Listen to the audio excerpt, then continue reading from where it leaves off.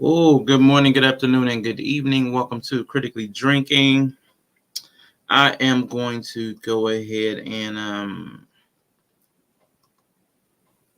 get that popping. All right. Do I need a tagline today? I'm not sure. Shout out to Nova, who is already. Give me a second.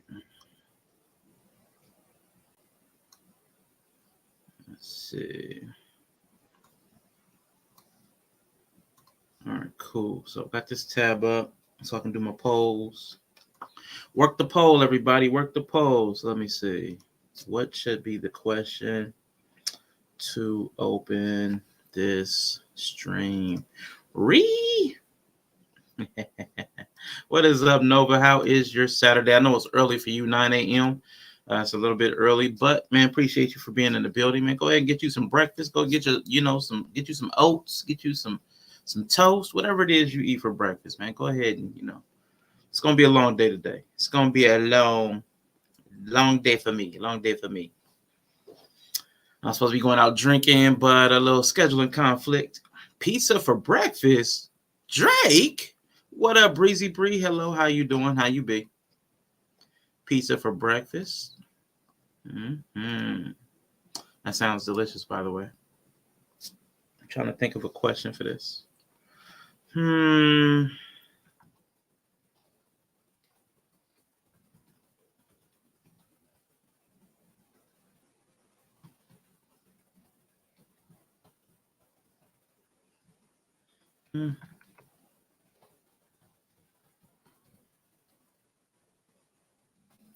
Cool.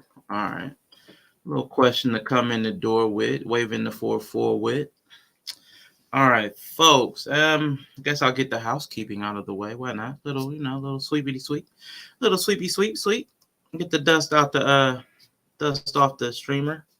No. What was that? Dusty streamer. Okay, that just came back to me in a flash when I said that. Whoo, boy, good times. Good times. But good morning. How are you two doing? Anybody else that may be coming in? How are you? How is your day? Throughout this week, there will be some visual changes to my presentation. I will probably be taking down the donation links off of this bottom bar here. Nova, as the first person who, and I guess I'll introduce it this way. I'm going to go ahead and let I am getting a BBL. As a matter of fact, man, how'd you know? How'd you know? Man, I was like, man, my butt's a little saggy. Now that I hit over 40, man, there's a little bit of gravity, a little saggage, a little baggage. I ain't like the way it was, that thing wasn't thinging right. You know what I'm saying? That thingy, it wasn't thinging right. So I was like, let me go get me a BBL. But y'all know I'm a brokey. So I am going around the corner on Martin Luther King Boulevard. There is a guy that does BBLs out of his basement. I am going to get me a little lift, a little tuck for it's like $26 a carton of Newports and a gallon of gin. He didn't even care what I'm getting Seagrams. I think it was like $13 for a gallon of Seagrams. So I mean, it was cheap. So go ahead and get that BBL. But no, I am going to go ahead and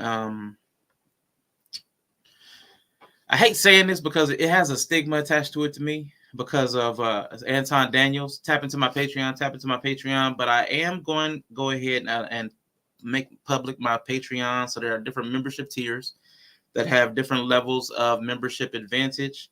I know everybody may not be into the Patreon thing, but I will going forward, starting this month, starting this week, starting tomorrow, the week starting tomorrow, I will be doing an exclusive stream that is only available to my Discord.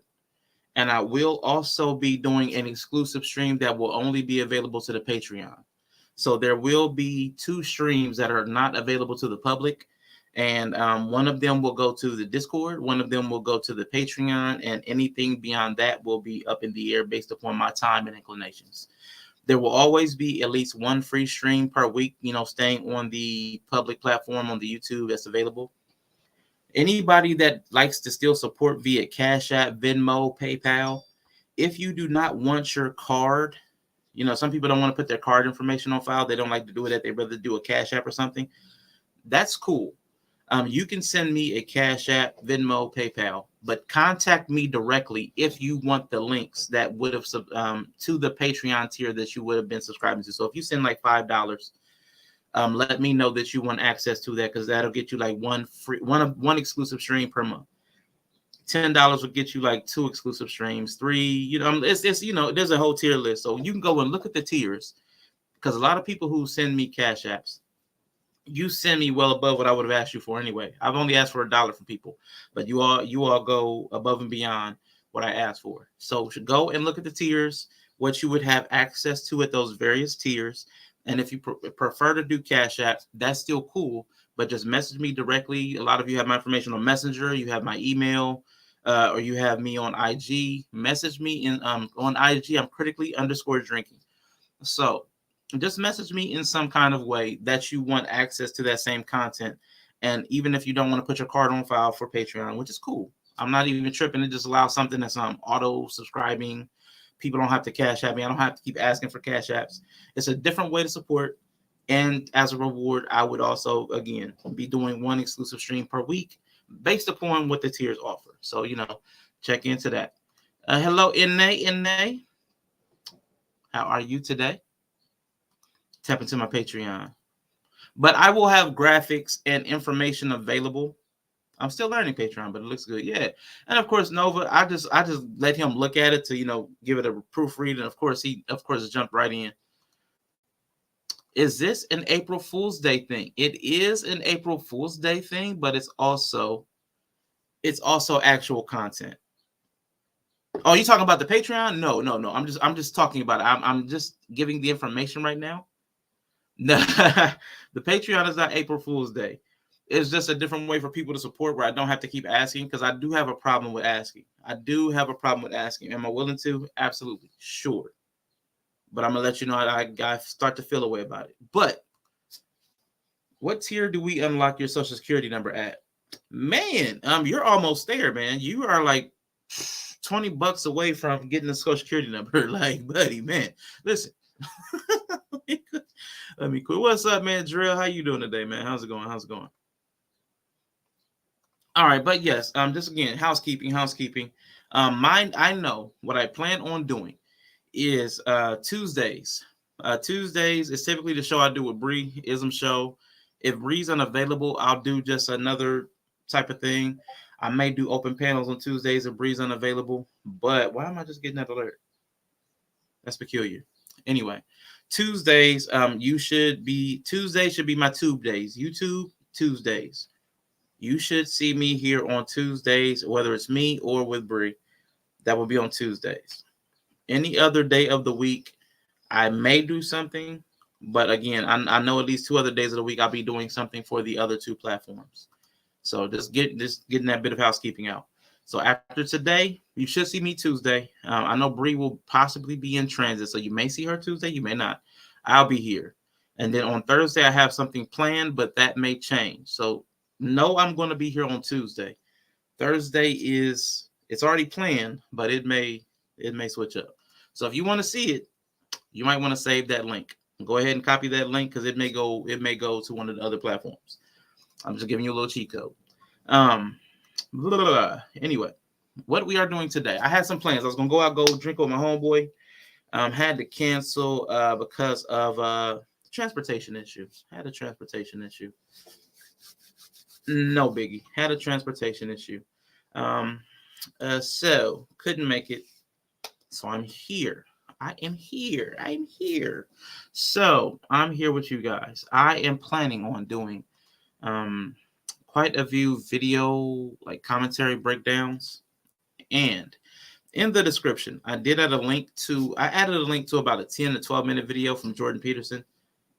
I know in Reddit circles or other places, they put TLDR, too long, didn't read. If this stream is going to be too long and you didn't want to watch it, there's that video right there perfectly encapsulates all of the summation of what I'm probably going to cover in about 5 to 6 hours today. He basically talks about healthy relationship expectations and dynamics in a way that I think is digestible. It's digestible for me. I know Jordan Peterson's not for everybody. If it's not your style of content, I get it.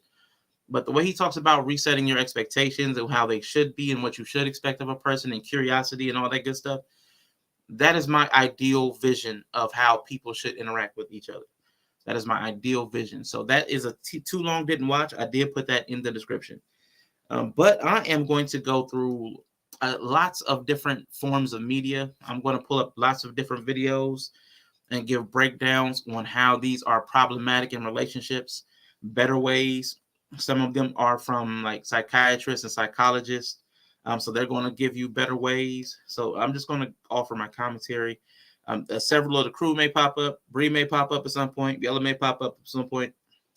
No idea. And at some point, I may just open up. I have no idea. I've got a lot of stuff to go through. I am actually kind of condensing about 5 or 6 different streams that I had planned. I'm actually I just mushed all the content together, and hopefully it'll work because it's all relationship oriented. I love talking about and listening to content about relationships. I just find it fascinating. I was having a disagreement with Kawaii Bree earlier. I'm a bit of a curmudgeon. I'm a bit of a hermit, but I actually love love. I love the idea of love. I love all that mushy stuff. I love it. But I know there's an other side of it, a responsibility. No, we weren't. We were, Bree. Bree doesn't want to admit that she was arguing, right? Because I'm going to tell you why. Because she was wrong. Bree is always wrong. I don't even know why. I don't even know why she is. It's mathematically impossible to be as wrong as Bree is. But somehow, I think maybe she does it on purpose. I'll try to be more serious. What's up, Greg Brian? Appreciate you. I'll be doing quite a bit of video reviewing some stuff. But to get started, let me pull up the first one. So in the first thing, again, in the description, anybody that's hearing this is a Jordan Peterson video. So if a long stream is beyond you, if you just want to get 10 to 15 minutes of kind of an explanation of what I'm talking about, expectations in relationship, proper like calibration of how you should be expecting and approaching people, like with curiosity and things like that, that video that's in the description is a shortcut for this entire stream. What is up? Harris Tribe Media in the building. What is up? Good afternoon. Salute. Mr. He said, Mrs. She said, good to see you both. Bree's not wrong and strong. She's wrong and slippery. Float like a butterfly, sting like a bee. I like it. Let me see. Before we expand, let me see into more of the content. I wish I could play music on YouTube. I really do. Because I kind of have songs in my head to go along with each segment. And what the fuck is pregnant, man? Congratulations. You are the first man in history to become pregnant. Man, that is a major achievement and milestone. What the fuck? I am amazed. I am shocked. I am bewildered, but I am very proud of you. I'm not sure how you accomplished this feat. So if you feel comfortable, please tell us how you did it. Please tell us how you did it, because questions spring to mind. But no, if you have someone that is pregnant, if you're pregnant with someone else, you know what I'm saying? Like if there's a lady, congratulations. And I hope the children are doing well, man. It's been a minute since we chit-chatted. Been a minute. So don't misgender me. I didn't call you a gender. I did not call you a gender. I did. I said you're the first man. You're right. I did gender you. You're right. I did gender you. Forgive me with the funk. They. Are you a they them? Are you a ze? Are you a she her? I don't know. What's your gender? What are your gender pronouns with the funk? Funk fink? Are your pronouns funk fink? Funk funk? Funk. There we go. Funk. Pregnant with an elephant. I'm in labor, but it got stuck at the trunk. Okay. It took a lot of wine. I'm a her what? Gender pronouns are her what? Jesus Christ. The Summer Mince Pies is in the building. Hello from the UK. Good to see you. Good to see you. I'm what? Man, I know I'm gonna go with those. Those them. I'm gonna go with those them. I'm gonna be a those them. Those are gonna be my pronouns. Those them. But to get started, folks, I said I wanted to play music. I wish I could play music on YouTube, but they always take down the videos. So right now, anybody that is familiar with Rihanna or Future, they had a song called Love and Affection, right? Love and Affection. So, let that song play in your head. I'm not going to sing it for you. I don't have a golden voice. Just pretend. Give me a second. I got to try to make me sign in. Trying to make me sign in. Don't make me sign in. I don't want to sign in. All right, I'm getting this video to be shared up. But I was in a stream on let me answer this question first.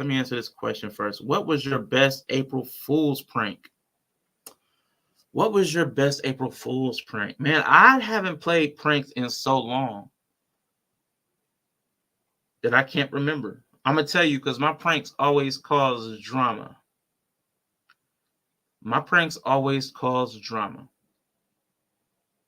So I quit playing them because people used to get like legitimately angry, like legitimate beef, legitimate angry.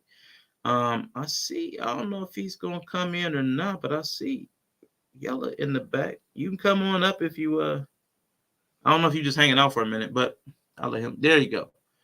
What up, Most High? Get your mic connected. That's good, bro.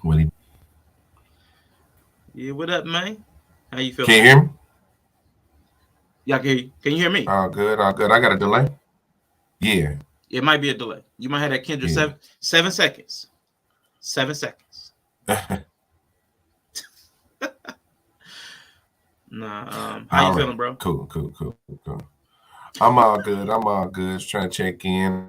I'm over here on Twitch, so I'm gonna let you keep rolling while I switch over the connections. What's good, y'all?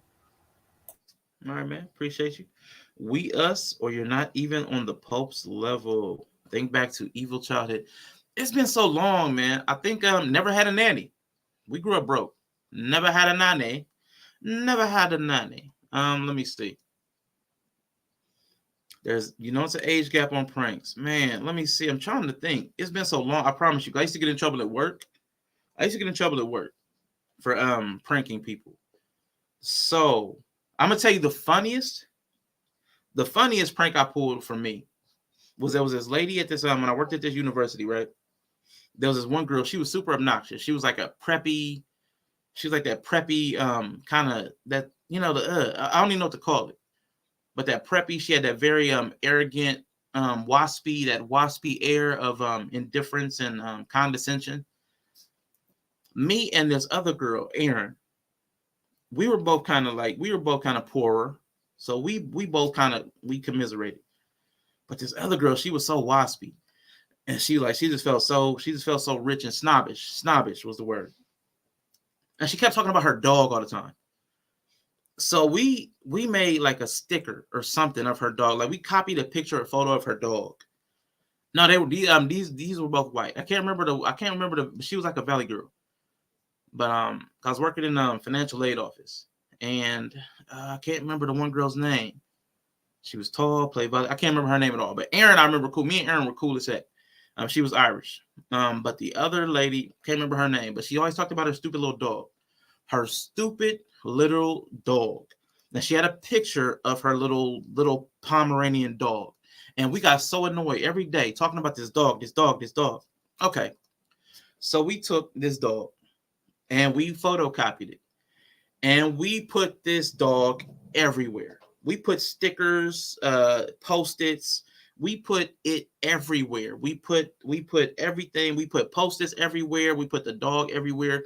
The entire office, the chair. I think we had the chair upside down, so there was even Post-its and the pictures of the dog underneath the chair. They were in her drawers, so every drawer you pulled out, there was Post-its and dog stickers, and everywhere you could, everywhere.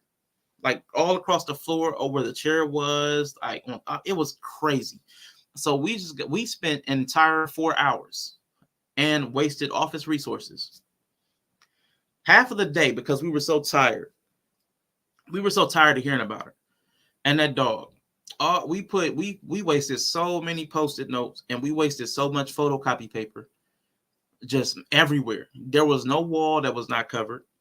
There was no office product that was not covered. It was just everywhere. Inside the books, inside the manuals, like everywhere. Post-its and dogs. And we just got fed up and we snapped. And that was probably the best April Fool's Day. We had planned that one. We were like, we're just gonna go ham and put we were just saying, yeah, refresh on Twitch. Oh, cool. Yeah, that was my favorite. My least favorite is I did something. I can't remember at the office. I was working at the housing authority by this time. I was working at the housing authority. I don't remember exactly what I did, but I know what I didn't do. And this lady's purse came up missing. And everybody came looking for me because I'm the prankster. Everybody came looking for me. Security, I'm like, listen, I don't touch people's purses because I know how this goes. I like playing pranks. And that was legitimately the last prank I played. I think what I did was took everybody's chairs. If I remember correctly, I took everybody's chairs. So when everybody came back from lunch, there were no chairs in the office. I knew the maintenance dude, so I always got other people into my stuff. So I think we took all the chairs and took them down into the basement, so nobody had a chair on the entire floor. So I think that's what I did. But a lady's purse came missing out of her cabinet, which was supposed to be locked anyway. But they blamed me for that. They didn't accuse me. I think they might have found it. I don't know. But that's when I quit playing pranks. I'm like, oh shoot, they're gonna start blaming real stuff on me. I'm good on that. Someone stole purse knowing you would get blamed. I don't know. But it was fun, man. I used to have a lot of fun. I used to strip people's offices. Like, because we had these panels. We had these panels. I don't even know what they are, but they popped off. So I would strip all the panels off of people's walls and stuff like that. So that was kind of fun too. Hey, Midnight Snack, the snack attack in the building.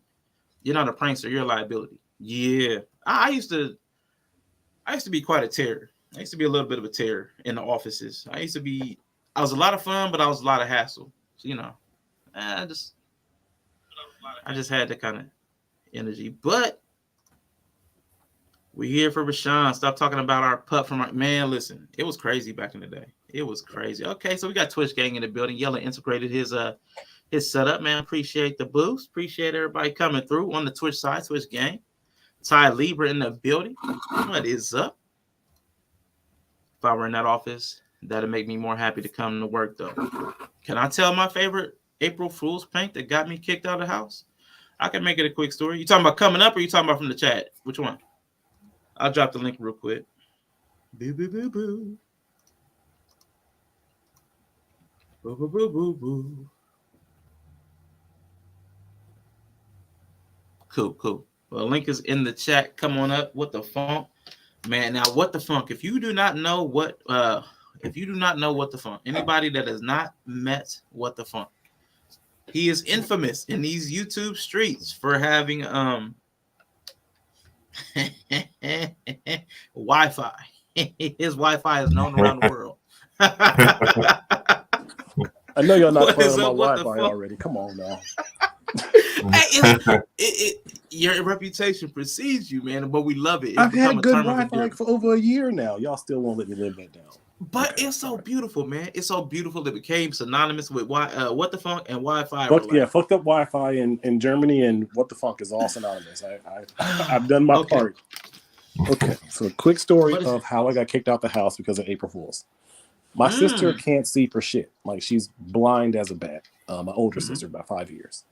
And my mom, we live in Oklahoma, country. So I found this little doll, like a little dog, like a pet dog, stuffed dog, like a doll, Yeah. And I put it in the corner, and I went to my sister, and I was like, Jessica, there's a skunk in the room. Don't move. I'm gonna get mama. So my sister is terrified and scared because she sees this thing in the corner that she thinks is an actual skunk in the house. So I go and I tell mama, like, hey, mom, there's a skunk in Jessica's room. So my mom goes and she just first thing she does is get the pistol, which I was not expecting. So she and one of them mama pistols too, like just an itty bitty. Like what the hell is that? You know, like the thing from Harlem Nights. So she gets her pistol. It's first thing in the morning. You know, I did this shit like Christmas. Like I really planned this. So she gets her pistol and she's going in the room and she's trying to aim where she can shoot the skunk without it ricocheting and hitting my sister. And I'm letting this shit cook for like a good 30, 40 seconds of my mom aiming. And my sister's like crying in the bed. She's scared. And I'm just like, Ma, this is when you know you fucked up. So I do, Ma, I don't think it's a skunk. And she looks at me like, what? And I'm like, Mom, it's April Fool's. I was playing a prank on Jessica. And she was, I know you, I gotta. So yeah. So she because she pulled the gun out, I got kicked out the house, and that was part of me having to move to the reservation. My grandpa, that's when he came and got me. But because I did that April Fool's prank of a fake skunk in the house, my mom almost shot it that could have hit my sister. Yeah, wow. I got kicked out, and I was 11. Wow, that one prank's too many. Jeez. I still hold it. I think that was a great prank. It sounds like a good one. That actually should have been rewarded, not punished. I mean, the fact that somebody pulled a gun on your prank. Honestly, I think it was a great reward. I would not take back my time on the reservation at all. I think it really put the foundation of who I am. But it was all just me being a jackass to my sister, you know? Mm-hmm. Yeah. Well, that's cool, man. That's an interesting little story, man. I mean, that's crazy how one decision can change your entire life trajectory. Oh, like something that seems innocent, your entire life. If there was a multiverse, I'm telling you, my path has split in so many different paths, you know? Goddamn. All right, Yella, you got to jump in because I know you got a prank story. Think about your childhood when you was evil. Like I understand maybe you blocked it out, but because that's what Sean did, trying to think about his adult pranks. I know when you was a kid you did some evil shit, but whatever. Yella, tell me about your childhood pranks that you did that you were like, ooh, them 80s pranks that, you know, we couldn't do now. Man, I mean, it was like the standard shit. Like you couldn't go to sleep around us. It was over with. You was getting like a whole ketchup face drawn on you and shit like that. You know what I'm saying? Let's see. We used to do the hot foot when we was playing baseball. So like, I don't know. What's that? So like you were, so like if somebody was standing up in the dugout, we would take like a pack of matches and we'd stuff the pack of matches in the dude's shoe and light one match and light the other, light the pack of matches while it's in the shoe. Was this a surprise, or he like knew you were doing it and then he just? I mean, you just don't. You got to be on your P's and Q's. That's all. Just like your best bet was just to be aware. that was it. Like, you know what I'm saying. Other than that, man, it was the standard stuff. I didn't really have like no April Fool's pranks or nothing like that. Ooh, I put chewing tobacco in my mom's German chocolate cake that she was making. Oh. And like everyone tried it and was pissed. You are a menace, sir. Whoa, that's funny. Whoa, menace. That would have got you put out with me. Like that happened before. I was 8. Okay, so that happened before the skunk thing. Okay. Yes. You was walking on thin ice, buddy. But doesn't that show your kid is clever and like thinks outside the box? Like I thought that should have been, you know, I would have been low key proud if my kid did that too. Like, you know, man, not putting stuff in people's food. Nah, man. Not poison. It was chewing tobacco. I mean, because I hated it because I always said the coconut tastes like chewing tobacco. I hated that cake, and she used to always make it for the family. So I said, you know what? F this. I want everyone to understand what I taste when I try mom's German chocolate cake. Wow. I'm gonna get off this live. I'm done. Nah, I'm gonna tell you, man. I know. I did. When I was a kid, I had asthma, so I know I did some asthma attacks. Some fake asthma. I remember my grandmother specifically. That's worse. No, my grandma. I went. No, listen. I'm gonna tell you this one. All right. Okay, This was horrible. quiet. This was bad. Now this was bad. And I feel now she's dearly departed. I love my grandma. Love my grandma. She's a saint to me. I went down the stairs. Right. I got to about the bottom of the stairs and like stomped like like real quick. I laid out like the chalk outline, like I was dead at the bottom of the steps.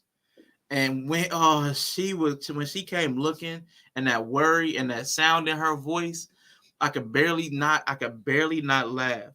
I could barely not laugh. But hearing her come down the steps, hearing her come down the steps, Sean, and that sound in her voice, man, it's sad that it's enjoyable to me to this day. But the concern, the sound of utter grief. Yeah, okay. The sound that I was dead at the bottom of the stairs because they were always worried about me passing out somewhere. Like, cause I had asthma. I never had. I don't remember a single asthma attack, but they were always worried about it. So I just acted like I know I did a lot of fake asthma attacks. I remember the steps. I remember seeing her. You did them as plural. This wasn't a one-time prank. No, I kept it going. But okay. April Fools was a good time to do them. I know I did fake blood. I would there was something I did. I don't remember what I used, but I remember doing something in my mouth and all this and just pulling out. I remember and a whole bunch of blood just coming out of my mouth. And I know I put white stuff in it. I don't know what it was, like something white and hard. I put something because like teeth coming out, teeth and blood. And that was on my mom though. That was on my mom. I used to always do something ignorant. I was prone to do something. This is what happened when black boys don't have fathers in the house. We do pranks. I don't think it was. I mean, God, no, shit, you know we couldn't have done these pranks with a father in the house, right? I mean, I beg to differ because I had pops around and I was doing dumb shit too. Because your pops is probably doing pranks with you. I'm talking about when crazy pops. No, I'm talking about when he used to work at this. He used to work at like a mechanic shop / junkyard and shit. So they used to get cars in all the time, good cars, bad cars, all types of cars. But he brought this Volvo home. Remember, like the Volvos with the headrest with the two big gaps in the back and shit. That's how I know I remember what car it was, dude. So we lived on the street that had like a dip. So it was like a little valley in the street, but it was like one hill down and then up, right? So I hop in the car and I'm like maybe like 8, maybe like 7, probably a little younger than that. Get in the car and all I know is move the stick, the car move. So I'll drop that boy in I think neutral. It wasn't reverse because that ain't how the cars work. So I think I dropped it in neutral and the car just gradually started going down the hill. It was going backwards, and that motherfucker was going backwards, and it got enough momentum that when it hit the middle of the street, it kept going and went back up here. Now that's another house across the street. So thankfully, my brother came out and he stopped the car. He's older than me, so he's about 16, 17. You know what I'm saying? So he came out. And he stopped the car, and I'm just in that motherfucker laughing. I'm giggling, having the best time, not knowing that dude. I was did you have the music playing too? No, it was just the car. It was just them old school, them old cars. You could just like you had a custom song playing. Okay. No, them old cars. You could just drop into neutral while them motherfuckers was off. Some of them motherfuckers you could shift while they was off. You know what I'm saying? Without putting the key in. So I knew pedal and move the stick. I was big enough to do the shit too. You know what I'm saying? So I did the shit, man. Motherfucking car went zoop. Man, they said I was like that far away from the neighbor house across the street. Did your brother tell on you? Hell yeah, he told on me. They had to come get the car and move the motherfucker back. They was in the house. There wasn't no telling on me. They was like, shit. He about to hit the house across the street. That's kind of how that situation happened. And shit, he had just got home from work. Because like I said, he always brought cars home and shit. So it was me just getting in the motherfucker to it. Man, look. What was the repercussion for that? I probably don't remember because I probably got... You blocked that out, huh? Beat out. Yeah, I blocked that beat out. Like, you know what I'm saying? I don't know. I don't remember after that. It's all blurred. I think I woke up in 5th grade after that. It was some shit went down. And you like, and when I was in 6th grade. No. Mm-hmm. Okay, man, that's a good one. Have you ever been pranked? Has anyone ever done a great prank to you? Never? Oh, people suck. I was always the prankster. You never had a lady friend prank you on a girl you were with at the time during April Fool's? And damn. Nah, nobody I dated was really into pranks. I was always the silly one. I got a fake pregnancy prank from my ex at the time, which was scary as hell, and I fell for it. How long did it go? She took it for about 3 hours because she even got my mom and my whole family involved. Like she really yeah, because my family they was all like, oh, you gonna prank Jason? Oh, what you need? So everybody was like, everybody was ready for revenge, man. You said everybody was after you by that time. No, like everyone was already like telling me congratulations, like and I was just like, what the hell's going on? I was getting, and when I went home. And my girl like pulled out the pregnancy thing, and I'm just like, huh? But I had to, I couldn't be like, oh no, because that shit'll get your ass kicked. So I was like, yeah, and everyone in my family knows like I did not want kids in my 20s at all. They all knew like, well, I don't have kids in your 20s, so I was sitting there just fake happy, and then my whole family was like, this lying ass. Look at you. And they called me out like a few hours later. Like, you didn't want no baby. Why? I was like, so yeah, that was the first and the best time that someone pranked me. Yeah. Can't think of I don't believe nothing. I know job stuff, man. Because jobs, I had a few funny bosses though. That was like, y'all got the day off. Y'all have the day off on April 1st. There was a few of those times, but we were all pissed after, so it wasn't funny. I was like, oh yeah, we got the day. Why we get? And somebody was, man, it's April 1st, man. We ain't getting no day off. And I was like, oh.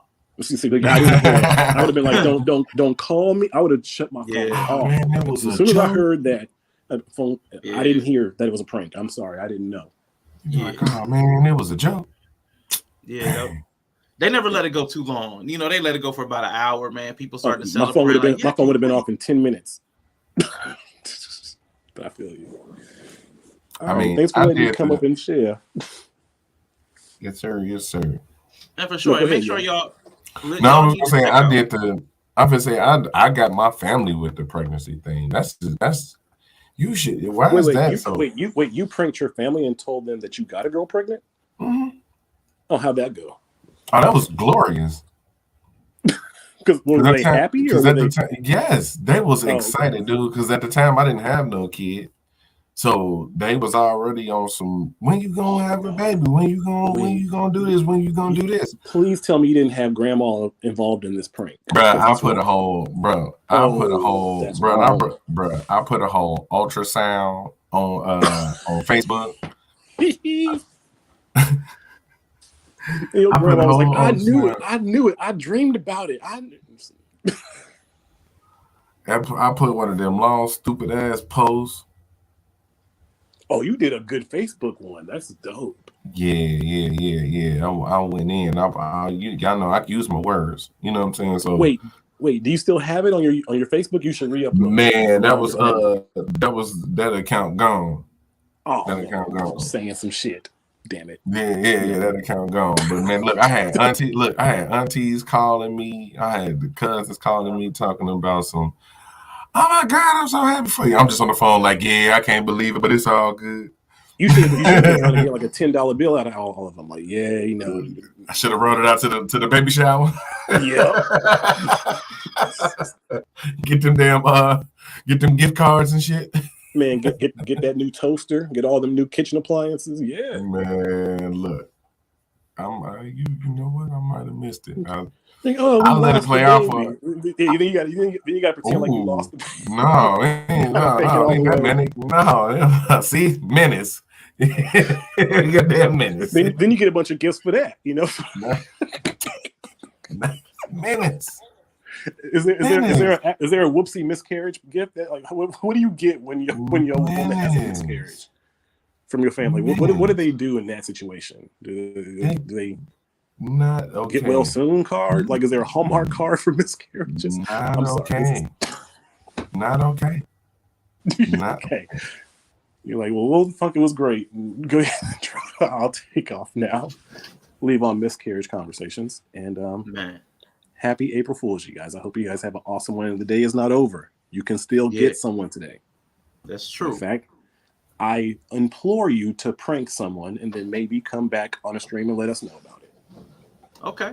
I was thinking about it, actually. I was actually going to just what I was actually going to do today, and I decided against it, was I was going to have this stream scheduled, and then I was just going to have a comment pinned that said April Fools, and I was never going to start the stream, so that everybody that came looking forward, then that was just going to be it the entire day. Or I was going to start it and just have an overlay up that said April Fools and just let it run for 12 hours. That was my original plan. Those were my original plans, but I was like, let me actually get up here. When my plans got canceled, I was like, let me actually come up here and do something. You're a menace. Yeah, buddy. Yeah, but I appreciate you. Happy April Fools to you too. What the Funk, man. I did drop your link in the channel, man. Please go check out What the Funk's channel. He does do a very interesting blend of, I would say, like, yeah, I'm 4 away from 400. So yeah. Okay, he's 4 people away from 400, man. So please go over to What the Funk Is This on YouTube, man. Give him those last 4 subs and check out his music, because it's a blend of hip hop and like some kind of electro, and it's nice, and he's got a lot of visuals, a lot of it anime, a lot of it not, but it's a very interesting genre mashup that I enjoy sometimes. It's not my favorite, but I love the way he does it. So please check out What the Funk, man. It's very. And you know what? My weird ass kind of wants only to get to 399. Like, you know me, I'm a numbers person, so I kind of don't want to get to 400. I wanted to just I wanted to either get to 420 and then lock it. Like, if I can get 420 subs and then just lock it down, keep it on that number. So y'all stay awesome. Thanks for letting me come up and tell my traumatizing story, and I appreciate it. Man, appreciate you. What the Funk? Good seeing you in the space again, man. Glad to have you around. I'm gonna have to reach out on that. I know we ain't chit-chatted in a minute, man. No, we definitely got to. I've been out this space for a bit, but a minute. Yeah. But whew, y'all got some stuff stirring these last few weeks. Good Lord. So I'll definitely. I think it's always good to come and hear you on these topics, because you're the most level-headed I kind of still feel, and I still hate your smart ass. Stop it. And Yella is a great balance. I really like the dynamic that you both have, and I don't know how you linked up with she gonna get mad. Kira. Yeah. Kira. You guys have really great conversations that I do enjoy listening to. Yeah. Kira B. Miss Demon Slayer. Wait, that sounds horrible. Let me not call her that, because that sounds like that's a married woman.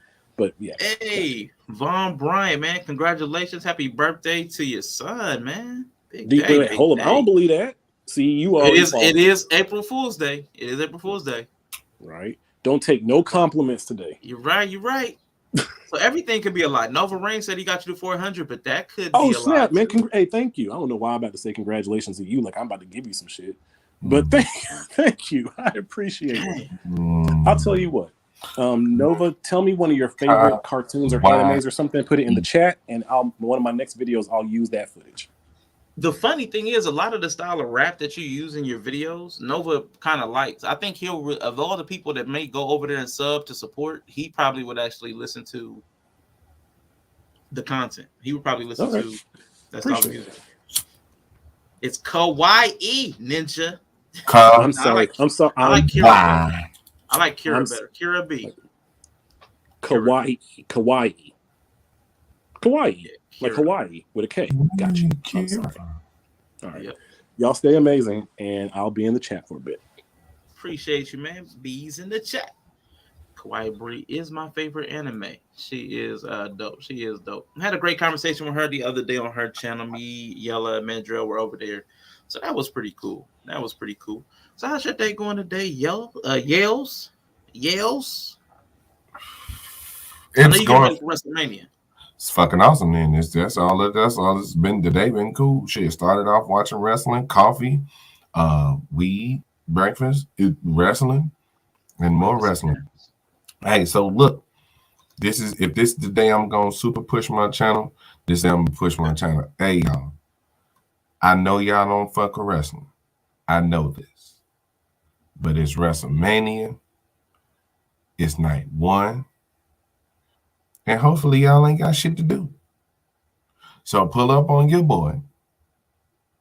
Y'all can come up on the panel. We gonna be watching it, reacting to it. It's best if you don't. It's even better if you don't watch it. I like those reactions better. Like real talk, I like the fresh reaction to it. You know what I'm saying? Because everybody at some point has watched the shit. There you go with the phone. Come fuck with me, bro. Come fuck with me. I know you probably over there. The time difference gonna be crazy as fuck. But 6th Century, y'all. Come fuck with me over on Twitch. Ooh, it's gonna be like 1 a.m. Yeah. Yeah. So it'll be a 7 p.m. Eastern, 6 Central on Yellow Stream over there on Twitch and in his Discord. Make sure y'all tap into that.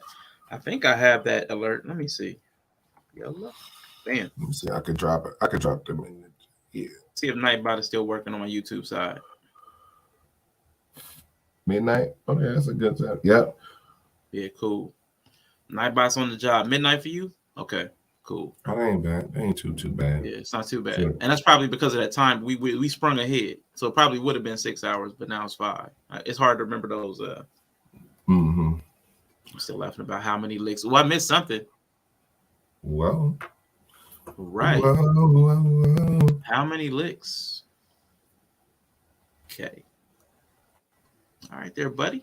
Okay, Von Bryant, what you out there doing in these streets, man? See, Von be out here in these YouTube streets. He's getting influence. Yeah. I don't know. Von Bryant, that's a bad influence out here. Because Von Bryant out here now. They talking about how many licks. Now, what Von Bryant out here doing? I mean, he got an 18-year-old son, so we know he out here doing something with his wife. You know what I'm saying? But yeah, go ahead, Von Bryant. You know, salute to you, sir. Salute to you. I know it's an inside joke. But man, yeah, look. I know today what I plan on doing is get into a bunch of relationship stuff. If you're willing to take that journey with me, I'm going to find out what you think about this. I'm going to take it somewhere totally away from this original content, but I'm going to pull this in. Give me a second. This is something that Bree said was wholesome. It's wholesome. It's wholesome. It's wholesome. Wholesome or wholesome? Haha, with the L in it. Wholesome. With the whole, with the L in it, like HOLE, that wholesome? WHOLE. I'm finna say, because if you add an L to a whole, it just become a whole. So I'm just saying. Von Bryant using "How Many Licks" as a song reference on Bolo TV, the Bible Man's channel. He over there saying "How many licks?" I wish I could have heard that. I want to know how that would apply to a biblical conversation. I want to know, man. That sounds interesting. But I am going to play this. I wish I could just do the one thing. Let me see. Can I do? Why is this not? I'm in Edge. Oh, I'm in Microsoft Edge. No wonder. Give me a second. I wonder if it'll even work. How long is this alone? Yeah. How long is this alone? Give me a second. Y'all thought I was ready. I'm gonna try using Edge again today. It hasn't been working for me in the past. Stop screen. Present. Share screen. Share screen. Come on now. Edge tab. You're getting closer.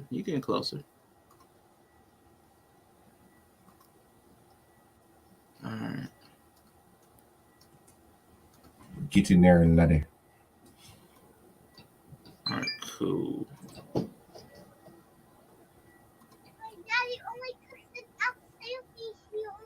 kids.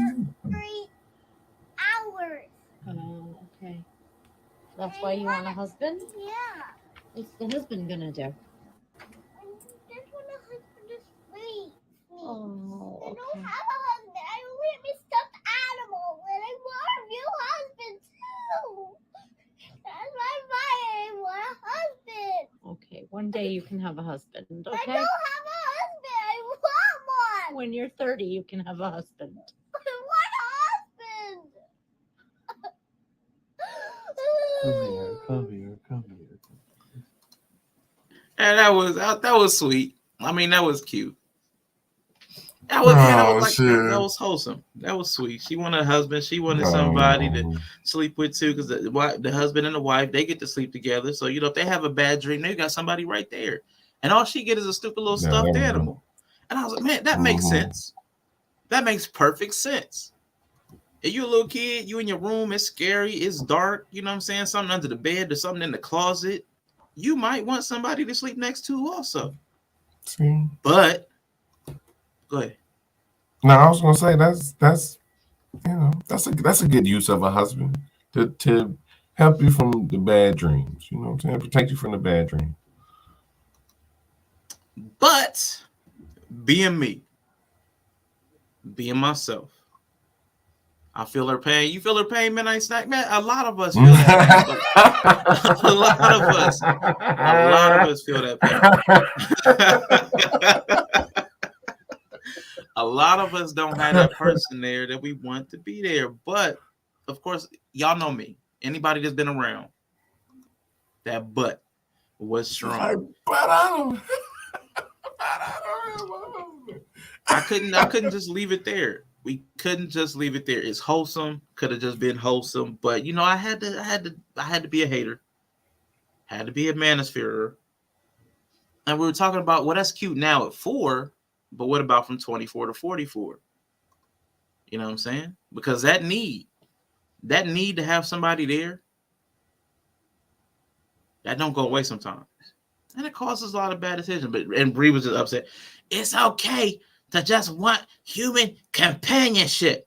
Oh, yeah, that's cool. That's cool. It's cool to just want human companionship. But a lot of people don't just stop with the one. We start forcing people in there. We start forcing people in that don't fit, forcing people in that we really don't want, because we want that person. We want that dip in the bed. We want that heat generator.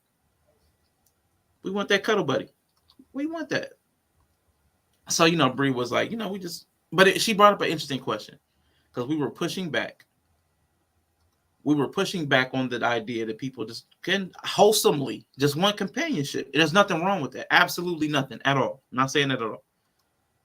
But she pointed out that a lot of us have a fear of that level of companionship and intimacy.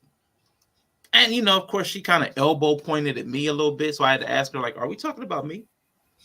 In theory, they want a husband for bad dreams. In reality, they dream he cheated and spent the whole day pissed at them. That's hilarious. That's I love it. That's good. Say it like a true commitment phobe. Listen, see what I'm talking about? She's elbow points at me all the time. You committophobe? You a committophobe? Are you a committophobe? Let's address it. Are you a committophobe? Am I a commitment phobe? I mean, probably. It's all right. It's not the commitment. It's actually worse for me. Now, if we're going to put me on trial, which I'm willing to do, it's actually worse. I'm not a commitment. No shit. If we're going to go here. I'm just going to tell you. I'm not afraid of commitment. I'm not afraid of intimacy. I'm not afraid of the dark at all. What I don't like is the responsibility of somebody else's emotional state. So, like, when your mom is sick, and you can't get off work, but somebody needs to take her something, I don't want that phone call. Or you're going out of town and you need somebody to pick you up from the airport, I probably don't want to do that. And somebody's got to watch your dog that I don't even like for that week. I don't want that to be me. Like that's the part. That's the part that I hate. That's the part. If this is me and you could be excellent. Me and you could be, man, me and you can be amazing. But anybody else, anything else added to that equation, it starts to take me out. It starts to take me out like immediately. Immediately. Ooh. You be trying to break up with streaming. I do. That motherfucking trip to the airport. I got to really like you. Man. I got to really. Deepest emotions on this prateful day. Hey, listen, I love emotions. That's the part I excel at within a relationship. If it's me and you, us diving into emotions, phenomenal. Us diving into life, it's a little mid. I don't like all that. It don't suit me. So it's not the commitment. I could commit to another person, but I can't, what I have a hard time with is committing to their life. Because they have a life. They come with a life. And I don't think a lot of people actually accept that people come with a lot of baggage. I don't want to carry it. I don't want it. Can't do it. Yeah. Can't do it. Man, maybe that is it. Maybe that's what a commitment phobe is about. I'm willing to commit to a person, but I don't want to commit to their life. And I think they come part and parcel. So she just this. I mean, I kind of feel. Go ahead. Share it. I kind of feel him. Shit. That's what I say now. You be looking because if you knew that there was some benefit to it, would you do it? I mean, I know there's a benefit to it. Like I know the benefits of a relationship. I've had some really amazing relationships, but man, do we detect a little selfishness? We detect a lot of selfishness. We detect a lot. The work I would have to do. The work I would have to do to be suitable. Like I'm trying to tell you, there's a freedom, and I know when I hear all these single people out here, I can do bad all by myself. I'd rather just die alone. I get it. I hear those sentiments because I promise you, not having to do so much work to be suitable for somebody else, man, it's so liberating. It's liberating. And I know that makes me trash, which is why I tell people up front, I'm trash.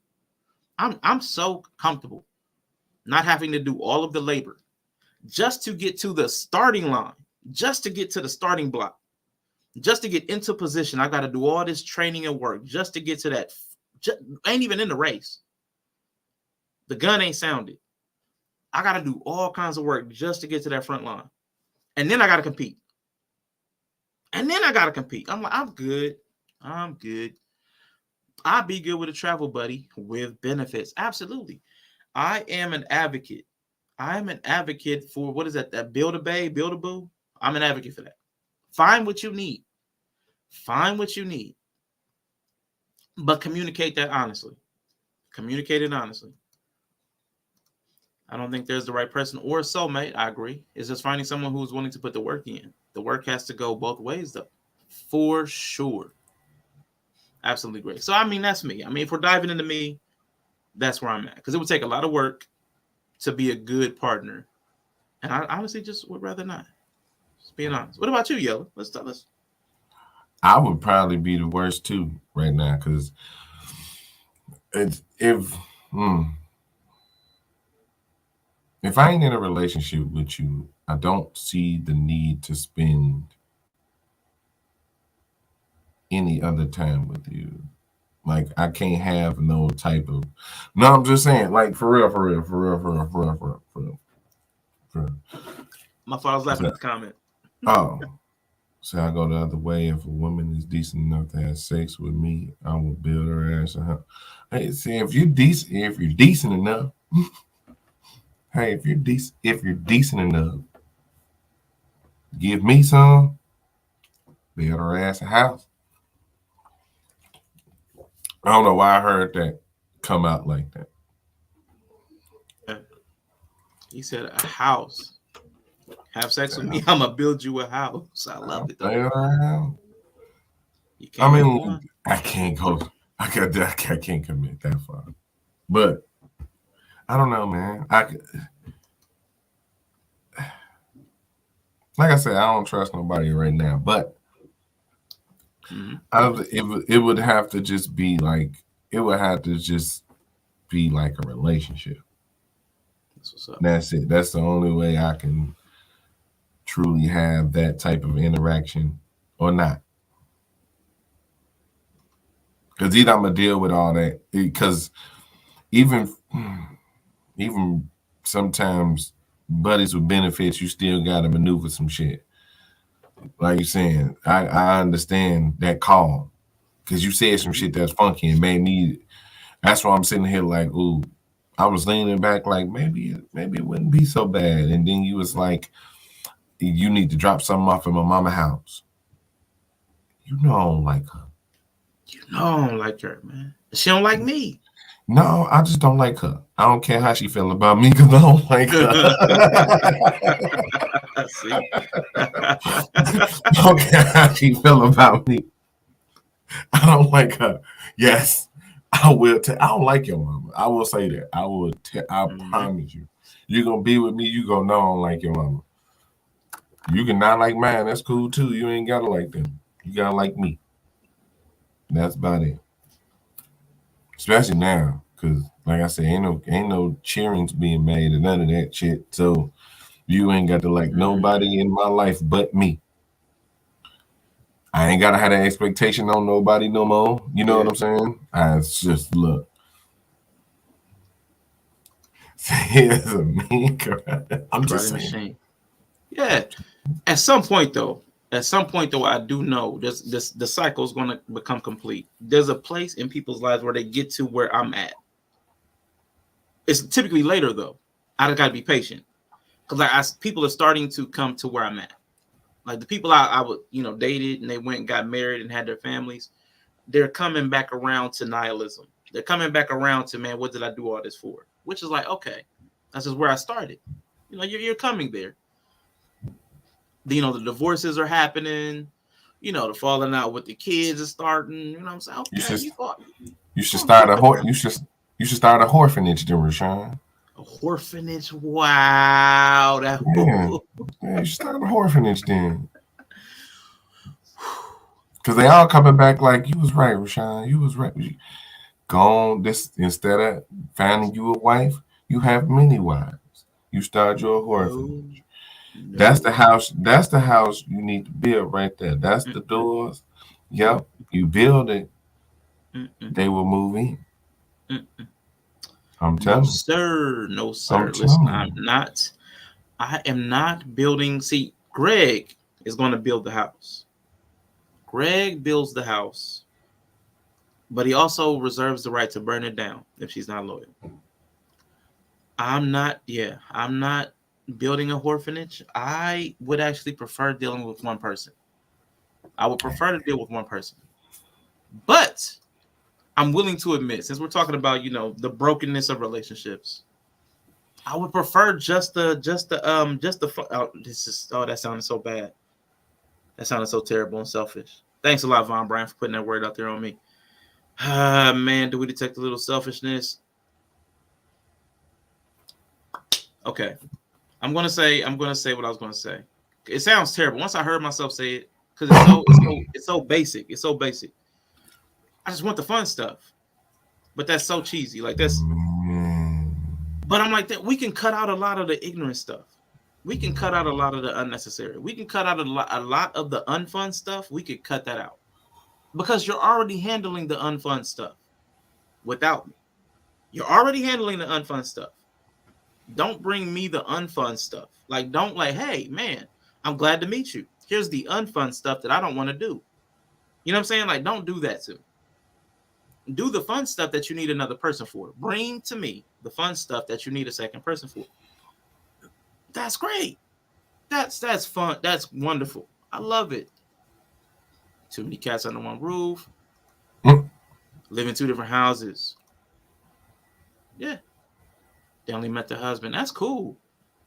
The family rarely meets my person. I get that. I'm back. Phone call. Dutch ovens. I'm split on that. What do you think, Yellow?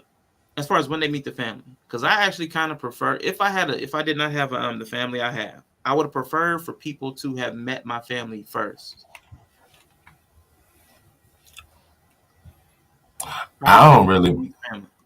I don't know. It ain't really a big deal to me because I'm going to roast them on the way there anyway. I'm going to tell them who going to talk shit.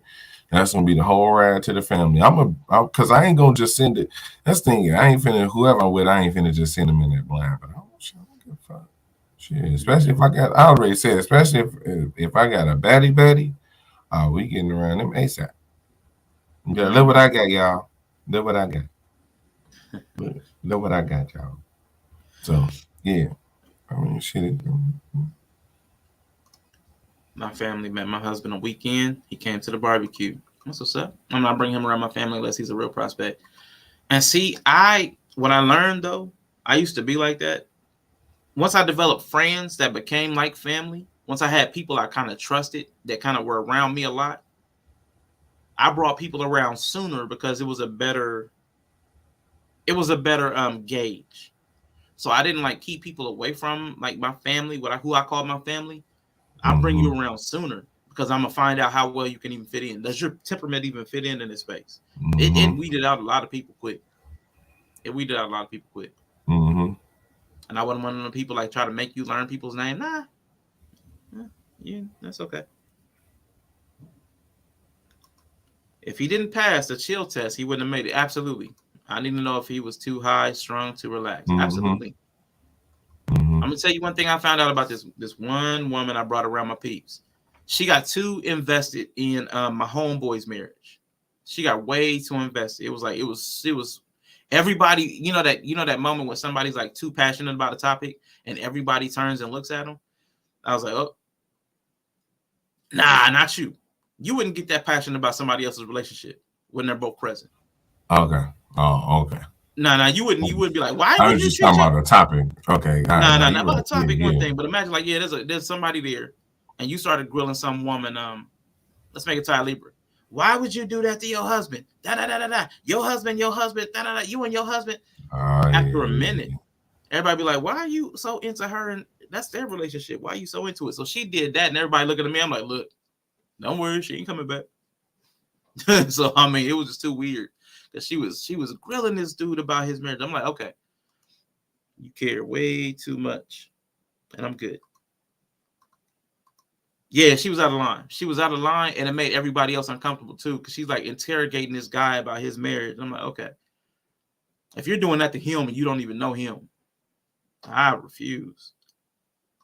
Ooh, get her out of there. Yeah, she was out of there. Only meeting my brother and her godfather at the beginning. Okay. If you want to know if your relationship will work long term, go kayaking. It is dead ass the ultimate relationship ender. Because for me, it will be a life ender. I'd just be dead. I mean, yeah, because one of us probably get thrown from the damn kayak and shit. Shit. Just my damn little wobbly. I'd be gone. Black people don't kayak. Man. That might be it, Greg. Because if I survive kayaking with somebody, I can survive anything with that person. Greg, you know black people don't kayak, man. Come on. We all gonna die. Tell me last time you seen more than one black person on the kayak. You need white people around you to survive. Because niggas don't know how to kayak. I'm going to say Ty Libra. That's another good point, though. Finding out what the family dynamic is like, too. Finding out what the family dynamic is like what you're walking into. Because if they're not welcoming, if they don't know how to treat you a certain way, I mean, do you really want to get all involved with somebody and the whole family's crazy? Paintball is a good one, too. Go on the river, you can stand up in. Yeah, okay. All right. You trying to kill a bit before the relationship starts. If you don't chill kayaking. Nice. Okay, cool. He's out of there. Wow. So if he's too nice to shoot you, you put him out. Okay. I mean, I do like the way that we're thinking around the box, like how to glean other factors about a person from the way they interact in like public situations. Because you need somebody that's willing to confront you, who's willing to, yeah, I like that. I like that. Don't shoot me to be nice. You don't want any killing. Yeah, it's crazy. I'm laughing at her and I'm laughing at Grace. I will admit it's an amazingly white activity. But having to row the boat together will have you screaming each. Oh yeah, having yeah, nope. Shit, I ain't finna take no independent woman out on no goddamn water and have to work with me on rowing the boat. Hell no. I'm gonna jump out. Then I'm gonna jump out the kayak. I'll drown myself. Shit. I'm very competitive. Let's paintball or hit the range. That's what's up. Gotta be built for it tough. Yeah, that's what's up. I like that though. I like it. I am going to try to pull in this video because since Yellow's up here, he's gonna take this trip with me. Let's do it. Cool. Because me and Bree were talking about how people are afraid of intimacy, and I found a couple of people talking about that. This is a lady. I'm gonna speed it up a little bit though, because I don't like little slow stuff. 1.25 should be good. I would say, well, you looking for that? I know what you're saying, Bree, because it's an arcade that it's like a barcade that I go to, that I take dates to, and see how they respond in there, like how competitive they get. You know what I'm saying? I like that part. You know what I'm saying? How can I put it? How good are you like adapting and shit? Leaning in. Yeah, leaning in. Yeah, how good at you are adapting. That's what's up. But I'm gonna let this lady talk about people like myself. Give me a second, y'all. This is about 5 minutes. I sped it up a little bit.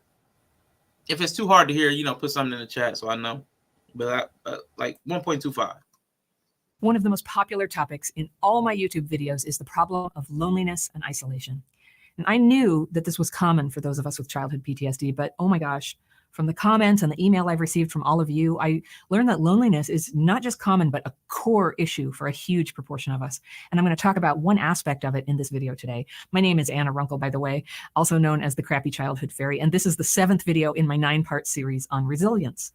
Now, I'm breaking down some of the big obstacles that stand in the way of healing past trauma, as well as the strengths that we can develop to overcome those obstacles. And the one that I want to talk about today, that's a little hard to explain, but very connected to loneliness and isolation, is what I will call defendedness. It's a weird word, right? But what I mean is a kind of fragility that we get sometimes. We're fragile, right? Where we think we can't handle being around something that bothers us. So we try to control it. Like we control other people by telling them what they can and can't say around us. Like, don't use that word. Or we make elaborate rules that we think we need other people to follow in our company. Like, don't make jokes in front of my friends, or don't eat, I don't know, ham in front of me because it reminds me of this thing that upsets me. You know what I mean by fragile and controlling? Now, what we're trying to do when we're defended is not get triggered, right? Because for us, it's really costly to get triggered. We get all dysregulated and we might lose hours or days in terms of the ability to function and focus. And that can seem like it makes sense because when we're triggered, it's hard to function, hard to be friendly, hard to go to work. So we get points for good intentions here. And you know what? Some people will play along with our rules, but trying to keep your PTSD brain regulated by controlling other people, it just never quite works. Defendedness is not a boundary. So don't confuse the two. Defendedness is an obstacle. It's a wall we put up. And we think we're blocking out triggers, but what we block out is basically everything, including surprises, including things that will help us grow. And especially we block out connection. So this is a long background talk about how we use defendedness to try to maintain some safety. But ultimately, defendedness makes us lonely. Now, here's why defendedness was never going to make you safe. There's no safety because putting up walls only puts you in prison. You're never going to be able to make the world be just how you want it to be. So when are you ever going to be able to get out of that prison? The future? No. What you can do is calm the trigger. And this is what I teach in my Healing Childhood PTSD course. You can save all that energy that you're spending trying to control your environment and instead enjoy your life by simply growing more neutral to the things that used to upset you.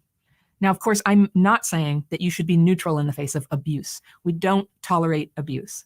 We still get to say no to things and we walk away from what we don't want. But if we choose to stick around, we can be more open-minded and accepting that people are different.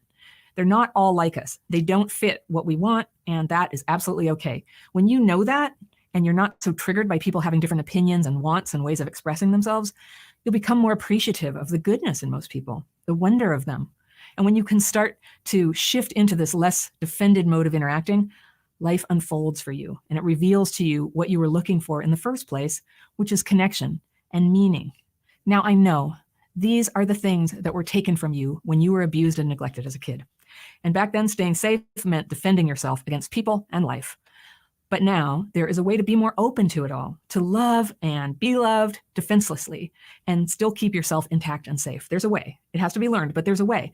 And that is the strength that you're going to need to break through the walls you've put around yourself. You probably weren't expecting me to say that, but the strength is love. You calm inside with nice, shiny boundaries, motivated by love for other people. I'm telling you, increase the love. Now, codependence is not love. Trying to make people love you is not love. Love is the energy that you bring to people you encounter in this day, no matter what's gone on for you in the past. And you can increase the love in the world in this way.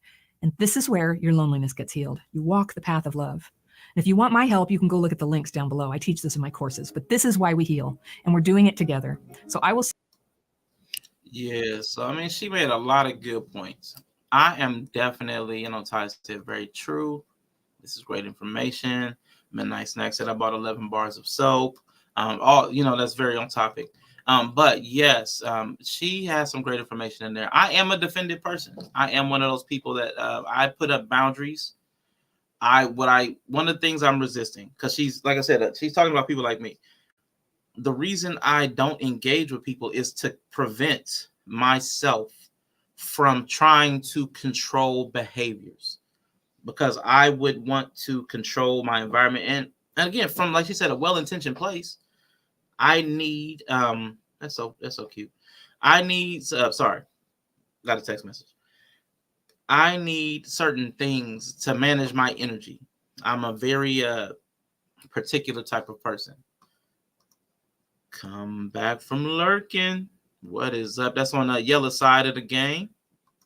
Twitch gang in the building. I don't like the way she speaks, but I have no issue with what she said. I sped it up a little bit, and that might have, speeding stuff up always makes people's tone sound a little different too. Neurotic. I'm a little neurotic.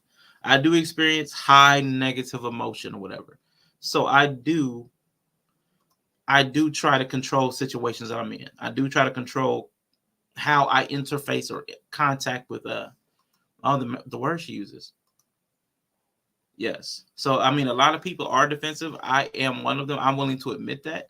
But like she said, good intent. I have good reason. I've experienced a lot with a lot of people. I've experienced a lot of dishonesty. I've experienced a lot of betrayal. I've experienced a lot of belittling or shaming. I've experienced a lot of not enoughness. I've experienced a lot. I don't want to continue to experience it. Unfortunately, a lot of those things are part of the human experiences. I don't have the resilience to keep dealing with the emotional toll of the constant negatives.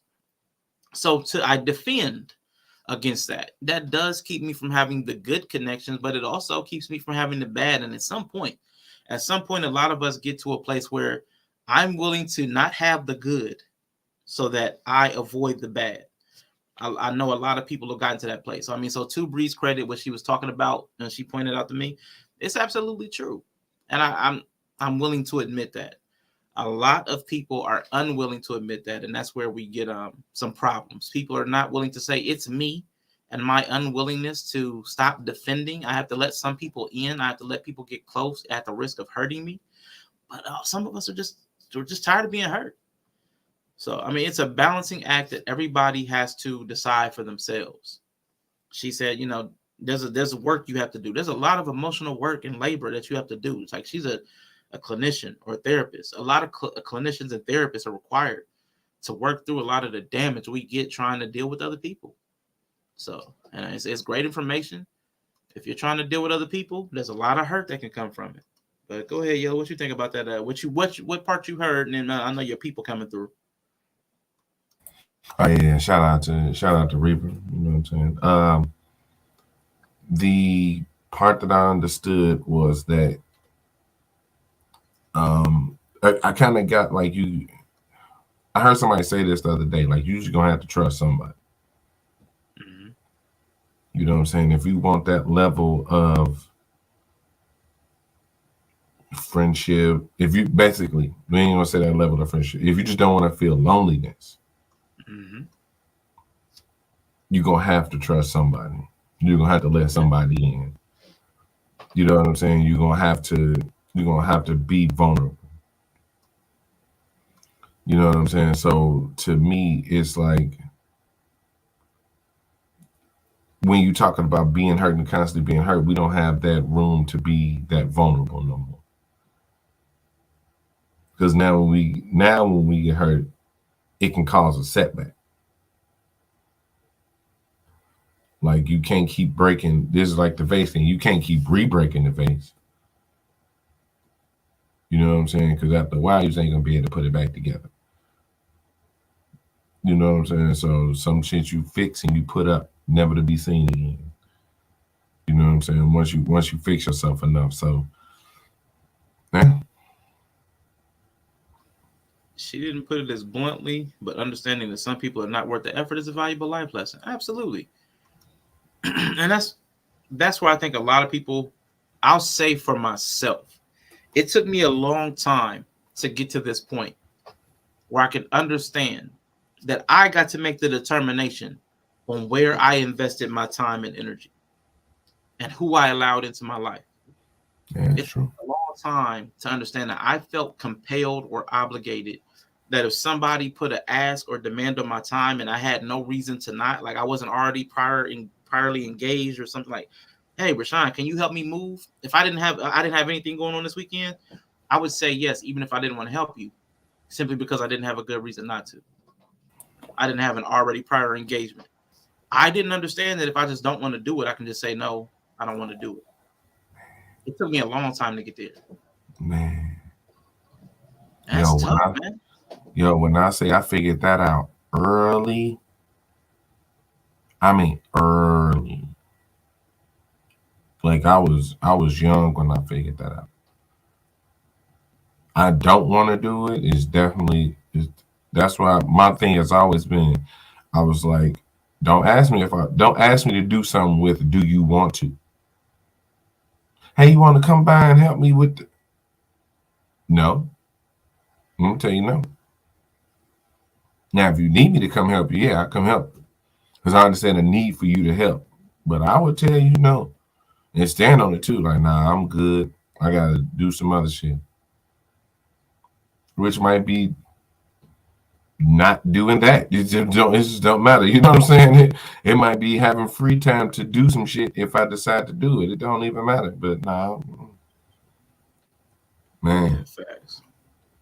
It took me a lot of it took me a lot of bad experiences. And actually it took me a woman pointing out to it took me an ex. I'm gonna say it took me an ex. We were together at the time when she said this.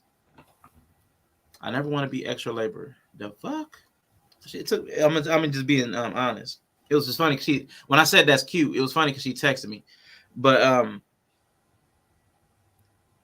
she told me one time, and we was in public. She just got frustrated with me, and she was like, "Man, your word is for shit." And I was like, "Wow." And when I asked her what that meant, it was because I would constantly say yes to something, but then I would not want to do it, and she knew I showed up not wanting to do it because my energy expressed that I didn't want to do it. So it's like, why am I doing something? So I'm constantly agreeing to do things, and she wasn't getting the real honest truth from me about my participation. So she was expecting me to show up fully present for things, but I'm agreeing to things like Brie. I wasn't shooting her with the paintballs. I wouldn't shoot her with the paintballs to be nice. Right. I wouldn't shoot her with the paintballs to be nice. And that's not being honest. So she called me out on that. And I was like, man. So I learned and grew from that. And it took a long time to understand saying no was okay. Saying something unpleasant is okay. They won't leave you necessarily because you don't do what they want. And if they do leave you because you don't do exactly what they want, they weren't your people anyway. It took a long time for me to get there. Someone asks you for a favor and you say no. How they respond will tell you everything. If they get mad about it, right? Yeah, exactly what I was just saying, man. Perfect timing. That is so annoying because they pull up and drag down energy. And I had to learn that I was becoming a liability in that regard. If she asked me if I want to do something and I say yes or okay, or even if I agree to it, I've got to own that decision. Even if I try to give off like, man, I really don't want to. Once I agree with it, I've put my word that I was going to show up in a reasonable way. So I had to learn. I had to take that L. I held that.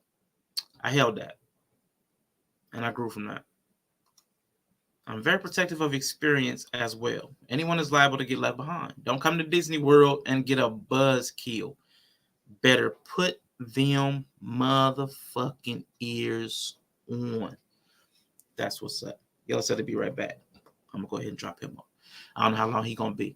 But Yellow Pill will be back in a minute, folks. So we are going to hop into, well, actually, no. There was something I started to say right before Yellow popped up.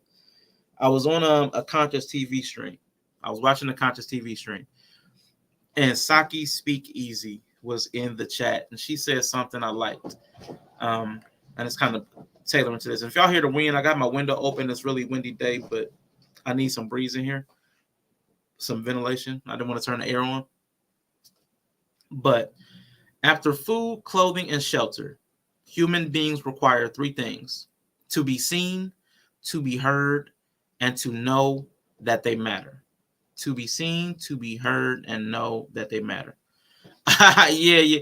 Yellow's an admin on here, so it comes through on my channel on YouTube. It's coming through me BRB, and on Twitch, it's coming through him BRB. Yeah, so my bad, y'all, if y'all got a little confused. But Saki Speakeasy. After food, clothing, shelter, human beings require three things, and that's to be seen, to be heard, and to know that they matter. What I really particularly liked about that was it almost kind of mirrors or opposes this verse in the Bible that talks about like the three sins: the lust of the eye, the lust of the flesh, and the pride of life. So it's like in opposition to that verse, like the good end of that is like to be seen, to be heard, and to know that you matter. The healthy versions of those things are what people are looking for. And I like that. We're looking for, human connection. You made a great point about your word. I'm old school, but being a man means you do what you say you will, regardless of how much it sucks. This is why saying no matters. Absolutely. And I had to learn that. I had to learn more about myself to know what I enjoyed enough to do it, even if I did not feel like it at the time. What things I would never enjoy doing. What things I could at least put a valiant effort into. I had to learn all of that stuff. Some stuff I would just never be able to give it the old college try. It just put me off too much. So I should never say yes to it, no matter who's asking. Never say yes to it. And that's a hard thing. And then some things you have to be transactional about. Some things you don't sacrifice, some things you do transact.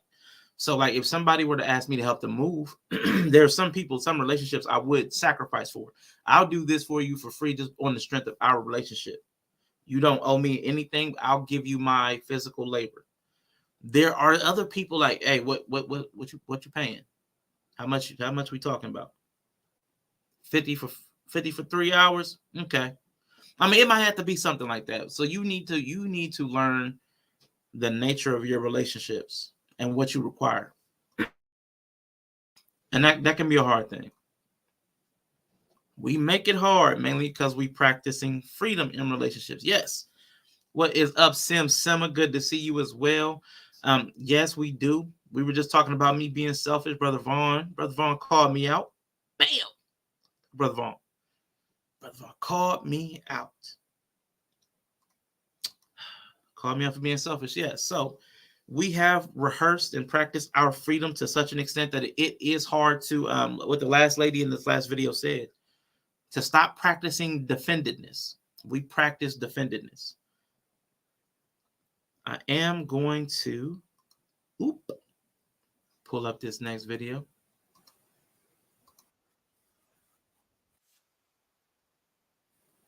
Give me a second. It's a shorter one, 325. I'm not going to speed it up. All right, give me a sec. And we'll close out this section right after that.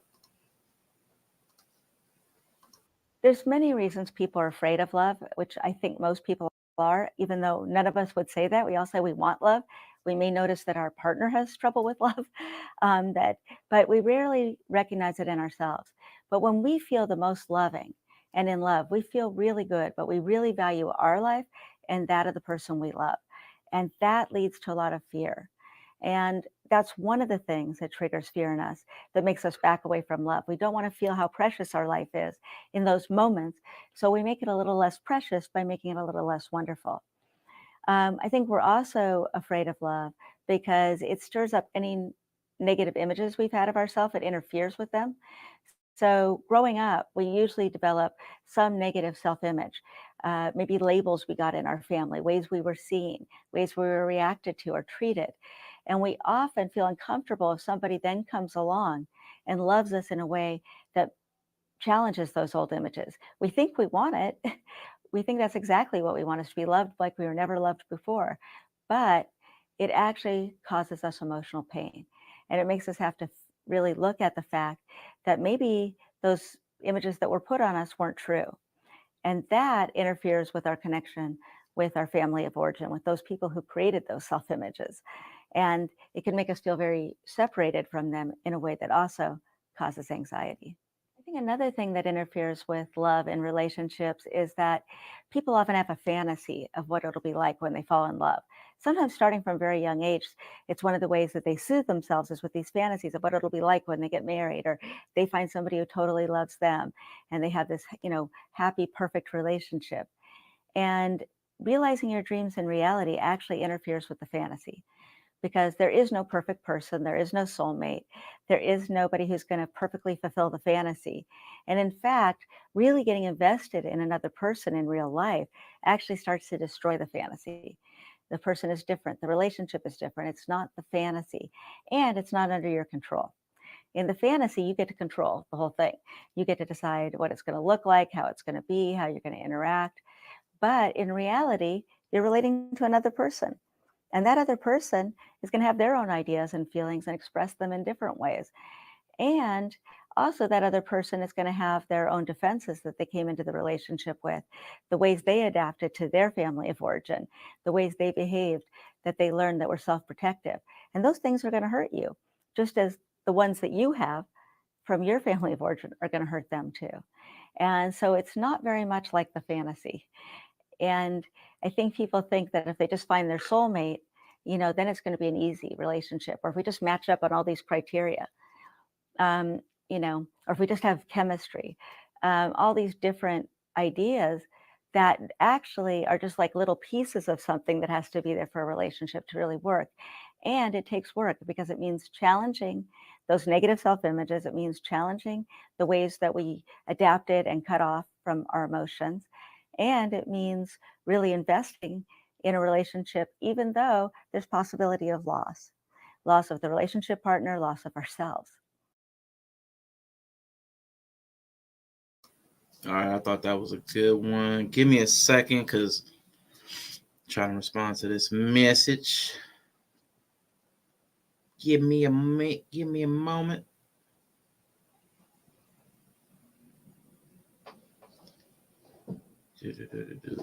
Where's it at? Crap. Where is it? My bad, folks. I'm trying to send somebody this video, but I can't find it. I can't find it, y'all. Oh, well. It's going to have to wait. Boom. Cool. They're going to take a photo. Yeah, they were both good, and I thought they spoke to what you were saying in the Discord. Because a lot of us, unfortunately, are truly afraid, a lot of defensiveness, and there are a lot of misconceptions. I know what I dealt with the most is what she talked about. As far as experiencing other people that had unrealistic expectations. And they didn't what's the way to say that? People could not realign what they expected out of a relationship based upon a lot of the notions that they had coming out of childhood what they expected you to act like their father, or they expected you to act like something they saw on television or read in a book. They expect you to act like that, but you're a whole person. It has their whole nother experience. So I really like what she talked about, because that's the way I experienced a lot of people. People have misaligned expectations, and it's a barrier to healthy relationships. Not being able to communicate and work through those, not being able to make concessions, or to adjust your thinking sometimes. So those are some things that I thought were good as far as what we talked about in the Discord. It's not. The first lady spoke about boundaries, and I thought that was an interesting thing. When I read the book Boundaries, I thought it was good because they talked about how, like, the defendedness, you setting up boundaries is great. It's to protect yourself. But it also, if you don't create a mechanism to allow people in and to allow yourself out, it's like she said, a prison. Your boundaries can just become a prison. You can become walled off and alone. Now, for somebody like me, that's quite hermetic, that curmudgeon that likes being alone, doesn't bother me too much. But there are a lot of people, like we talked about with that first lady, like, I need a husband. I don't have anybody to sleep with. I mean, that little girl. Some people crave that human experience. Some people crave it so much that it's detrimental, and they'll even make bad decisions based off of that.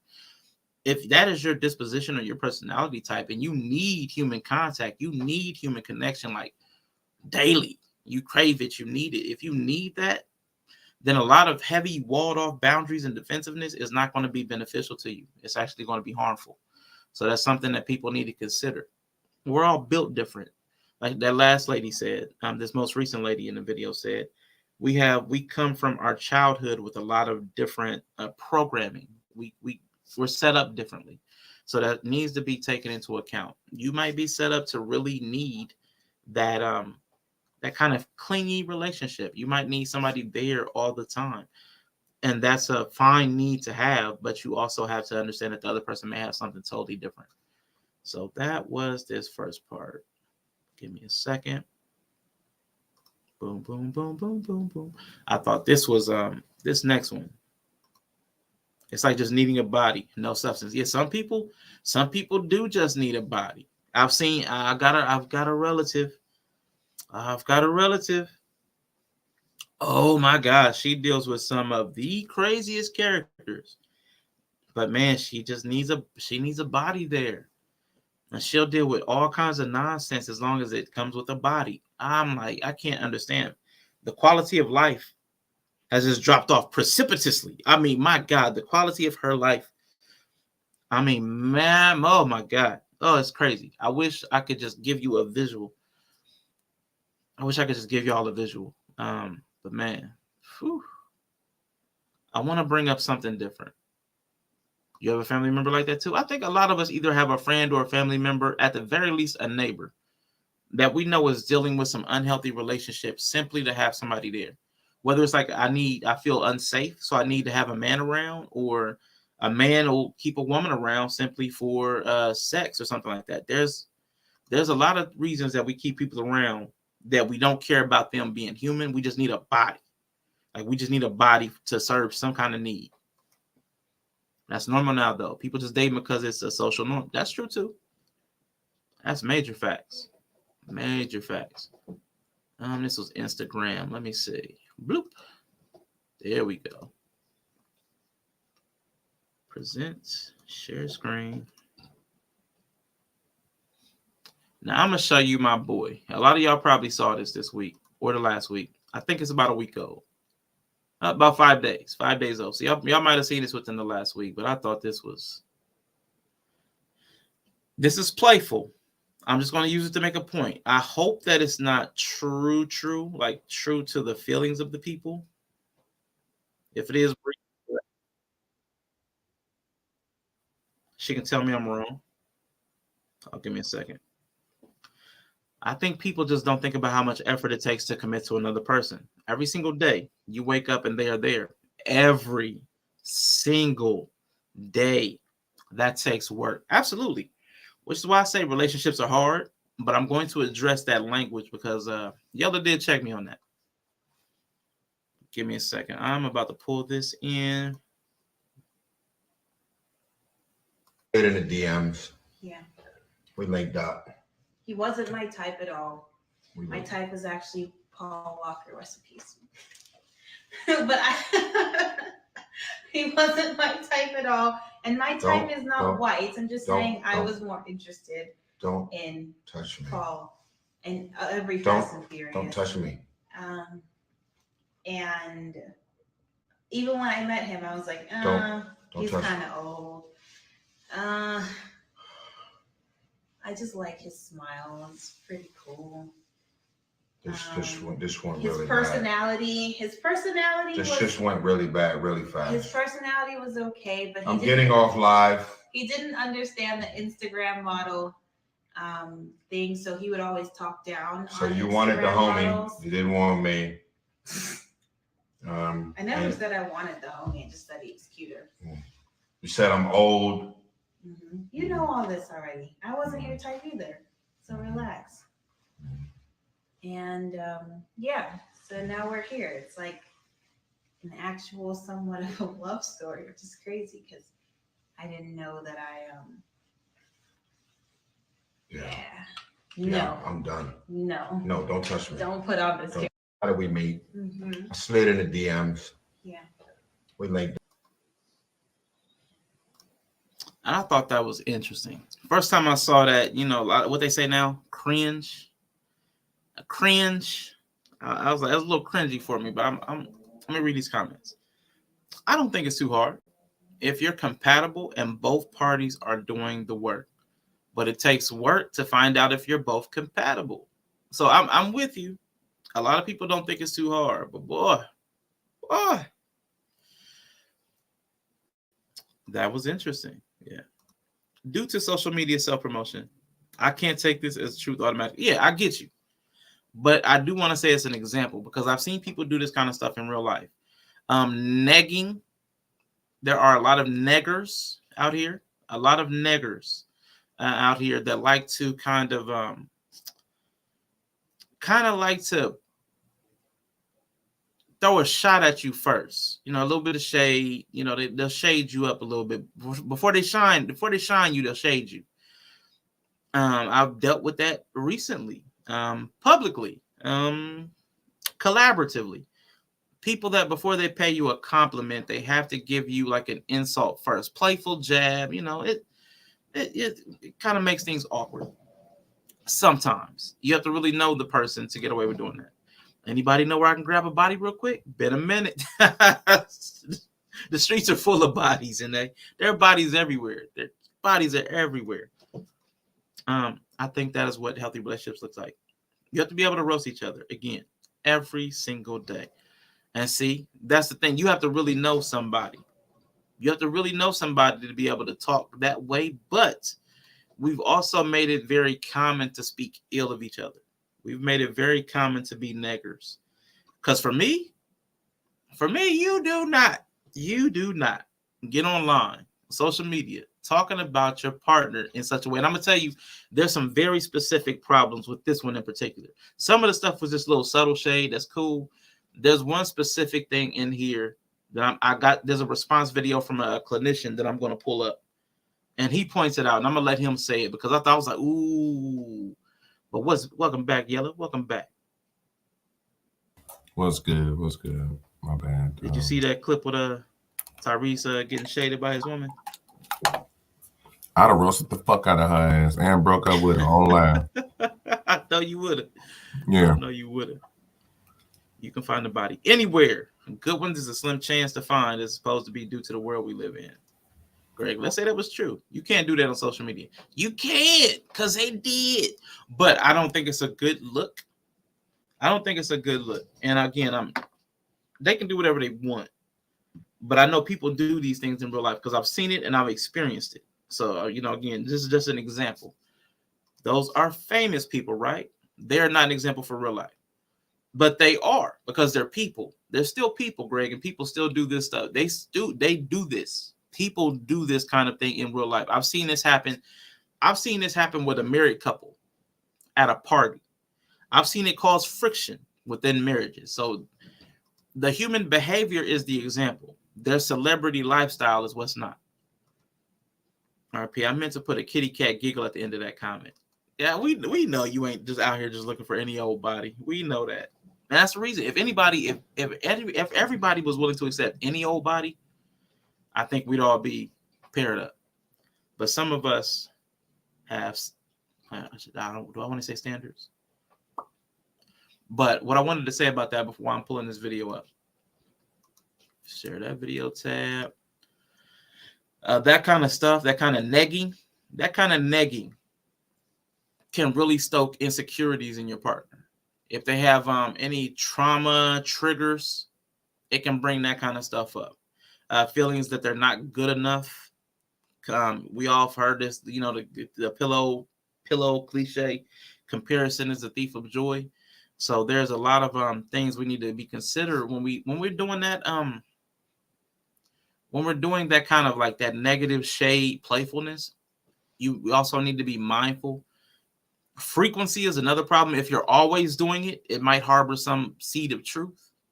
So so we have to be careful the way we speak to each other and about each other, especially in relationships. It's really important. Social media is the new standard for the average folks. We got to accept that and then fight against it. Hey, that's facts.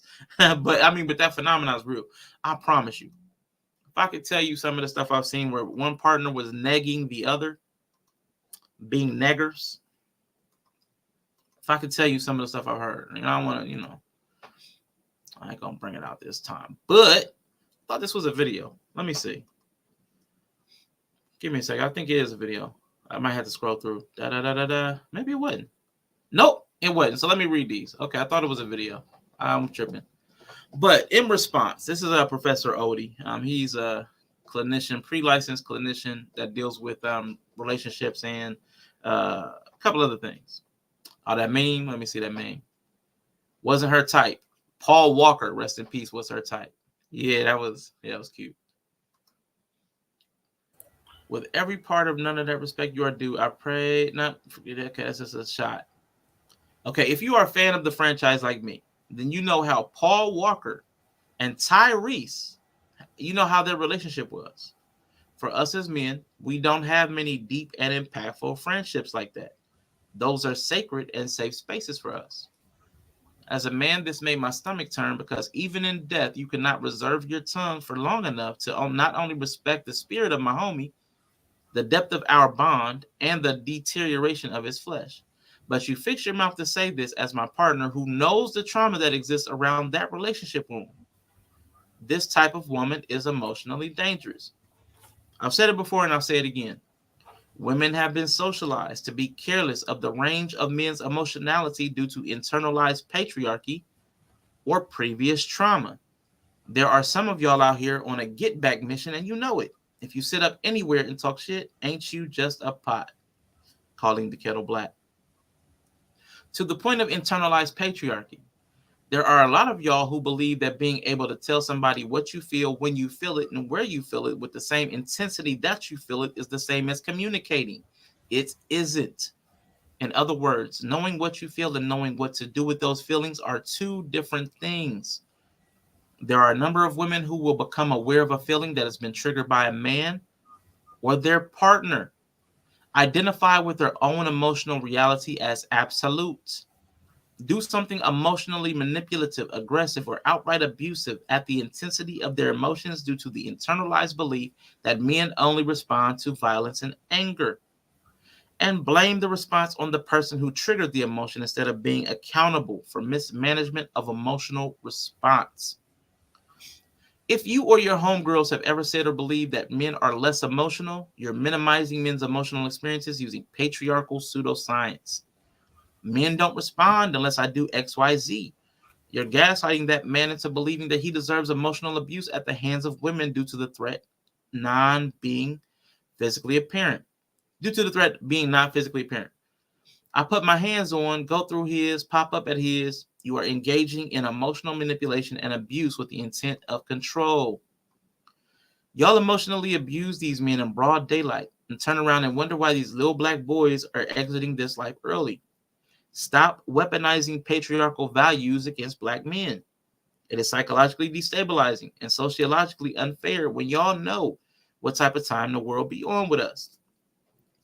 Other black men won't say it, but I'm going to say it.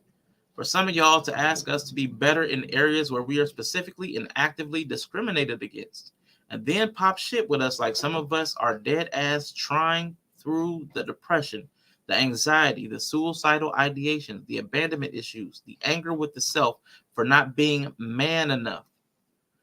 That's the real reason why some of y'all are single, because you truly do not have the capacity and the empathy for men the same way you have for women as emotional humans, causing y'all to be emotionally neglectful when we ask y'all to show up. And then your excuse is, you're a man. And every day I see examples. Check yourselves. Tyrese, stay up. And if any of this made y'all hit dog holler, talk to your therapist. Ooh.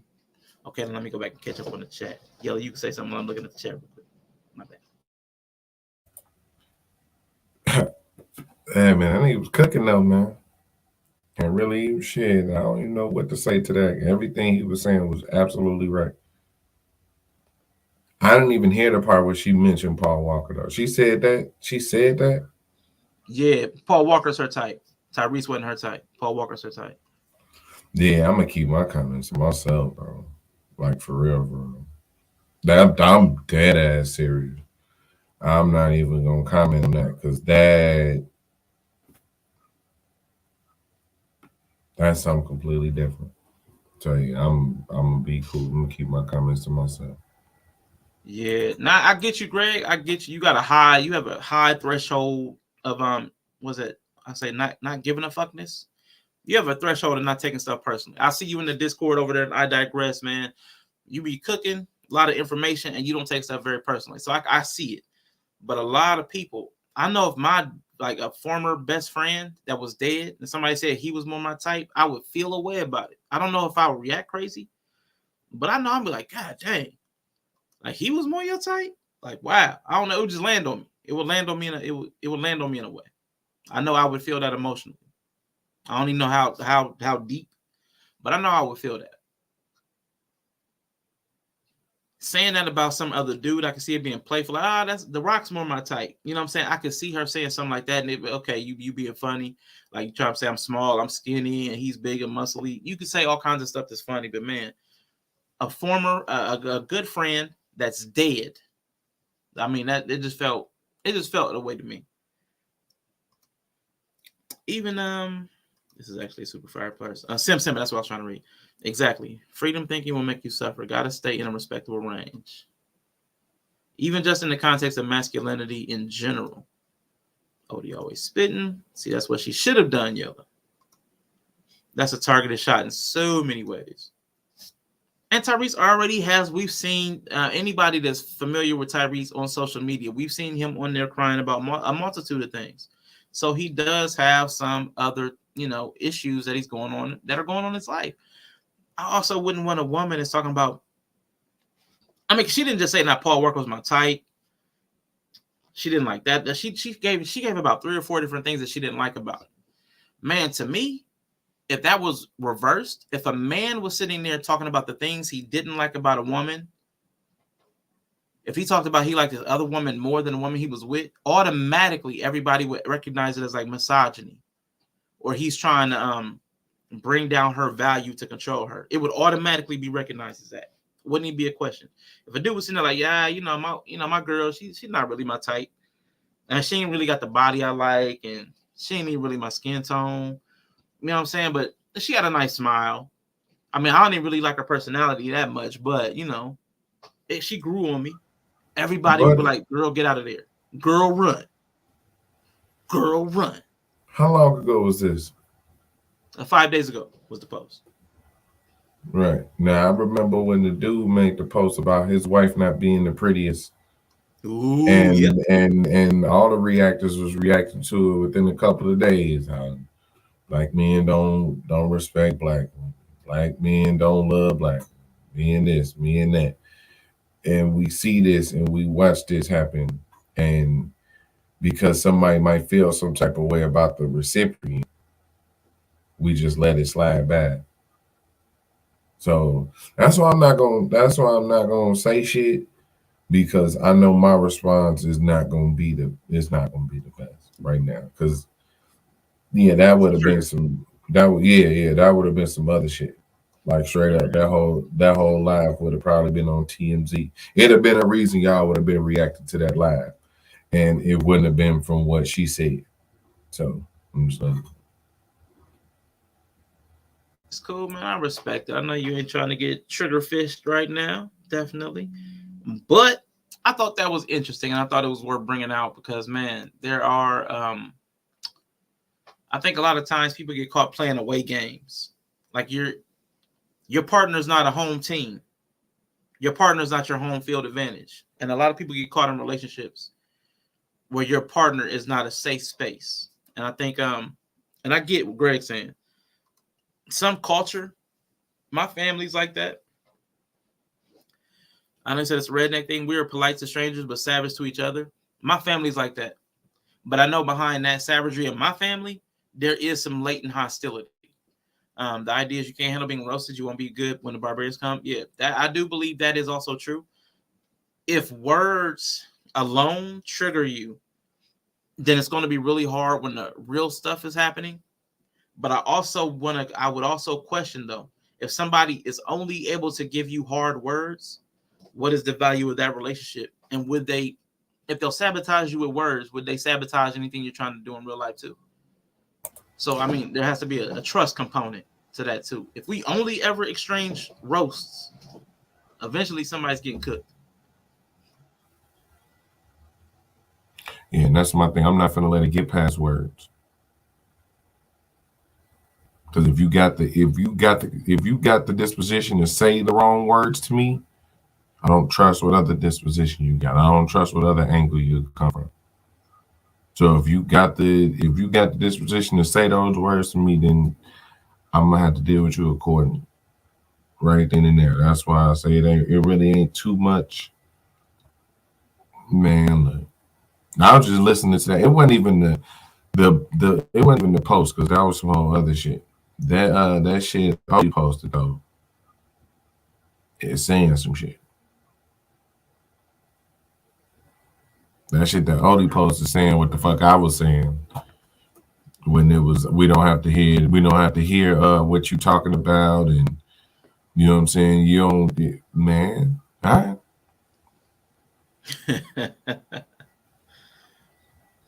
Yeah, it's a real thing, man. I think it's hard for us to know, because there's a fine line in between like what Greg is talking about, which I totally respect.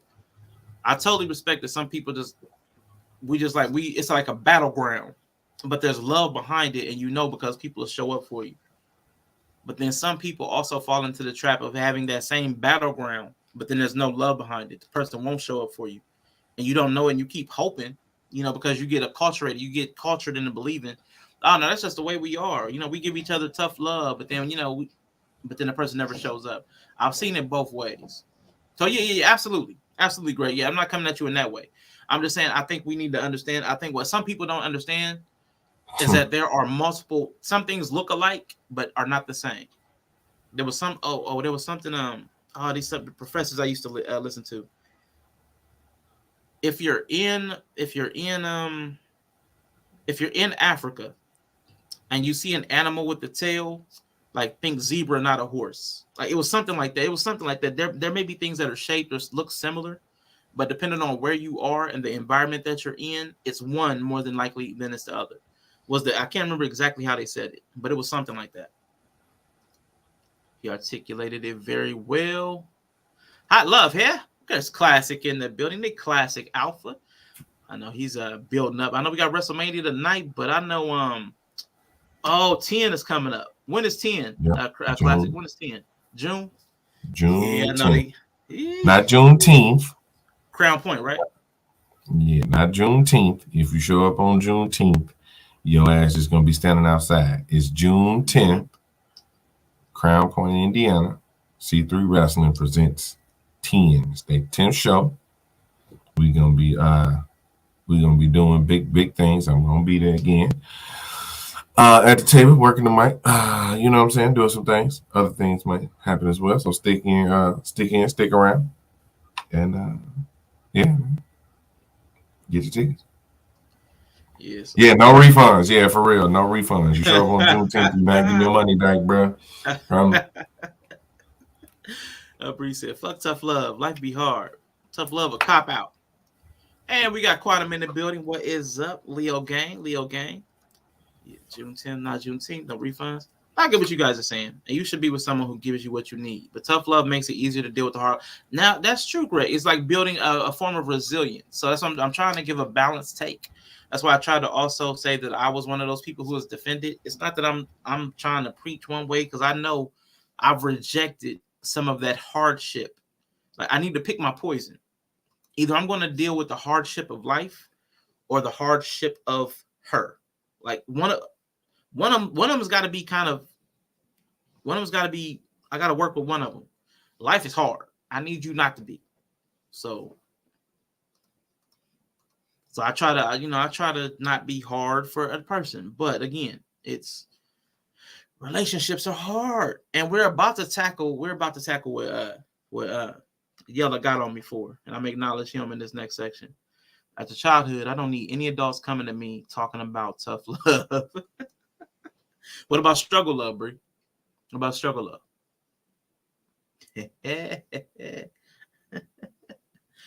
You can be firm and no nonsense. But when I hear anybody talking about tough love, that's their excuse to be an asshole. I respect it. Yella, hold it down. Give me like 2 minutes. I'll be right back. No, that was a good comment though. You know what I'm saying? But it's one way to present it to somebody. But at the end of the day, yeah, it's nobody's having to accept your tough love. Like, cause we're not in that position where you're not in that position where you just instill those type of lessons in me. That's our mission. You know what I'm saying? Then our mission for you to be teaching me lessons and instilling shit in me that's like tough. No, it's other things for that. Leos love hard and tough and strong. Okay. I mean, most people who love hard. So, but I get it. Everybody ain't for everybody. That's true. There's a time and place for it all. Yeah, I don't think there's ever a time and place for you to be for you to take liberties with the next person though. If you got a message that you want to get through, like if you got something that you want to convey to your partner, that's cool. But there's a range still to even what you have to say to them. So right, you don't need because the one thing I don't have to do is I don't have to listen to you. You know what I'm saying? So I don't have to listen to you. This is all an agreement. You know what I'm saying? This is all like an agreement to do this together. I don't have to listen to you. So I don't have to accept it. You know what I'm saying? I don't have to accept it however you deliver it. No, I know you agree. I ain't saying like that. No, I'm just saying I don't have to accept it however you decide to deliver it. Usually if you say I'm showing you tough love, you negated the primary lesson. Yeah, that's true. I will admit I'm an asshole surrounded by assholes. All my elders would say you are literally an asshole. The way it comes out is subjective. That's what I'm speaking on. So I agree with that thought. I would never be an asshole to someone who I didn't know. I think the reverse part. I don't know. I approach it in the reverse almost. I would much rather be an asshole to somebody I don't know. That's who's gonna get it. Like that's who I'm gonna be the asshole to. I fucking know you. Like, you know what I'm saying? Like, get the fuck out of here, bro. Like, get the fuck out of here, bro. But I don't know. It's like, you know what I'm saying? Like, and I ain't attacking nobody, so I'm just, responding to the comments. But we'll give we'll give strangers more grace than the people we surrounded with every day. Yeah. Because we think we've built up that equity with each other where we get to disrespect each other. And we get to put each other in really bad situations like that. Yeah. But you won't compromise the next person. You won't compromise the next person who you don't know.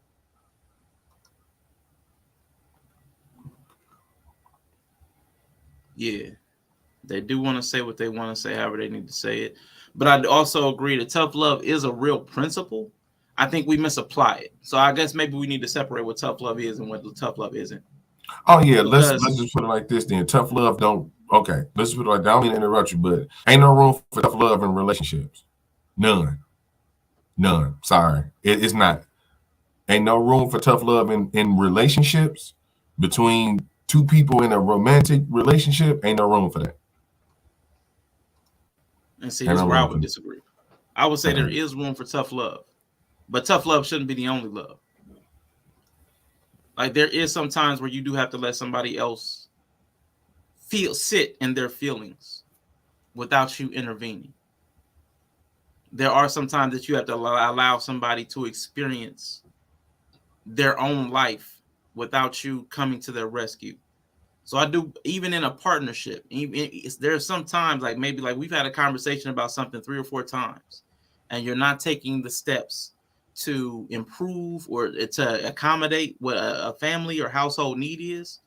I may let you fail so that you can see what the outcomes are of you not being able to develop in a certain way.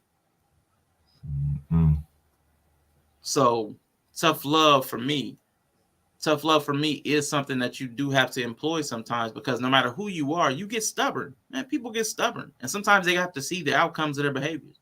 So that's what I'm saying. That's why I wanted to say specifically what tough love was and what it wasn't. Because like Bree's saying, some people say tough love is just being able to say whatever they want. And that's what I'm glad. See, that's what I'm saying. Letting someone fail is tough love. That's why they call it. It's tough. It's love. I love you enough that I need you to learn the lesson more than I need you to feel good. I need you to learn over needing you to feel good. But I'm not finna stick around in the same capacity though while you go through that. So that's why I'm like in a relationship, I don't think that works. Because if I gotta keep telling you, then eventually you don't want to do this. So I'll go over there. You can fail. Like I'm with you on that. Like you can fail and learn the lesson, but you won't have me there after you learn that lesson. You feel what I'm saying? Once you fall and learn that lesson, you don't have me no more. See, that tough love implies that I'm gonna stick around through you learning that lesson, even though I don't help. Because it's one thing for me to help, and it's another for me to, because I'm not gonna help you through it. Because like when I hear you describe it, it's like you're not gonna help them through it, which I get. But at the same time, you still gonna be there for them after they get through it. You're gonna be there to be like, all right, so what did you learn? Okay, let's move forward. Me, by the time it's got to get there, I don't think we should be together. Yeah. Tough love is like giving a pass usually. I'm gonna ask. I got a couple questions from Quantum. I'm gonna ask. I'm just trying to get through these real quick. It's not teaching a lesson. It's more out there in the wilderness. You need to know that your partner can handle it when things get hard. It's more like filling them out. So for Greg, it's more like checking their temperature, checking their temperament. You give them just enough hardship, enough toughness to see if they can or have the resilience to handle the toughness that life is going to bring out. So that's what it means for Greg. I agree with Rashawn's standpoint. Not going to lie. My old lady be telling me about myself. I understand she's talking to me with an issue I'm stubborn with. She wasn't coming from a place of disrespect. I used to take it that way. Can't be everyone's savior. If your woman thinks you're going to outrun her when it's time to fight, that's not going to work for her. I agree with Yellow on that. I'm not sticking around for the tough love stuff. That person needs time to go through that process. I see tough love as someone helping me take the blinders off. I like that. And sometimes people have a crash and burn learning style. Facts. Some people do. And not everybody has the temperament to live with somebody who's a crash and burn learning style. Not everybody has the patience and the stick-to-itiveness for that. So you have to know yourself and you have to know your partner. But we got Bree in the building. Let me try to fix this real quick. Let me see. Bree, how you feeling? I'm not hearing anything. Are you here? Are you I'm with good. us? Yeah, I was muted. I'm babysitting my nephew, so it's a little loud in the back. So I'll be muting. But I had to come up on Gotcha. this because I'm on yellow side. I just the people I know who say tough love is the people who they yelling at people, they cussing people out, they being harsh, they don't comfort nobody. It's like when somebody comes to them, oh, tough love, but it's like really.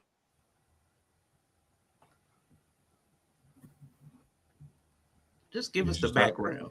Just But she stopped because they the background. it's usually those people like who you know, like I see them deal with people who need comfort and they like, oh, you good, you like, it's like, to me when people say they do tough love, it's more of a insight to how they relate to other people, like, or how they speak when they give criticism. To me, when I've heard people, it's more about their style of communication when they're saying it, which is usually harsh, rough, not comforting. Like those are the people who usually say, "Oh, you need tough love. Everybody needs tough love."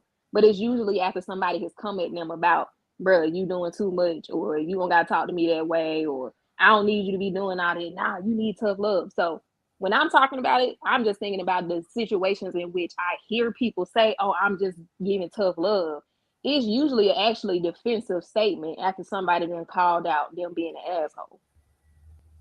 I've heard So that that's too. why for me, I be like, I ain't heard nobody say tough love until somebody calling you out for not being responsive to the emotional state of the person that you're actually calling yourself loving on. And Mm-hmm. that's when you say, well, it's tough love. Maybe that motherfucker just needed a hug, but you can't give him a hug because you uncomfortable. So now you saying, it's tough love. It's tough love. So I just wanted to kind of. Mm-hmm. Be a t-shirt, not an a-hole. I agree with what you're saying. There is the tough love. I've heard people use that to defend themselves. I'm just giving tough love when they're talking about harsh criticism.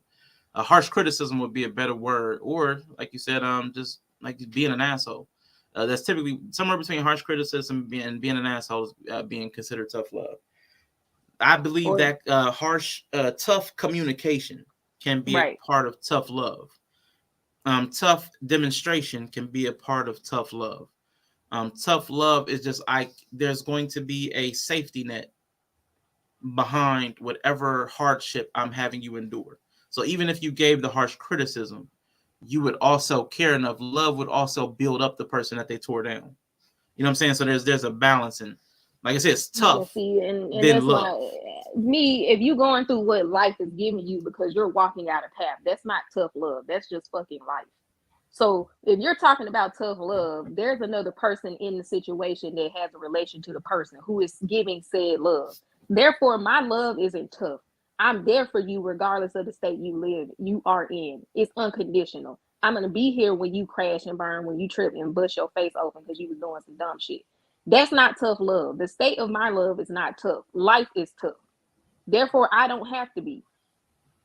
I'm there for you in spite of what you're going to go through. And I think what a lot of parents, they parent with tough love. And it's like, I gotta make my child tough because the world gonna be hard on them. Well, the world gonna be hard on them. So like, I don't need you to be chastising me when I'm at the fucking house. Like I need safety somewhere in the world. Life is tough. Mm-hmm. The world is tough. My love is not tough. I don't need to be tough on my kids. So what you're talking about is more unconditional love, which is I'm gonna be here for you. I'm gonna be here when all the stuff come crashing down because you was doing dumb shit. But that's just life, and that's just a person walking their path. To me, that's not tough love. I get the idea, but it's like love is an action. So like my love is, it's just life is tough. You just walking a path and facing the consequences has nothing to do with me. That's just me moving out of the way. So if people are saying tough love in the sense that it's hard for me to move out of the way so you can face your consequences, then I can understand tough love being as it's tough for you because it's hard for you to stand on the side and let me face my consequences. But let's be real. When people say tough love, that's not what they're talking about. With the people you know.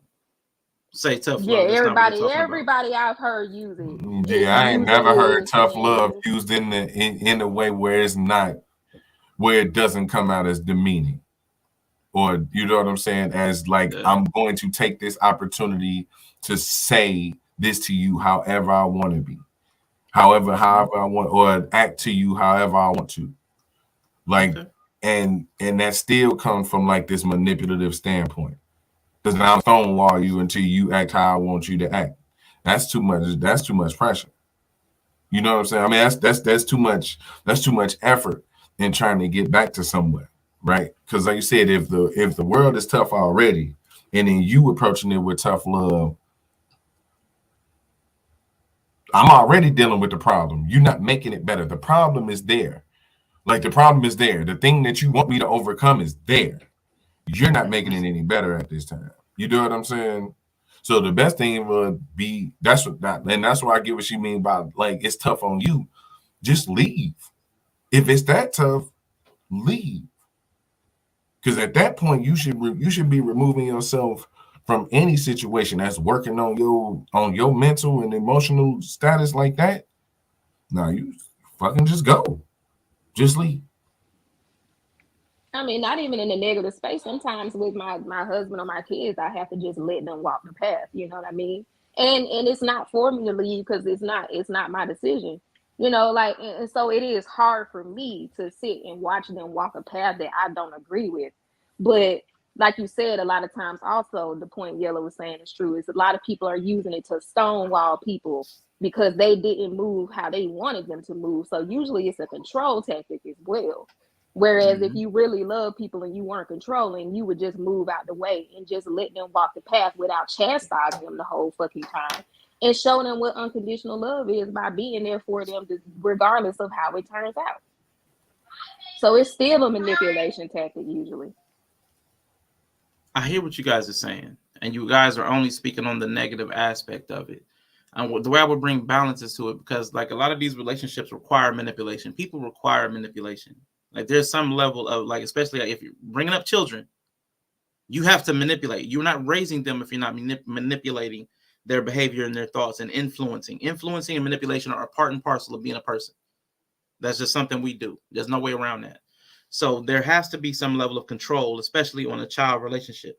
But when it comes to equals, to peers, to like companions, there's still a level of manipulation that we do. That's honest, that's fair, that's expected, that's not cruel or malevolent, that's not malicious. There is a level of manipulation, but persuasion is manipulation. That's what I'm saying. We've added connotation to some of these words that don't have it. So manipulation is automatically seen as bad, but persuasion is manipulation. Like, that's just the definition of it. But again, I understand manipulation has a negative connotation on it. But what I was trying to say was, go ahead. You got a rebuttal. Go ahead. I was gonna say I don't think manipulation itself isn't good or bad. I just think you have to know when you're manipulating to what end. Are you doing it to control the environment, or are you doing it, for the benefit? That's all I was gonna say. Yeah. So, and that's the thing. Now, tough love. Let me see. What I'm talking about is not tough love. It's not teaching anybody a lesson. I'm just talking about insulting your partner or friends. Yeah, you're talking about the trash talking, the roasting. But as far as the tough love, I know, because I experienced the people that use that word around me are totally different. They're talking about not enabling you, letting you fall so that you can learn the lesson of falling and resilience. So the people around me always used it in that capacity, because we were very my family, I'll say, and the people in my community were all very wordy. So that whole using tough love to get away with saying whatever you wanted to, it wouldn't have flied. Because the moment you started talking reckless under the name of tough love, everybody else is going to start talking reckless. So nobody around me used it that way, because we all had mouths. But in my capacity, tough love was like the opposite of enabling. Like, you know how somebody's always showing up to the rescue. He's got that.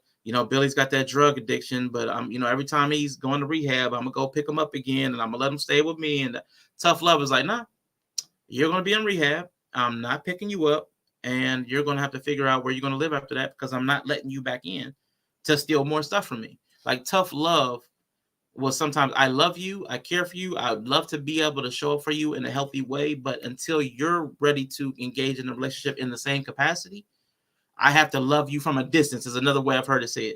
Love you from a distance, but sometimes people are in people's lives, but tough love is just still, even if I got to see you daily as a child, sometimes it's like letting your child fall and then cry. You're okay. To me, that was also a demonstration of tough love, not the coddling. So in my context of tough love, again, my context, people use it as the opposite of coddling to allow you to live your life and experience the hardships. But if you were ever truly in danger, they were there. So I just wanted to make sure I clarify what I use tough love as contrasted by the hypercritical version that you guys experience. I had a point, but I lost it in trying to explain that. Tough love is stepping away for growth, in my opinion. I know this is probably a completely unacceptable thing to say, but the core concept is don't be a pussy. I don't have a more acceptable way to say this, and it applies to women too. Love them enough to let them go. Yep. And I would just say, again, sometimes people are not people that you're letting go, but you have to, and I'm going to give a practical example from a doctor. I might even have this video queued up later on in the show.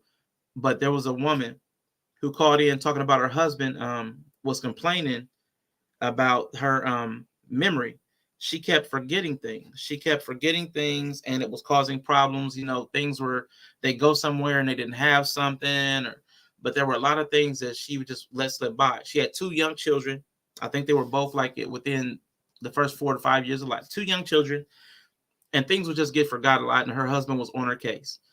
So she had called into the doctor, Dr. Donnelly, that one you shared, Bree, that I've been binging him. And she had asked him one time, and she asked the doctor about it. She asked her husband one time, well, can you remind me of these things? And the husband said no. And she was hurt and took offense that he said no to helping her remember the things that were her task to remember. But his rebuttal was, I have my own things to remember. And you could also use tools like writing yourself notes and reminders and setting alarms to help yourself remember. So he wasn't going to take on the task of her job of remembering things that she needed to remember. Because again, I had people in my life that do that to me. I had people that were sending me text messages. I don't even know why. This is stupid. But they would send me text messages as a note to themselves. And I told you, I'm going to block you if you keep doing that. You can just write a note to yourself. You don't have to send me a text as a note to yourself.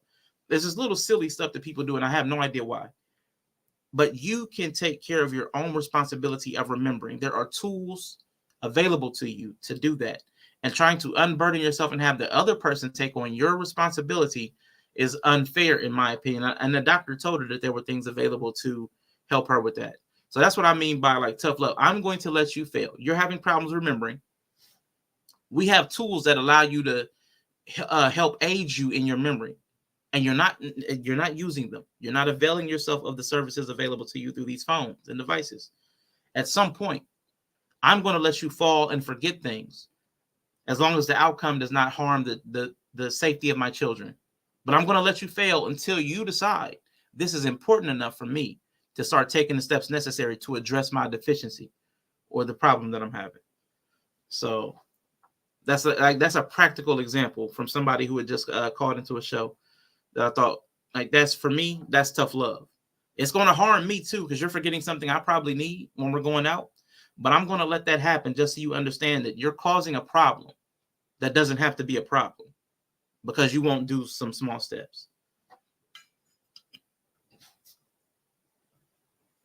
So it would seem to me that tough love is still more of a commentary about how it feels for you to enforce your own boundaries and less about the delivery to the person. When you're saying in the context your family uses it in and you're using it, it's like just tough love is boundary enforcement in essence, is what I hear you saying. Yes. Because codependency, but then my issue with that, not necessarily the examples you're saying, because they make sense, is the underlying principle under that would be that codependency is regular love. If healthy boundary enforcement is tough love. Then regular love is codependency. If one statement, couldn't it just be interdependence? well, no, like I'm just saying, if you really believe that, what I hear you saying is healthy boundary enforcement. That is healthy boundary enforcement. That is creating an interdependent relationship. That is the model that you should be seeking to be under, which to me would fall less under tough love, and that is love of self and love of the person. Because enabling, coddling, codependency is not true love. That is an anxious, insecure state of being. But when people say tough love, is what I hear you all saying is just boundary enforcement, right? Then that would mean that the opposite is also true, that regular love should be some state of codependency. And so that's my issue with how people use tough love. People are using it to relay a state of being that is the healthy and normal model.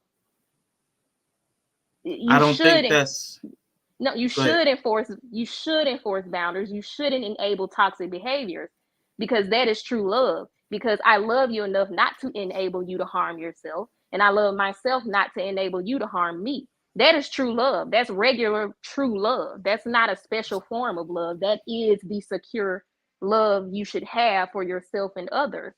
And inside of relationship, that shouldn't be considered tough love. And I think the fact that a lot of people consider that tough love is problematic. I'm just kind of veering off. I'm making another point that I understand what you're saying. But the fact that a lot of people associate a normal, healthy relationship with the self and other people as tough is, if you think about it, problematic. Nah, because I think you have for me, I believe you have a misunderstanding, and I'm going to try to clear it up. Because you're saying tough love is codependence, and I don't think that's no. That's not let me get your verbiage proper, because you're going to do that thing to me. What was your verbiage? What's the codependence? I'm typing it out, so I won't mistake it again. What I'm saying is, you're saying what you just described to me is tough love. It's right. Healthy. It's healthy. Thank you. Tough love attachment. is healthy. Tough love is healthy. Interdependent is what I hear you describing, which is healthy. So tough love. It's healthy love and interdependence. Yes. What did you call codependence a minute ago? So I was saying, yeah, if that is true, then regular love, because tough love is an offshoot of there's love and then there's tough love, right? So if tough love is regular, healthy attachment and interdependence, then you would come to the conclusion that regular love is a state of codependency, which is the opposite of interdependency. All right. So this is where my difference is, because you're saying opposite, which is a binary, and I'm gonna say things are on. I'm gonna go back to the spectrum. Tough love is not healthy because only one person has healthy boundary enforcement and management. One person is a boundary pusher, a boundary crosser. That's not healthy because we're talking about two people, not just one. Tough love is like Quantum is saying, a tool for me to cope with. Tough love is a tool for me to cope with somebody who does not have proper boundary crossing, whatever the term is for that. I can't think about that right now. What you're calling regular love is codependence. I would say regular love is interdependence, where both parties have healthy boundary regulation. Interdependence. We both can set up and maintain healthy boundaries. Okay, I get you. Codependence would be toxic love, where neither person can set up boundaries. Yeah, I got you. So my misunderstanding was the other person, like you said, is a habitual line crosser. Yes, otherwise you wouldn't need the tough love unless they were crossing a boundary in some way. Which then wouldn't become tough. To Yella's point, why would you be with somebody who you have to do tough love against because they are habitual line stepper and they don't respect your boundaries? But that's the problem. So it's not good in a relationship. Yeah, but that's the problem. Most people are not good in a relationship, which is why they're failing. Yeah, it's kind of like, if my tough love is that I will sit here and let you fail, despite the fact that me stepping away and letting you fail could possibly harm me as well, that's not fixing the problem. That's letting the problem be at its worst. And me not doing nothing until they get better. And then what's the point of me sitting here watching you fail when I still I got to work double hard to make sure that I clean up I'm still cleaning up after you. I'm still doing the same thing. Now I'm just not directly helping you. I'm just cleaning it up while you're not looking. So if you forget to pay the bill this week and I don't say shit to you, I just treat you like shit, but then go pay the bill anyway because it got to get paid, then what? Mm-hmm. I mean, I think that's why I was saying I think tough love makes sense for children. Like I can see parents saying that because kids don't know that. So I do agree with like what Take It Home is saying. Like, yeah, you got to use tough love with your kids because they just don't know. And Right. yeah, you got to let them kind of learn, you know, actions, consequences. You know, they just kind of got to learn it. They started from scratch. So that's why I said earlier, beyond childhood, I don't need no adult coming at me talking about you tough love me. If I'm crossing your boundaries and I'm a habitual line stepper, you should just leave me the fuck alone. Because you engaging in a relationship with that person so that they can become codependent on you and emotionally offload on you is all that's gonna happen. If they really requiring all that tough love, it's probably a bad sign anyway. Why are you partnering with someone like that? And I know what Shannon is saying, well, that's the state of a lot of people, but I'm just like, for me, I'm just, that's not, I understand it, but like, that's just not how it was. Well, like I could break up with this person because they're crossing boundaries, they're habitual line stepper, but the next person I meet gonna do the same thing, and that wasn't always true. That they did not prove to be true. But that's why so many people are checking out of dating. Right, but that's what I was saying. Like tough love don't work in a relationship because that's like having a leaky faucet and the option is to turn the faucet on then and leave it running. If I turn the faucet off and it's dripping, that's the problem. But the fix is I'm gonna turn it all the way on and leave it on and just let it run. You know what I'm saying? Until it fill up the sink, water get all over the floor, until the person who's supposed to come fix it clean it up. And if they don't, then I'm gonna eventually have to do it. It's like I said. So I get it. Now I get it. You know what I'm saying from where you're talking about. Like I said, but that would be more of the structure of teacher, student, leader, not romantic relationship. Right. That can't happen in no romantic relationship. And that was my only pushback because I understand the family aspect of tough love. Or mentorship. You got that drug addict ass, right? A mentorship. You got that drug addict ass cousin who steal all the time. No, nigga, you can't come up. I get that. You know what I'm saying? No, you can't come around. You steal. We love you, but you steal. You stay over there. But when it's two people who are choosing, that's why I said like I completely agree with you. Like I choose to be here.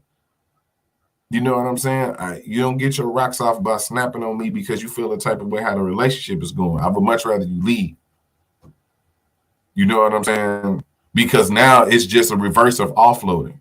Now you just offloading all your anger on me. All your anger and frustration on having to be in this situation and deal with this situation. Now I'm going to not like you back because I'm already fucked up.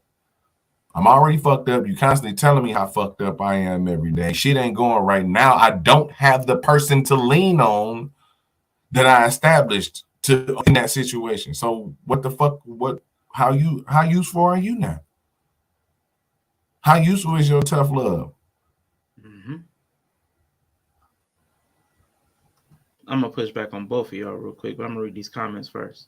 Tough love can come from your significant other telling you don't need to eat this if you want to live a healthier lifestyle. It can be big and small things. Push back what happened between people, and to that point, it may be something like tough love, like the doctor said you don't need to eat this, so I'm never going to cook this for you again. I don't care how much you want it, and I know it's your favorite food, but I'm not going to cook it because the doc said you can't have it. If you want it, you got to get it from somewhere else, and don't let me see it in the house. To me, that's tough love too. It's the same then. If you got a partner that's doing it all the time, now that's the problem. Because that's what I was going to point to right before they got on this last point. Frequency is another issue. If somebody's always crossing a boundary, that's one thing. But that's not typically how we experience relationship. What typically happens is when an occasion happens or a trigger or an event, someone crosses a specific boundary. It might be a specific boundary about time. It might be a specific boundary about how they speak about you in public. You didn't defend me, or you're talking about me like Tyrese's girl. It's typically something specific, and it's typically not something that happens so often that you feel like you need to leave. Most times, these boundary crossings are infrequent enough that you can convince yourself that it's not that bad. In real life, these boundary crossings are not something that's happening every day or every 15 minutes. It's something that comes up every now and then. It causes an argument, and it doesn't happen for another 30 days or so. So most days are good. I mean, in practice, in real theory, and as out of theory and in practice, that's typically how it happens. It's not a constant battle. So it's not constantly pressing. You go to work, you win a week, you do family visits, then all of a sudden it creeps back in every blue moon.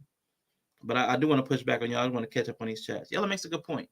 Way too many people treat their partners like a parent or child, which is going to be, I'm glad you said that, because that's where my pushback is coming from. Sporadic tough love, giving and receiving, is not a bad thing to me, not habitual. That's when both parties need to take a break. Sometimes a therapist may give you tough love. I was just thinking about this because the Daily Wire bros were bragging about how they didn't know how to work a washing machine. Those dudes have a mother, not a wife. And this is going to where I was going to bring it. Yella said you can't have room in a relationship. All these other, like y'all said, mentorship, all this other stuff, there's room for tough love, but not in this, which automatically puts me in a weird space, because how can you have it in all these other dynamics of relationships, but it doesn't apply to romantic? So already it puts me like mentally at odds, like, that's strange, because everything for me translates in some kind of way, in some way. Maybe not one-to-one, but there's some way it translates. But there has to be room for it, especially in today's time, when women are constantly talking about how men, how they don't want the men, they don't want to be there, like, let me go. They do not want to be the man's mother. These men, I feel like I got to mother these men. They want me to do this, this, and this. They act like they want me to be their mother. I'm not your mama. I'm not your mama. They're also saying, which I pointed out on a few other streams, I know you two were present at, Bree and Yella, where they're talking about, I need a man that can teach me. I need a man that can lead me. I need a man that can teach me how to love, show me how to show me how to experience love. So they're looking to be taught. There is an element where men and women come with some skill gap, some knowledge gap. Home training is not what it used to be. So people who are still going to, like, I think Yella said, we're moving back up. We're talking about sex and when people have sex and when people have children. Is we keep pushing back the age, but people are still going to still have sex when they want to have sex. Them urges are still going to hit. People are still going to people. They're still going to have sex. They're still going to have relationships. There's no stopping that. So the problem is, are people prepared when they have sex? And are people prepared when they start relationships? The answer we all seen is no. It's been no. They're not prepared. So if you're not prepared, how do you get prepared? You start on the job training. You learn on the fly. That's how most people learn. That's how most people learn. You don't learn by not knowing. You don't learn from ignorance. And if nobody's taught you, you have to learn from experience. There's only two ways to learn: education and experience. That's it. So if you weren't taught, the only other factual way to learn is through experience. That's just a reality. So they have to learn through experience. One of the ways of experience would be either experiencing it healthy, like let's say they come into your life and you show them a healthy model. So they experience oh man, this is great. I've never seen a family dynamic like this. And they start to model the behavior that you're showing them. Or it's the tough love. Man, I keep trying to tell you that this ain't working for me.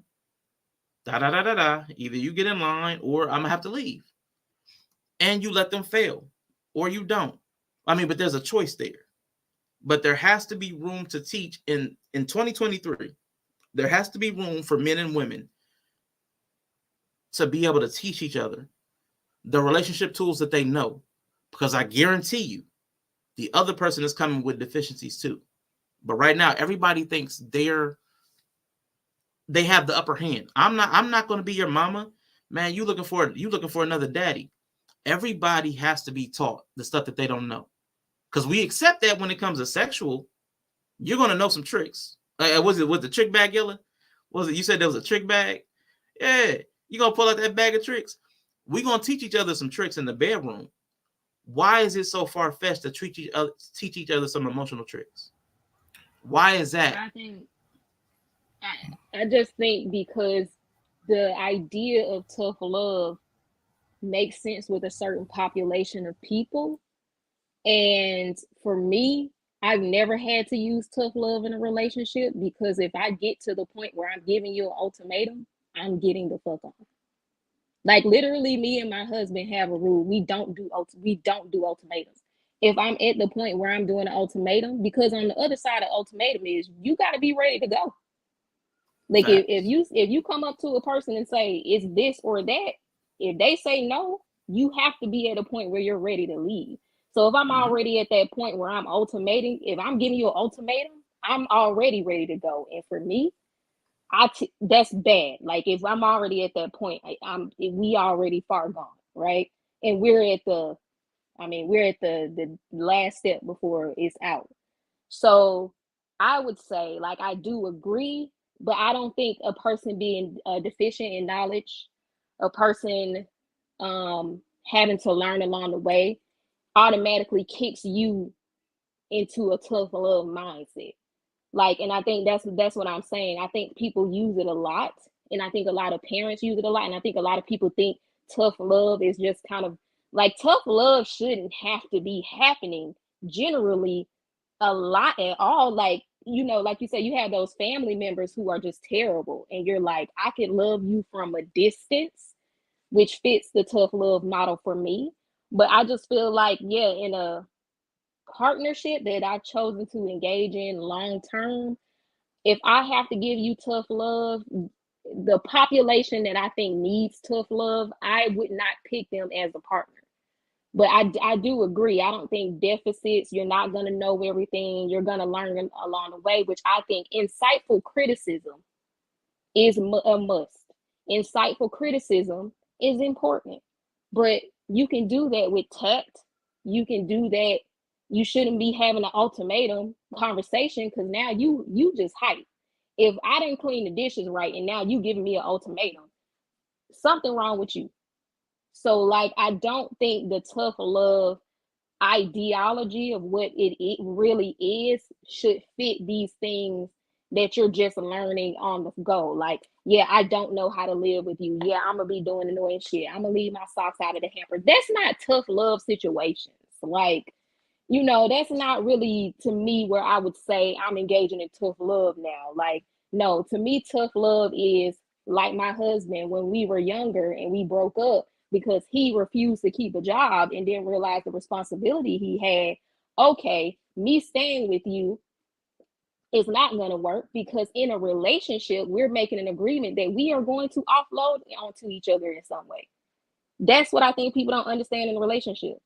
If you're entering into the relationship, a romantic partnership with somebody, the agreement is offloading. It's built into the relationship. I'm picking up where you slacking. We're divvying out tasks. He was not going to be able to step up with me there, because the expectation in a relationship, which is perfectly valid, is where I'm weak, you're strong. Where I lack, you pick up. And so I was like, ultimatum time. And I left.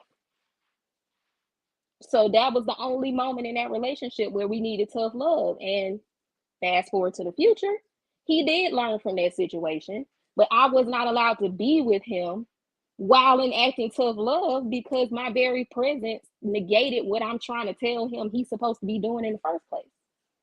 So I understand, but I think people are the fact that people are throwing around, you're giving somebody tough love because a motherfucker don't know how to load a dishwasher. because he don't know how to do his taxes he ain't never had to do. That you shouldn't be in the tough love mode because somebody don't know how to do some shit. Like I hear what weird. you're saying. I hear what you're saying. I just don't take tough love to be as heavy. Like, see, for like, I mean, you just use your example, like the taxes thing. Like, tough love, you never done your taxes. Like, and then maybe you said, you know what, just go get your taxes done. Just go get your taxes done. Tough love would just be as simple as I'm just withdrawing myself from trying to need to police you. I've said what I needed to say about the matter, and either you go file them on time or you don't. But I'm withdrawing my continual attention to your concerns. Like, I'm withdrawing myself from your side of the fence. Those are your things to maintain. I'm going to let you maintain them without my intervention. Like, for me, that's my conceptual framework of tough love. And that even applies to things like leaving your socks on the ground. Okay, I'm just let them socks pile up. F it. You don't want to pick up your socks? They just going to pile up. That's, in my mind, conceptually, what tough love is. That can be from small to big. Tough love is just me allowing you to experience the outcome of your behavior. That's all it is. See, that's really ultimately just accountability. I mean, and treating somebody like an adult and choosing what you want to engage in or not. And I think you're going to have a part of the relationship where that's going to have to be figured out. That's not tough love. Like, but people say relationships are hard, so maybe that's why they say that. But there is going to be that point where you're going to have to decide, well, we're together. The expectation is we're going to help each other out. We're going to pick up. So you're going to go through that phase of the relationship where you're going to have to make a point to be hands off on some things so that the partner knows that they're still responsible for it. But once again, I think that's a normal part of the relationship. I don't think that that's like that. You have to figure that out in a relationship because the expectation is, well, shoot, you here now, you can do my taxes. I think people just naturally are that way. And you are going to have to, you're going to have to make a point to be like, I am literally not going to do it. But that's just boundaries and task dividing and just figuring out how you're going to offload on each other. I agree. But yeah, I saw you was ready to get in. Yeah. Tag, you're in. Because the fine print is the part that you're not explaining to everybody.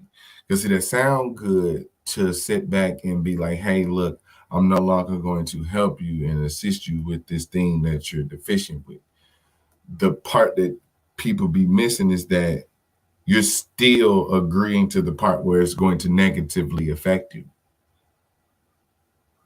And that's where it's like you use the example of women being like, I don't want to be their mom, or you know what I'm saying, stuff like that, and then turn around and saying, I need a man who can lead, I need a man who can do all this. I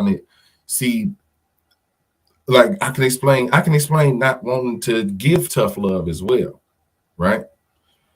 At this point in life, I would expect you to know the things that I would expect you to know how to maneuver in the things that would probably get you that tough love lesson.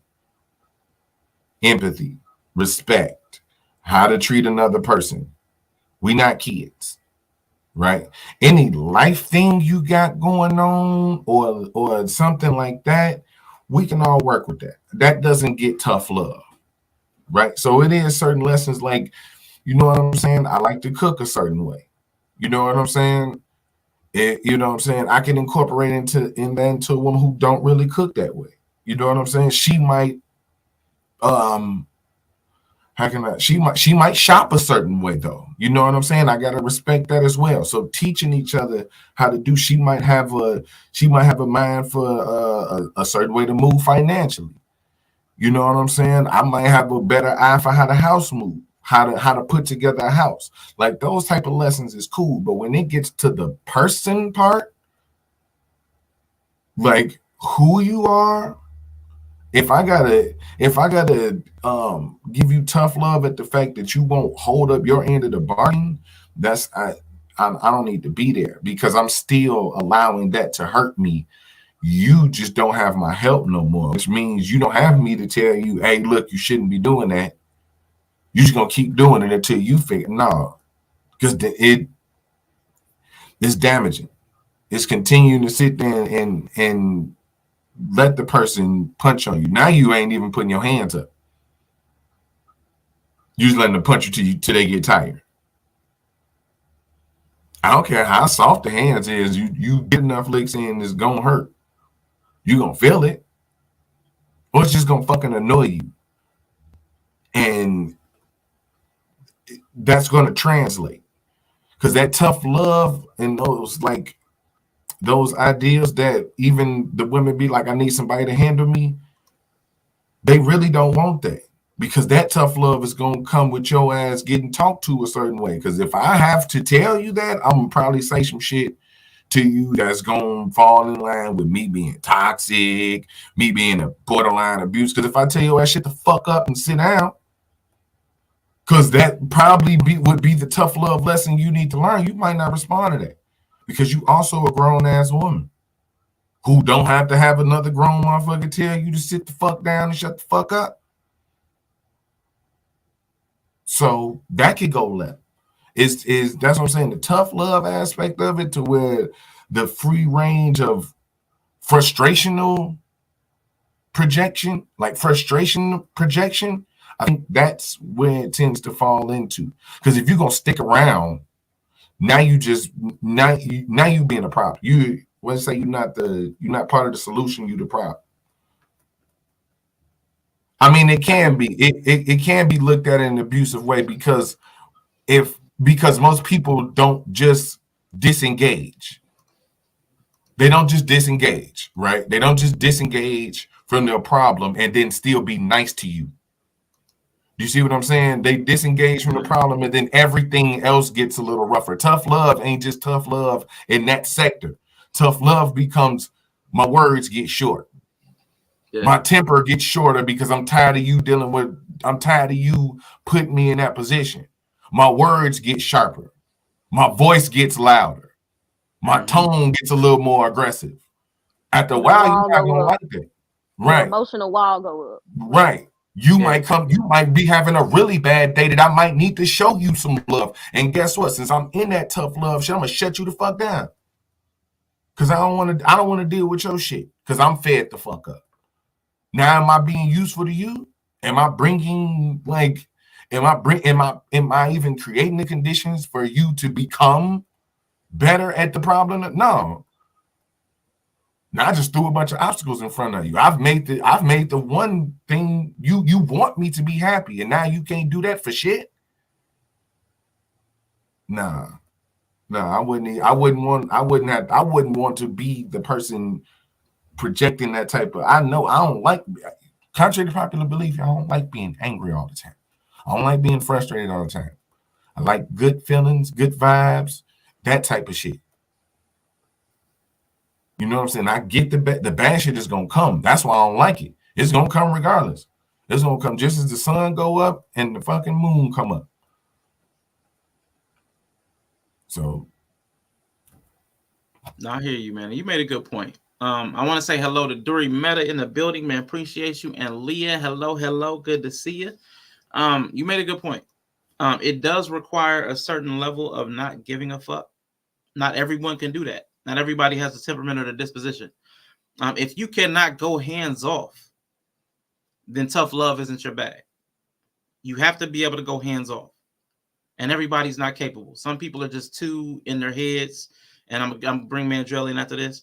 Also, like Bree said, you have to be willing to, like you said about the ultimatums, you have to be willing to set timelines and boundaries. You cannot ask anything of anybody that you're not willing to live with the consequences of. So if you're going to, the tough love is asking, okay, I'm going to let you flounder. Well, that means you're going to experience their floundering. And if you don't have the temperament or the disposition to handle watching somebody flounder, or listening to the kid cry, or listening to the socks pile up, if you don't have that ability, because this is where knowing yourself is super important. If you don't know that you can handle that, tough love is not your bag. And to Yella's last point, if all of that stuff changes how you are within the relationship, if the socks piling up, or them leaving the empty juice carton in the fridge, or however big the issue is, if it causes you to get short, if it causes you to get rude, if it causes you to do all that stuff that Yella said, then it's not tough love, because it's not love. What you had was a conditional relationship. And when the conditions were met, you quit putting yourself into the relationship. That's not love. If somebody treats you differently simply because of the things that they are or are not doing, like if you feel that way, like being short, being rude, adding obstacles, that's not love. Simply because the socks piled up or they didn't get the taxes done in time. You have of course, you can be bothered by what they did or didn't do. But if you start treating them rude, that tit for tat stuff, that's not love. You're just getting the tough. No love, just tough. That's all it is. You're getting tough. You're not getting love. Okay. Okay. That's how And most this people is use it. this That's what I is think most people do. hold on. I don't think that's necessarily the case though. Okay. Because you can't call it a conditional relationship if your idea of tough love is I'm going to treat you a certain type of way until you do what I ask you to. You can't positively speak about tough love as in I'm gonna stand here and not help you until you do what I tell you to do. That's a condition as well. That essentially is conditional. That's conditional love. That's a conditional relationship. Instead of you being able to leave and not having to stick around until that person get their shit together. You know what I'm saying? So when you say shit the party in tough love mode, leave, yes. Because you can't fault me and think that I looked at it as a conditional relationship. And I ain't saying like me, but I'm just using me as an example because it's probably how I would handle it. You know what I'm saying? You can't fault me for how I react to you because the reason I'm in tough love mode is because I am frustrated. It is because I'm angry. It's because I'm upset with how things is going. It's because it's affecting me emotionally. Now I'm telling you, tough love is about to happen. That's also going to be when I'm not going to be as responsive to you. It can't be, well, if they do that. No, I'm in that mode because we've reached that point. You know what I'm saying? Now, if I'm sticking, you know what I'm saying? If I'm a sticker, if that person gonna stick around, you're not finna get tough love in a nice way. That don't even make sense. You know what I'm saying? That logistically don't even work. Like, how could you give tough love without being tough, without being an asshole, without being rough around the edges? You can't give tough love with kind words. That's contradictory. That's, you know what I'm saying? That's working against each other. So just if you feel to that point to where you have to, like, you gotta start disconnected from the relationship. Why are you disconnected from something that you don't want to be there then? You know what I'm saying? You really just don't want to be there. Now you're hurting yourself more, sticking around in a situation where you really don't want to be, but you trying to make it work by letting the other person. That's like telling men that the men is the only problem. Y'all the problem. You fix it yourself. I'm gonna tell the problem to go fix itself. It's the oil machine again. It's essentially the machine fixing itself. That's not how it works.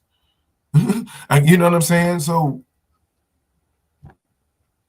I hear you, but at the same time, that's really the conditional relationship is sticking around until that person gets you basically disconnected. No, because even when you get your shit together, that still don't mean that I need to be with you now because you figured out that lesson.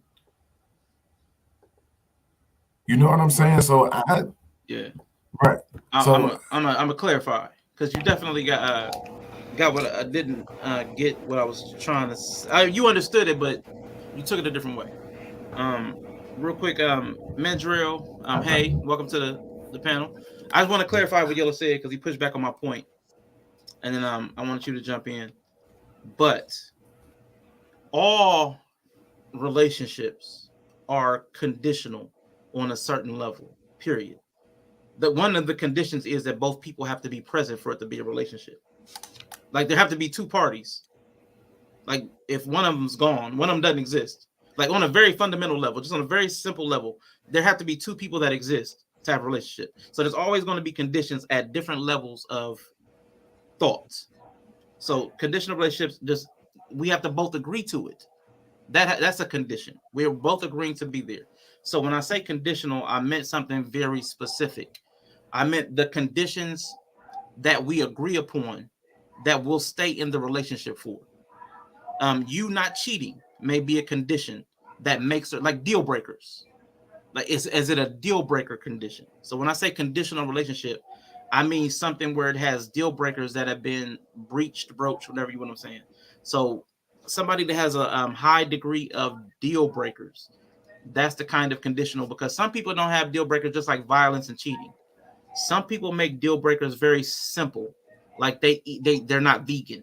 You know what I'm saying? They start bringing down deal breakers from like something very realistic to something very simplistic, and then deal breakers. Well, he ate meat or he smoked a cigarette. I'm out.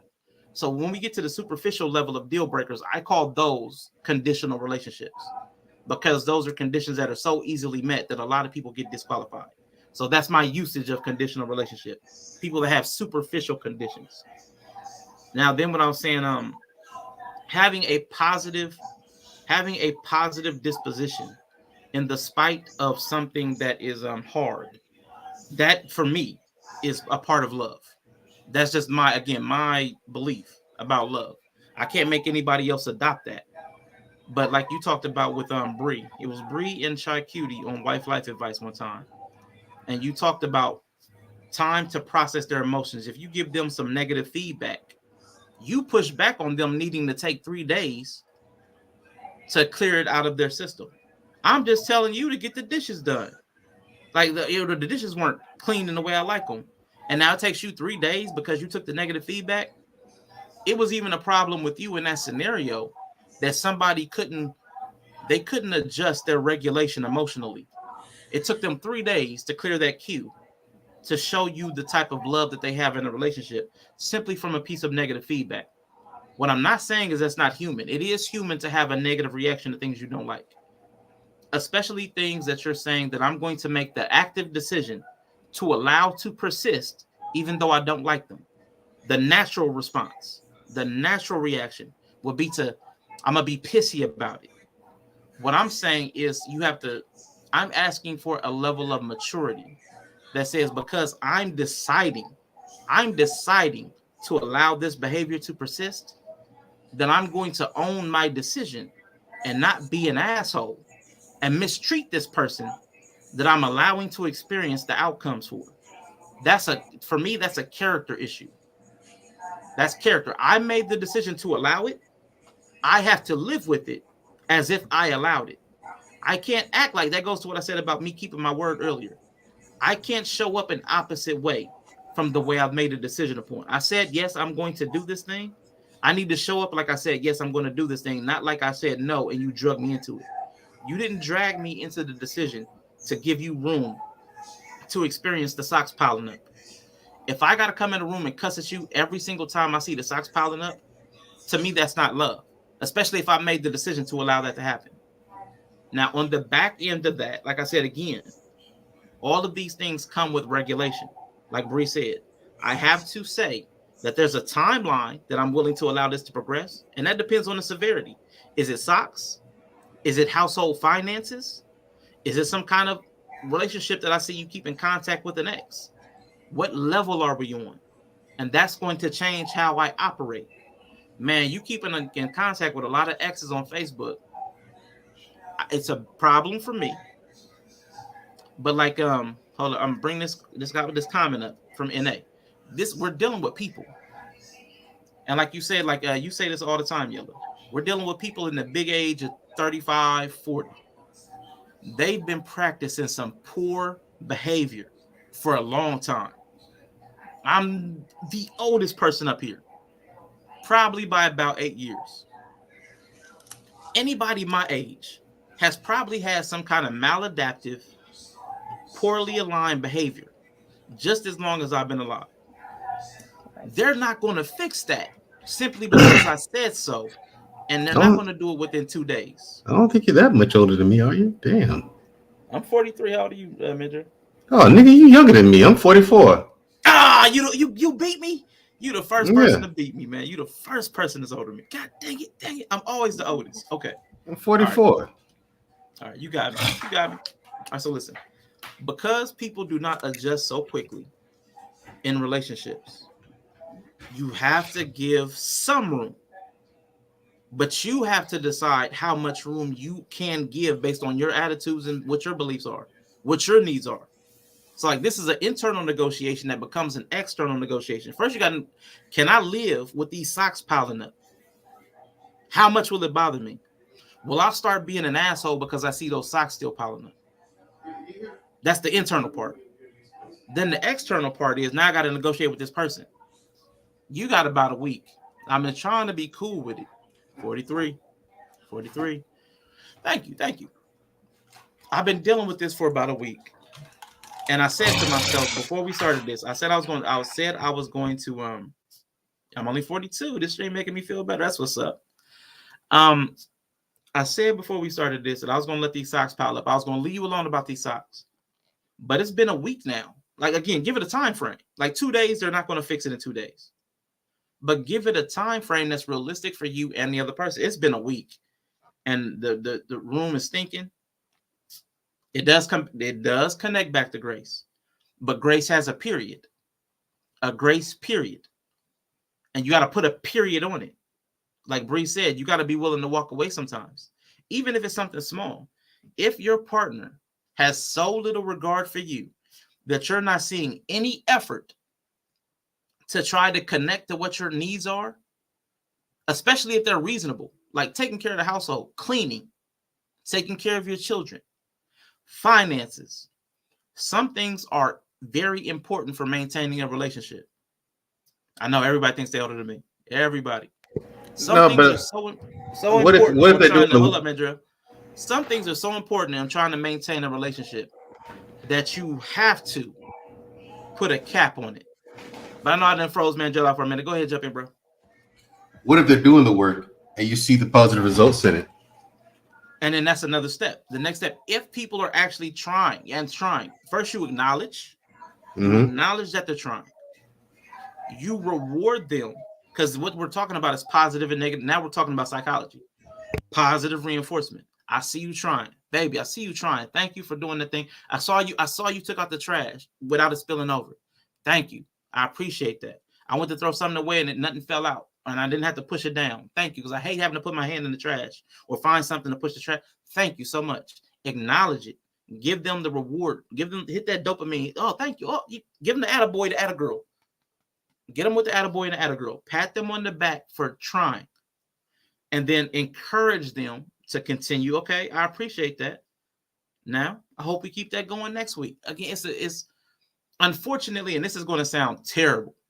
This is going to sound real terrible. Salute to Alonzo Hall, the All-Star advisor. We really do have to treat adults like children because we're running on the same programming. We're running on the same programming as we did when we were kids. It's just become more complicated. And we fooled ourselves by calling ourselves adults.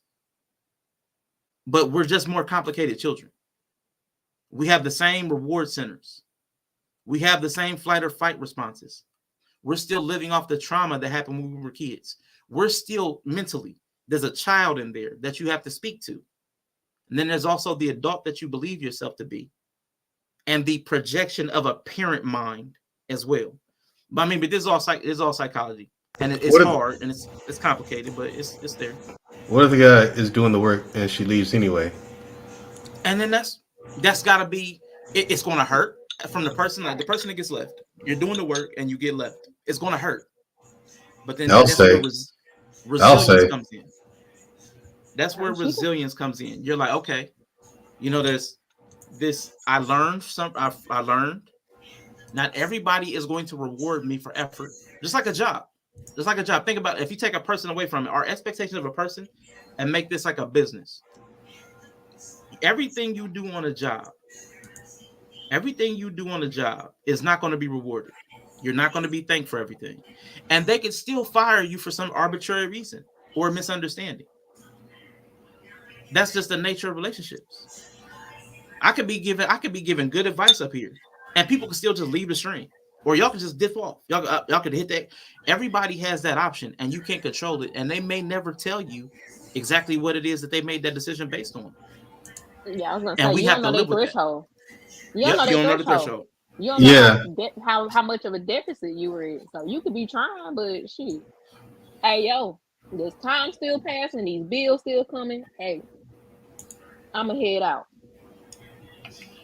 And real Like quick, the quantum. just because If you there's no try. trying, there's no if there's no effort, there's no relationship. Go ahead, Jay. My bad.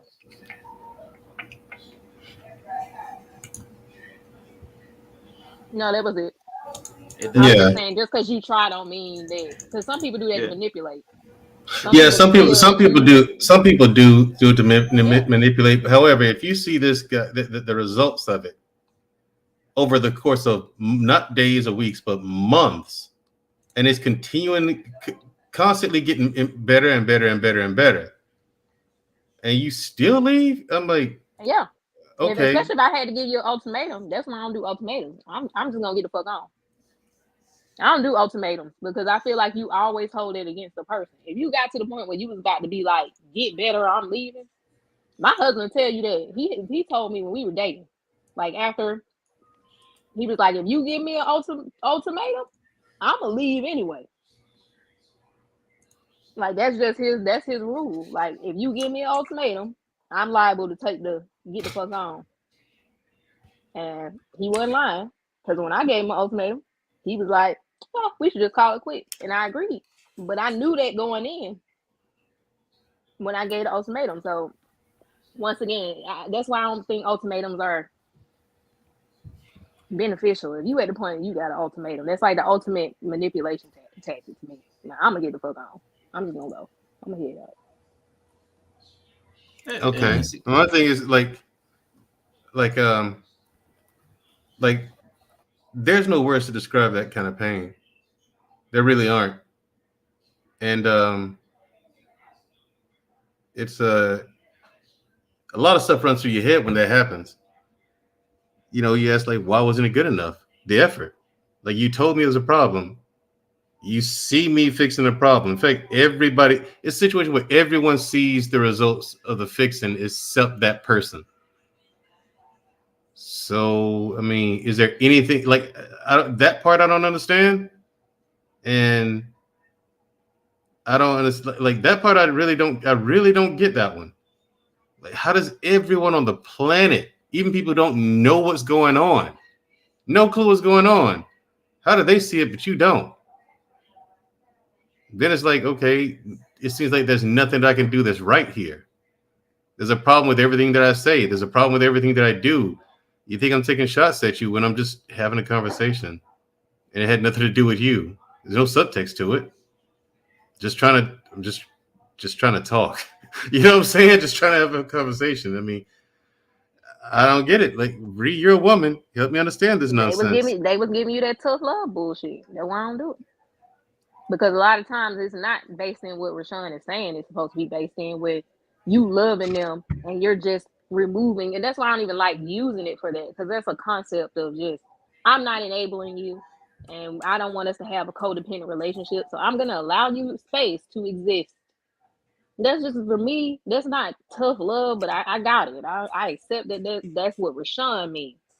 But I know, that's not normal. especially women, most women ain't doing that shit. If she talking about she giving you tough love, or he talking, most people talking about tough love, they doing what Yellow talking about. I'm stonewalling your ass.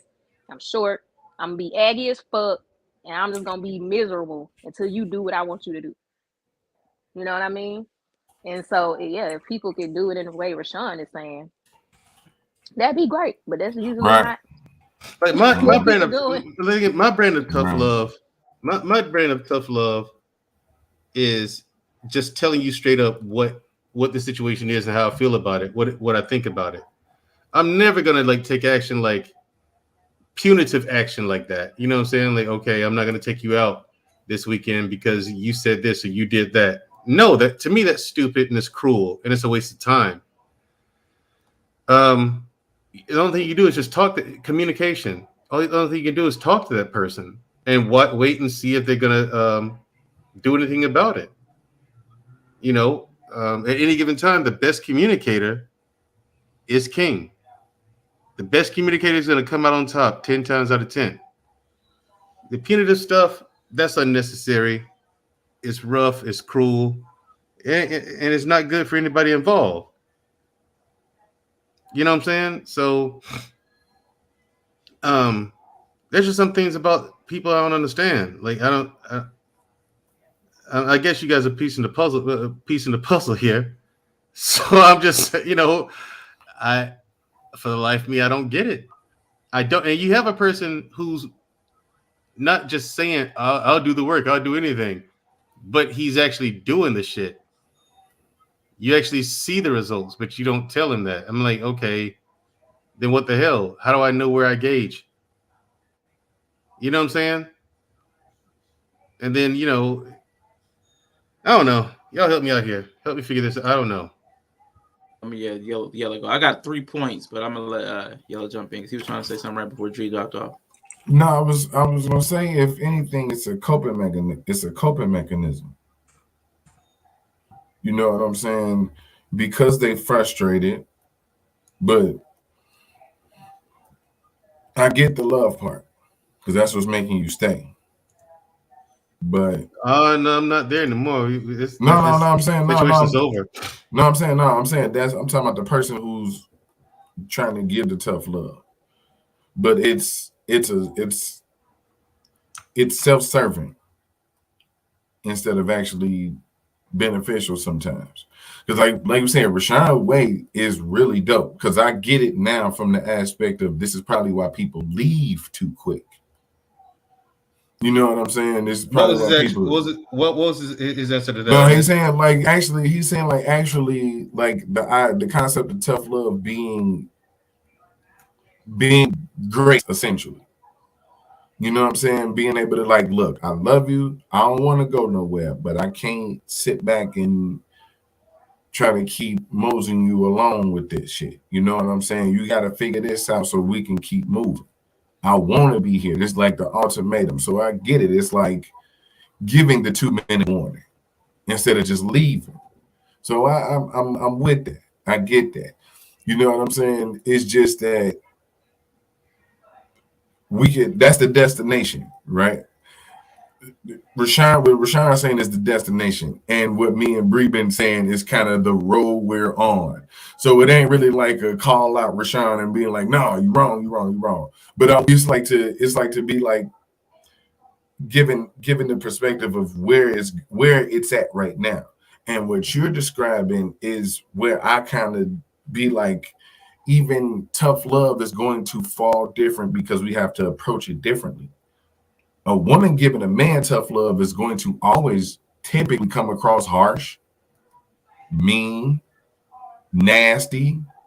It's going to come across like that. We can't give that level of tough love. So it still can't even come out as the idea of tough love. Because we still have to temper it. We still have to add more love than tough. We have to add more love than tough. That's still compromising us. Knowing that if I make certain mistakes, I'm going to get fucked back to the whole highly hell. But if she makes certain mistakes, well, I have to give her this level of grace. I have to give her this level of tough love. Where and even still, that's where it goes. That's where it really goes left. Because my tough love, if she does what she's supposed to do, I'm wrong if I don't accept her. Yeah. And to answer Anae's question, Anae, I did fight for it. That's doing the work. That's the work. That's what he's saying. That's a part of that was a part of the work. You know what I'm saying? Mm-hmm. And at the end of the day, it didn't matter. Yeah, that's essentially what he's saying. Because if I give the ultimatum and you do what I ask you to do, you know what I'm saying, and I still shit on you and leave, then this was all for nothing. You know what I'm saying? But we have to look at it differently. And that's why I say that's where it becomes kind of differently. You know what I'm saying? And this is gonna leave because I don't want to make it a man-woman thing and nothing like that. But because I understand where you're coming from. It does land differently. You know what I'm saying? It lands different on how we can impose tough love as men in relationship, as opposed to how women can impose tough love. You know what I'm saying? They are already habitual line crossers. Now, when they feel justified to cross the line, it's going to intensify, right? So that's always going to come out like that. We have to be the safe partner. So our tough love has to come across in lessons. Being able to, I got to be able to handle her. You know what I'm saying? I got to be her. I got to be the wise one. I got to be the smart one. I got to be the one to teach. She got to be the one to put me in my place and shit like that. Not really the dynamic that's going to work for anybody, because that's a slippery slope. Yeah. And That's a slippery slope. to answer Nate's other newest comment, I did do that. And all it took was one other dude to show interest. Boom. Ooh, the tea. Woo, man, Joe came and spilled the tea. I shouldn't. Okay. Y'all shouldn't know this. Let me shut up. I see my fingers. I am sitting here like Dr. Evil mode, nigga. Buddy, hey. Nah, you have experienced a lot of growth. I'm gonna make a couple points. I'm gonna make a couple of points because we were talking about ultimatums. The problem with an ultimatum is that we need to know: are we trying to suss out a behavior or a character flaw? Y'all set up too. Everybody was set up. Everybody set up. Listen. So with ultimatums, if you're trying to suss out and try to clarify a behavior, I'm cool with that. If you're trying to fix a character flaw, that's a no-go. If it's a character flaw, what you're trying to determine is it's a character problem. You're not here to develop anybody's character. Like man or woman, you're not here to develop an adult's character. That's their work. But you can start to fine-tune behaviors for each other, and that's a shared work. That's the work of a relationship. This behavior is a need for me. This behavior is something I really want. This behavior is a trigger. Those are things that I'm talking about. Character is not your problem. Character is, if it's a person of low character, bad character, you need to find that out as fast as possible so you can leave as soon as possible so you can move on to a better soil. I'm absolutely cool with ultimatums because I actually give them a lot, but I'm ready to cut them off. I'm ready to cut people off because some things are not permissible for me. There are some things that are just not permissible for me, and the moment they happen, I'm done. Blatant, flagrant, intentional disrespect. Not like that stuff that old girl did with I showed that video with Tyrese. I'm going to have a conversation with you about that. But if you come out just blatantly disrespecting me, Rashawn, you ignorant piece of blip, blip, blah, blah, blah, blah, blah, blah, and especially do it to me in person or in public, that's a donezo. That's a wrap.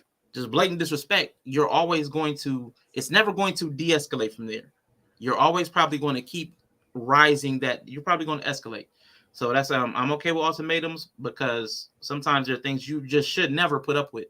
And you get, if that ever happens again, if I ever see anything close to that, donezo. And I'm cool with that. It prevents you from wasting too much time or energy on people that are not ready for a relationship. And my last point is towards Mandrill.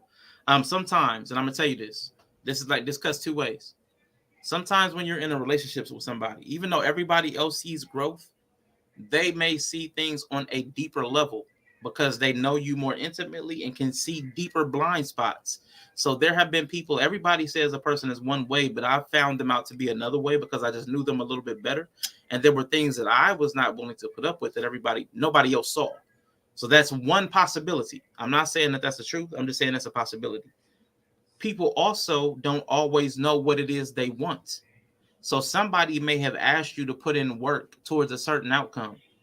And the closer you get to it, the more they realize it doesn't really satisfy them. I complain about this with women a lot, that women ask for more emotionally available men, but that's not really what they want. So the closer you get to being emotionally available and articulate and talking about your feelings, the more repelled they're going to be by that. That's just an example. So to not accept the shame or embarrassment of not knowing what it is they want, their pride will just make them abandon the relationship. That way they don't have to own what they said or did to you. I asked this person to put in all this work and they invested all this time to develop in this way, and then it got there like, ooh, that's unattractive. Instead of me just admitting that, I'm going to just leave so I don't have to face it. So both of those are possibilities. I don't know what the truth is in your situation, but I mean, there are multiple paths to the same outcome. Yeah, we do need to after show. Ultimatums are a Hail Mary and should only be used for behaviors. Yeah, not character. You cannot correct somebody else's character. You can't correct someone's character. You can't correct behavior. The character is that only the person can correct that character. The only thing you can do is shine a spotlight on that person's character. Say, hey, I know there's this about you. This is a part of your character. And ask, is this a part of your character? Or are you just joking around? What is this? You know what I'm saying? But no, you can't correct a person's character. They have to do that. I agree.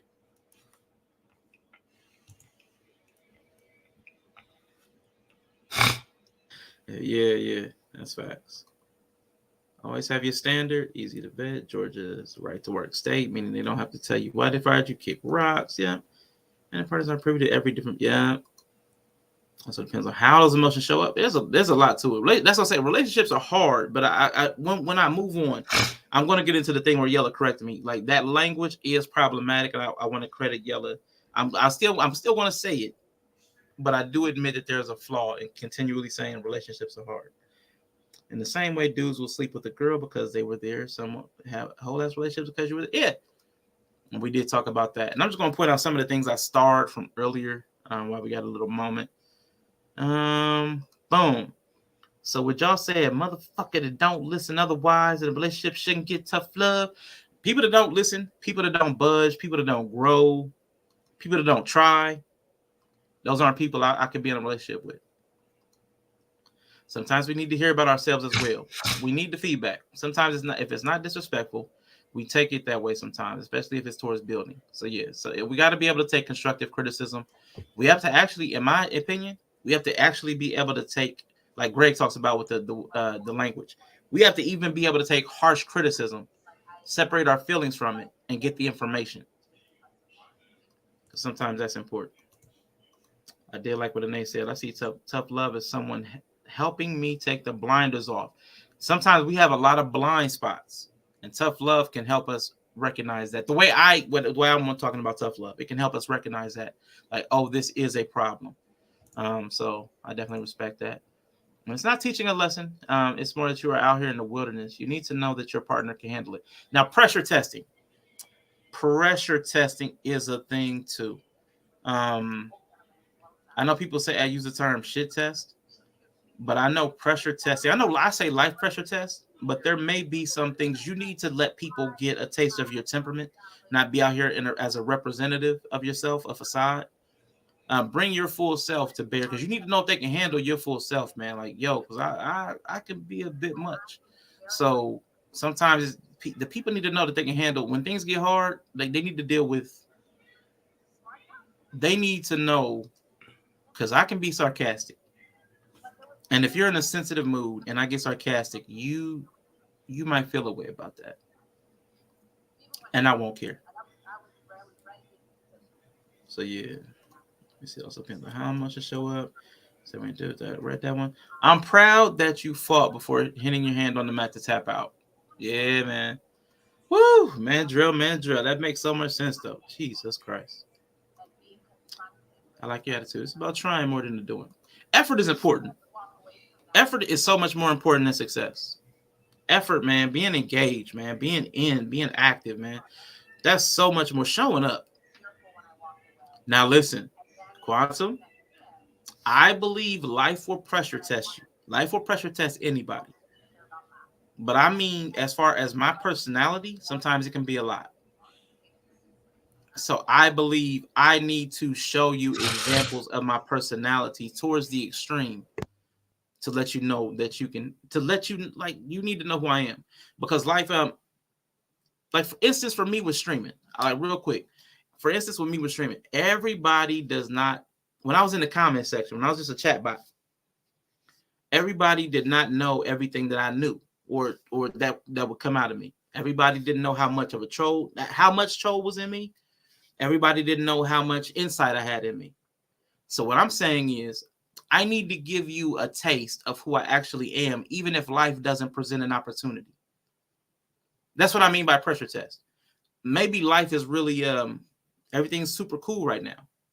Everything might be super chill, but I need to show you how I operate in certain instances, because I think people need to see, we need insight in each other. And sometimes conversation doesn't bring that out. But let me so I do think pressure testing is kind of and I know I'm using the word wrong. But I mean like dropping the facade, dropping the representative, and probably by pressure testing, I mean like a demonstration of your attitudes and behaviors that maybe life has not prompted. You may need to do that so the person knows who they're dealing with. I find that to be almost necessary, because I'm very chill a lot of times, but you also need to know the other side. What up, Bree? Welcome back. Welcome back. Welcome back. Hello, hello. I've been listening. I just came back. Go ahead. I've been listening. So yeah, so we on the the Mandrill party bus. Yeah, I heard. I mean, I think that's what he was saying is what a lot of people out here who are hesitant to get into relationships struggle with. Like, yeah, you could try your best and the relationship could just not go anywhere. It's two people. So, I mean, unfortunately, you just won't have answers for it all the time. Ever, most of the time, to me. So, I don't know. And then that's the hard part, I guess. They don't have to justify, like, it don't have to make sense to you. Like, it made sense to that person, and that's what they chose to do. But I don't know. I think it always works out in the end.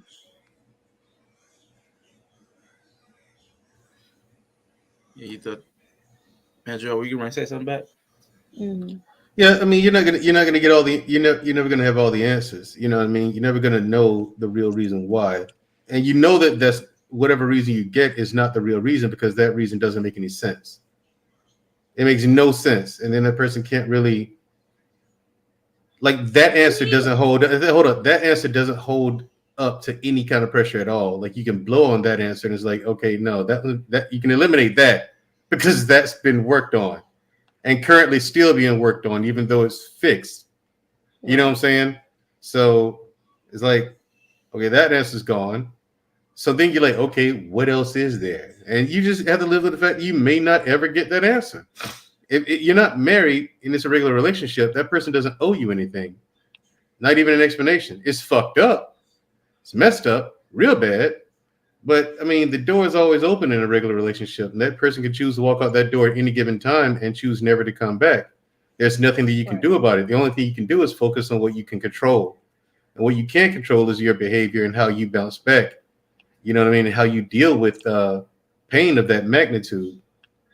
And, you know, that's hard enough in and of itself. But like I say, the only thing you can focus on is what you can control. If you did everything you could do and that wasn't it, okay. Right. Yeah, the thing is, you may not like it, but you got to cash your chips and go to another table. You know, so you take your chips from this table, from blackjack or roulette, and try your take your chips and move from the roulette table and try blackjack or try Texas Hold'em or something. You know what I'm saying? You may have to do that. Sometimes we do. Sometimes you win, sometimes you lose. That's just how it is. Yeah, yeah, I mean, it's unfortunate because you really want things to work out. You got really strong feelings for this person. You planning on making future plans, like lifelong plans with this person. And it's ugly when that person chooses to go a different route. Right. I think men and women also have such different MOs too, that even if someone gives you a reason, I think it can like just never make sense because how people function are just so different. And we've had a lot of conversations even here about the little things. Women are so skittish. Women are this. Women are that. So like, I just kind of am in the school of thought that even if the person gives you, it's not that they're lying. I think it's just that the reasons why we do things are just very different as opposite genders as well. And so I feel like sometimes they can just, that's why it seems like, even if they say this is why, it will never make sense to you because you're a man and they're a woman and we're just so different. Mm-hmm. I live 10 miles from the nearest gas station. My well or heat goes out. It's not like I can just call a landlord. You might be cold or dirty for a couple days. And Quantum asks, it's like gambling? Gambling? Well, yeah, because everything is quantum. Everything is a gamble. Everything you do, driving a car, taking a walk, eating a sandwich, you are gambling because you could choke on that sandwich. You could choke on water, could go down the wrong pipe. Find yourself choking. You're taking a chance no matter what you do. So yeah, it's a gamble. But in relationships, you have to be fair to the person that you're with. If you're dating with the intent to marry, you have to go into that relationship with your guard down and open to receive everything that person has to give you, the good, give to you, the good, the bad, and the ugly. You have to be fair to that person, to each person. So you have to take each relationship on a case by case basis. One of my biggest problems with the red pill space and manospheres in general is that they have these blanketed answers that's supposed to fit everyone, as if the whole thing is a one size fits all, and it's not. By no stretch of the imagination, is it? It's not. So it is like gambling because that you have to trust that person to not hurt you, and that person very well could at any given time, just like you could hurt that person without even realizing it at any given time, and you may have no clue that you hurt them. You may have no intention to hurt them, but you did. So it is a chance. It is a gamble, and sometimes you win, sometimes you lose. You know, and some people, so that's why you got people now who just choose not to even play the game. They don't even go into the casino. I think they call them MGTOWs or incels, whichever one that is. I've lost track. They sometimes call them the host of Critically Drinking, but I mean, tomato. They're just after And just hours. imagine agreeing to play blackjack against somebody, but you secretly found out you playing against the house. There you go. That's where it's at. Like it's a gamble, but it's too much the player against the house. Instead of player against player. Everybody wants to be the house.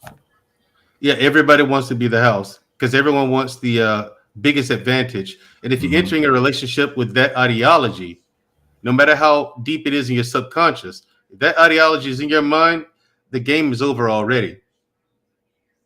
Because the house always wins. It's the reason why they say that. You keep gambling long enough, the house always wins. Yeah. Keep gambling long enough, you gonna lose. You could be you could go in there with $2 and get all the way up to $10 million. But if you keep playing, you can be right back down to that $2 that you started off with. You keep playing long enough. You got to know when to hold them and know when to fold them, man. Yeah. You got to learn when to let go. We had a question from Anae. Do y'all think maybe the major change could scare someone into self-sabotage? Yes, there you go. That's there you go. The self-sabotage. Thank you, Anae. The self-sabotage. And for me, the changes I made, they're not fake. I've got 2 therapists right now. I go to psychotherapy twice a week. I have 2 different therapists. Okay. I've taken 3 classes on emotional intelligence, 3 classes on, 1 class on active listening, another class on effective communication, about to start another class on active listening again. And I'm not a person with anger issues, but I threw in anger management just for impulse control. You know what I'm saying? I'm not even a person with anger issues, all that. So the changes you guys see in me, they're not fake. I come to these panels to practice communicating with people. And I'm trying to, there are 4 different people on this panel, and all of us have to communicate with each and every individual in a completely different way. I can communicate with Yella on his level all day long. Like that's how I connected with him the first time. Anyway, I you know what I'm saying? I met him like at that level. Arshawn came around like, oh, okay, cool. You know what I'm saying? I had to do it this way. Bree, same way. I had to do something different. But at the same time, we're sitting here having a very, very insightful conversation with one another. That's because our skills of communication are far superior to most people, I would say, in the black sector of YouTube manosphere or whatever. You know what I'm saying? Again, go to some of these panels, Cheeky Banter, Aaron O, Little Podcast, that's a disaster. So is Fight Club. Go to Fight Club. Just sit there and listen to these jokers talk. Oh my God. And you wonder why girls don't like you? Look at what you're doing. Therapy is great. More, yes, we should have more sessions. The therapy has been the biggest. The classes have really helped. You know what I mean? Because I do the exercises all the time, and the therapy has been the number one, though. I have to say that. For me, it may not work for everyone. Not sure, but for me, it's been a big help. What's his name? Let's see. Controls again. Brian. Yeah, they were answering a further question. This is a thread that's going on. Game, so then the objective would be to become the house by getting in the game. I don't want to be the house. Here. Yeah, because it starts here with quantum. So then how does the house become the house in the first place? Oh, okay, Greg gotcha. says by setting the rules of the game. Who sets the rules? Controls the game. So then the objective would be to become the house by getting in the game. So you can set the rules. Humans have a very hard time accepting there are things out of their control. And becoming a participant and move right way to reach the top. And see, that is the trick. That's the trick. So, I think you're going to say it. Say it. Go ahead. Chinese secret, eh? Go ahead and say what you're going to say. Go ahead and say what you're going to say. You never reach the top. You never become the house. You never become the house. Man, you never become the house. You never become the house. You never become it. Essentially, the analogy I use is two people sitting down gambling against each other. The problem is that one person wants to be the house. Then you can't do that. We gambling against each other. I'm betting my odds, you betting your odds. It's like best other way I could do it. Imagine two people playing Monopoly. Who gonna be the bank? Yeah. That's the thing. Who gonna be the bank? Everybody want to be the bank.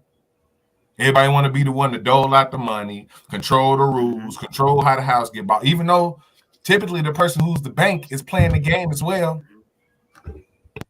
That's why they always accuse the person who the bank cheating, because motherfucker, you handling the money. But anyway, that's a whole. This might get venti, but it's hopefully that's kind of what it was. Like you never become the house. That's why it's like that's the idea of the house always wins. If you sit in there long enough trying to become the house is going to win. The odds ain't against you because they don't have to win. The house never has to win. You have to win. You have to win. They can sit there and keep feeding it all day. You have to beat the house. The house ain't got to beat you. You just sat down that the house is going to win. They got your money, and the odds are not in your favor.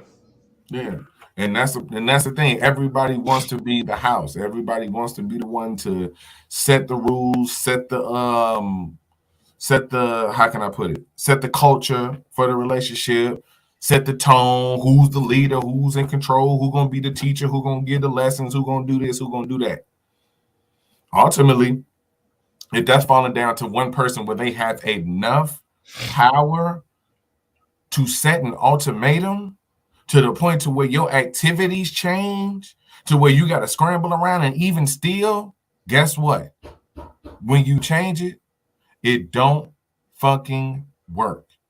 Which means you can have ran all those hands, and as soon as you go to play your last hand when you all in, you bust. Because you did all that work, all that learning, it don't fucking matter.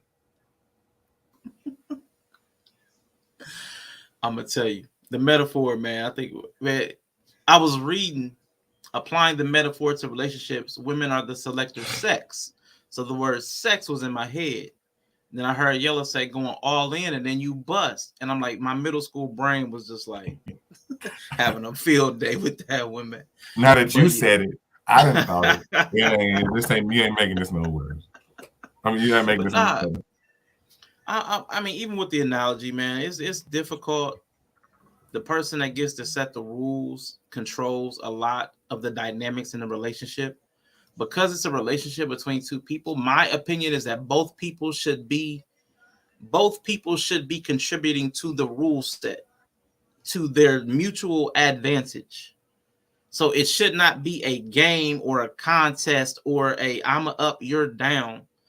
I really think relationships between a man and a woman should be more of a mutual contribution to each other's wellness. And I think somebody put in the chat too, like a relationship, something about love is about, I think it was Greg Bryant. There it is. Boom. I had to start. I might be oversimplifying this, but I think love is doing whatever is in the best interest of the other person, which mirrors what Kawhi Bree says about her concept of love is something about investing. It's something about to the other person. I don't know if she's still here. Bree, can you articulate that? I always mess it up. If you're here. Taking an active interest and investment in the outcome of the person. Yeah, taking an active interest in the outcome of the other person, which means the outcome of the other person, you want it to be a positive outcome, which means neither person could be the house where you're trying to extract all of the resources from the other person. It's like nobody could be the house in a relationship. You know what I'm saying? If anybody's in the house, you're trying to bankrupt the other person. That's what we're doing. We're bankrupting each other, like spiritually and financially and physically. We're trying to extract. We're doing it the wrong way. You know what I'm saying? So I really in monopoly, nobody. That's why, like in relationships, nobody can be the bank. If relationships were monopoly, you can't be the one building up money like that. It's a mutual contribution. I like where this analogy going to, because Rashawn, the way Rashawn said it, made it like this. Instead of us playing against each other and deciding who's going to be the bank, have y'all been in the casino and sat at the table with somebody else and both of y'all winning? Yeah. Or one of y'all winning, but both of y'all, I've seen that. Both of them having a good ass time.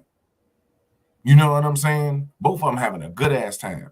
So it shouldn't be one of us is the house. We should be both sitting at the table trying to beat the house. We should be sitting there both trying to beat the house. Whatever you got, come on, let's go. I know I might take a little from you. You might take a little from me. Don't trip, because our goal is to beat the house. Because I done seen motherfuckers get up from playing, and the person who won the most broke off the one who didn't. I done seen that shit. I done seen that shit. I used to work in the casino type of area. You know what I'm saying? I've seen the one who went. Bunch of motherfuckers sitting at the slot machine. Both of them, a bunch of motherfuckers sitting at the slot machine. One who hit big broke off rest of the other ladies over there. She hit everybody with 100 because she hit big.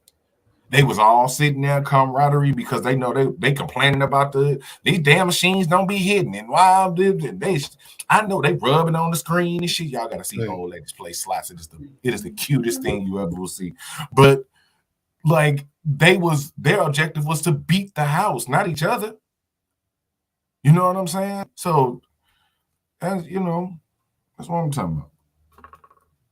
Balance, right, balance. Yeah, I'm with it. Let me see. I was going to say something, but I totally forgot. And you're right. You're right. It should be for mutual benefit. That it said, ignoring the fact that women set the conditions for relationship existing in the first place is not realistic. Yeah, I'm not trying to ignore it. I'm speaking idealistically from that aspirational place where we just come together and negotiate what our needs are, and that's my ideal. But I know it's not real based upon current standards. It's not real based upon current expectations. 0.0 full stop. My thing is, if I can't,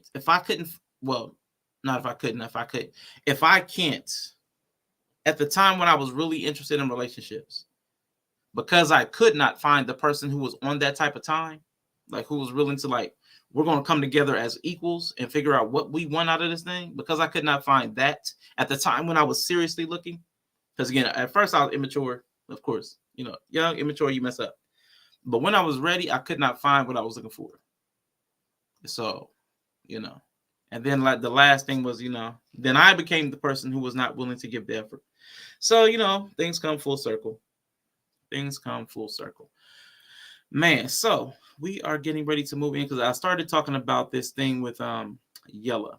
I'm gonna play this video and we'll interject, pause it and at certain points because this is like a 12-minute video. Yella had kind of corrected me. When I say relationships are hard,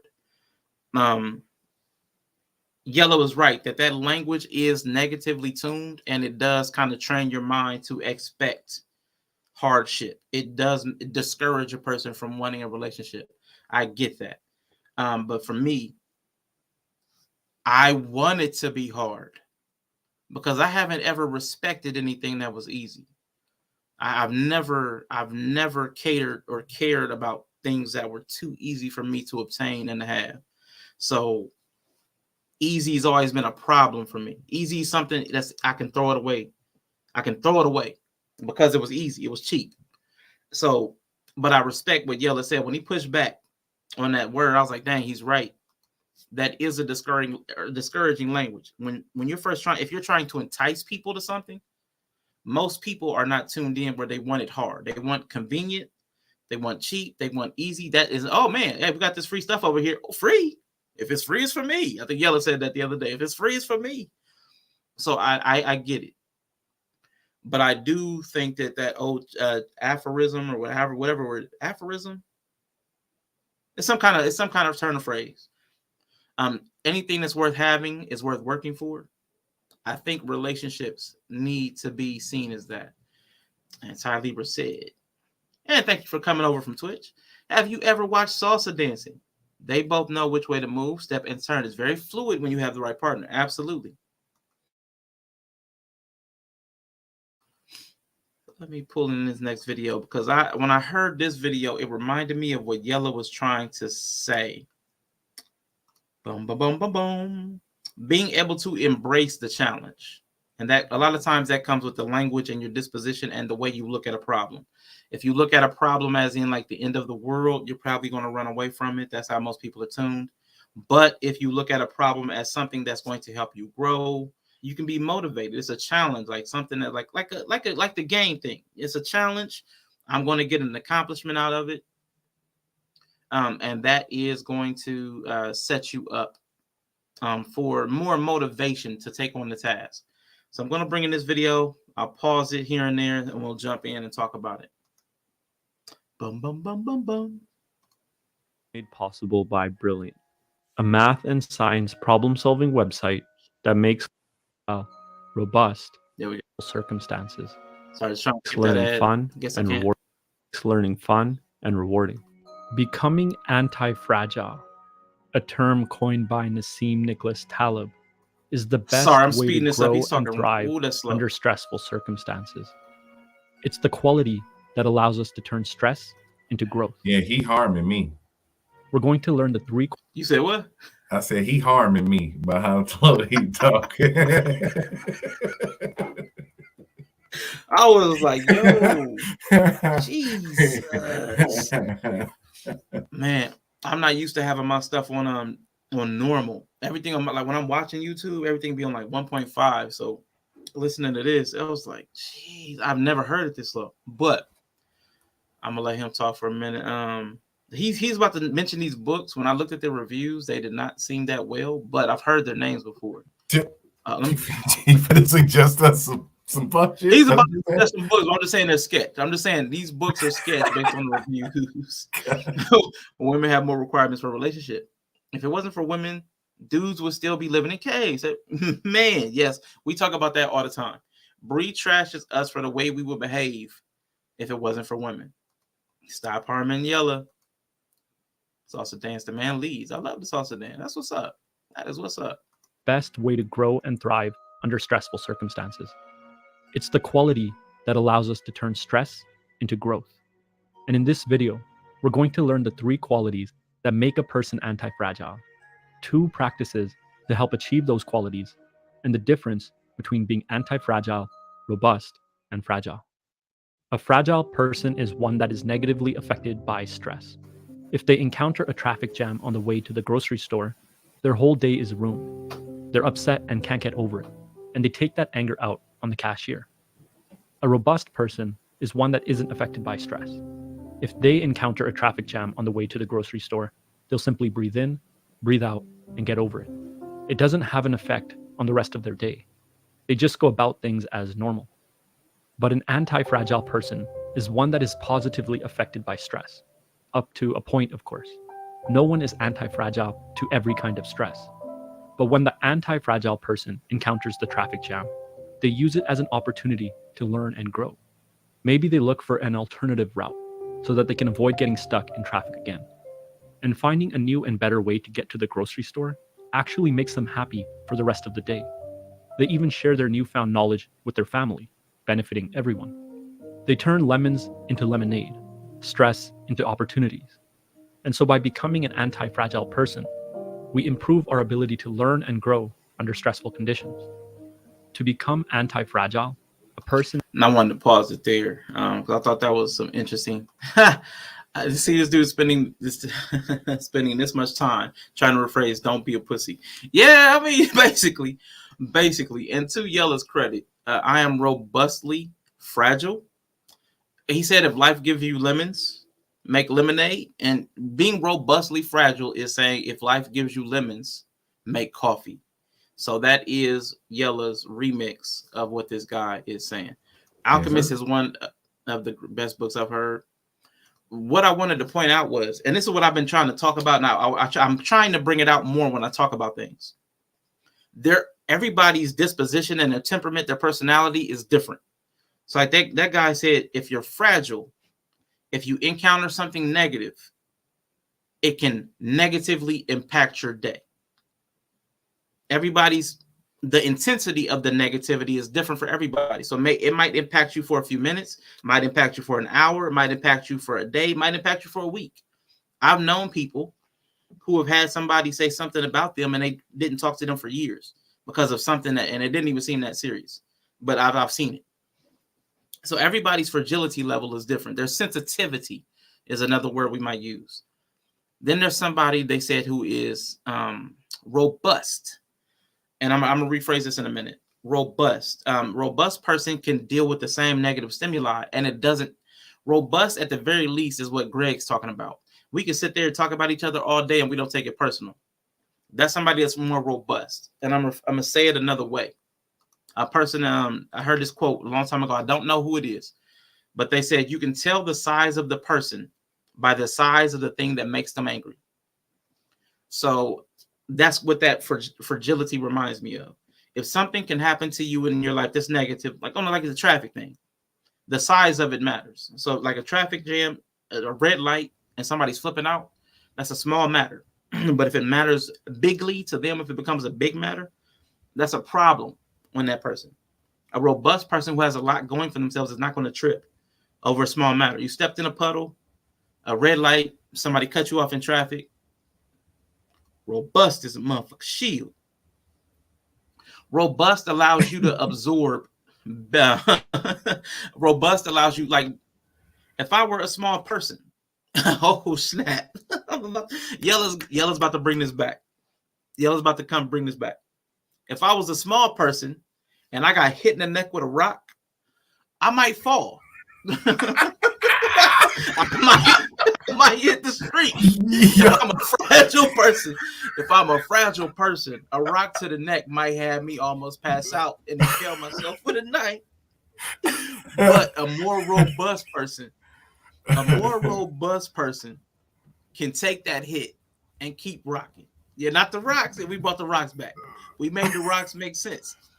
But an anti-fragile person can actually turn that into a challenge and turn it into a whole rock fight. They would challenge themselves. The negativity makes they rise to the challenge. So, like, I like the distinction. And you know, anti-fragile. So, anti-fragile was the old girl throwing the buildings and shit, because she was able to stand strong and she was handling the stress. Old girl had a knife, another rock.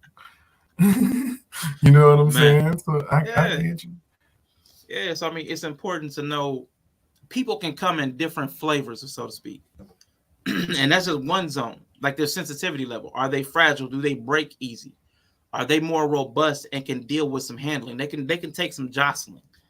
Are they anti-fragile where you shake them and they activate? They come alive when the challenge hits. So you got at least in that's one topic, like talking about sensitivity and fragility, and you have at least 3 different types of people. And then even with those 3 different types of people, you still have intensity. How much activation does a person get when they get a challenge? Do they get activated? Oh shoot, okay, I'm here now, I'm awake. Or do they go all the way in? I would say, even though he said he's fragile, yell at somebody. Once he activates, intense, all the way in, turning all the way up. So yeah, I finna say the size of things that usually make me mad are about 5'2" to 5'1", maybe about 5'3". Those are the sizes of the things that tend to piss me off. Jesus, womans. It's always womans. Always back to womans. But yeah, good to see you, Ty Lieber, Touching Noir. I think Ty Lieber was on the Twitch side. I can't remember. Touching Noir, good to see you. Hey, calm down. I'll be forgetting who I greeted because it's been a long stream. But let me pull this back up. Imagine I must be playing PlayStation. I ain't heard his voice in a minute. No, I'm here. Reese said she's gonna report for hate speech. What you thinking, Matt? As a military person, I'm sure this came across your eye, like people that were fragile from basic training on. You probably saw the difference between people who were fragile, who could handle a challenge, and the people that rose the challenge. It made them better. Like, what's your take on that dynamic? It happens. You know what I'm saying? Those people, I mean, the only thing in that environment, they're either going to hack it or they're not. It's kind of binary like that. You know what I'm saying? They're either going to hack it or they're not going to be able to. There's nothing you can do about that at all. It's as simple as that. I mean, people who are fragile, I'm like, why'd you join the army? Like, there are people complaining about we're doing too many push-ups. I'm like, you can't tell me that you joined the military and didn't expect to do a lot of push-ups. Come on now, what are we doing?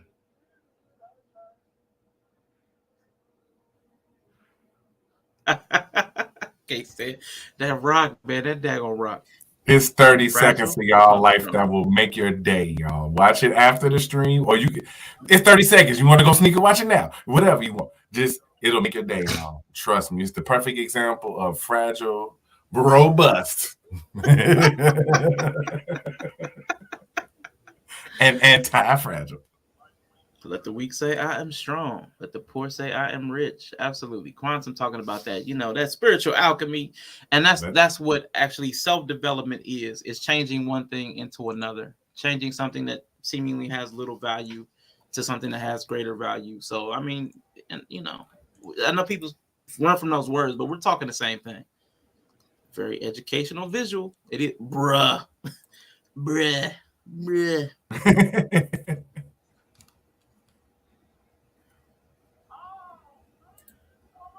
Person needs 3 qualities. The first quality of an anti-fragile person: they face the possibility of failure. Overprotection leads to fragility. Parents who protect their kids too much, never letting them fail, never letting them take on any responsibility, always bailing them out of any trouble, end up making them fragile. Those kids easily become overwhelmed and unable to handle even the smallest amounts of stress because they were never given the chance to fail and grow more competent as a result of those failures. The second quality of an anti-fragile person: they're protected. I want to pause that real quick. What is that in the background? I don't know. What was it? It's a woman on the throne with 2 banners. The TV. Is that a cat or corn? He's probably watching. Never mind. I probably shouldn't say that on stream. Let me say it anyway. He's probably watching a cat corn. He's probably watching cat corn. Yeah. You know how they sound? Oh, man. Oh, God. They sound feral, bro. Like, oh my God, that's fucking feral, bro. Like, oh, yeah. man. You I was gonna watching say cat something corn. wrong. I was gonna say something really wrong, but I ain't. One of the platoons in my basic had like 10 people watch out. I bet. Cat in the corner. Yeah. From the corner. Cat in the corner from the corner. I thought she was talking about the video. But that first part, they talked about the first thing. It needs to be somebody that meow is giving corn. People can't be protected from the bad outcomes all their life. They don't learn the resilience or the lessons. And that goes back to what we were talking about, me, you, and Bree, right before Mandrill pulled up. We were talking about people needing to experience those outcomes sometime to grow. And that's what I mean by some people didn't get those things in childhood. Some people's parents did not allow them to fail enough to develop resilience. I'm sort of one of those people. I had a hard time with developing resilience because Joe said to be right back. Cool. I had a hard time developing resilience. That's still something I struggle with. I'm developing resilience. I'm developing tolerance to ambiguity and uncertainty. I'm developing that because when I was growing up, I didn't get chances to really fail. Everything was like not because I was coddled, but because I'll say my mother just didn't have time for anything to be wrong. Everything was all like, it's got to be my way because you're doing it wrong. I'm doing it. So I never got the chance to fail in that way. So I'm developing through life a lot of those things that I still need. I'm tired, boss, to be better with.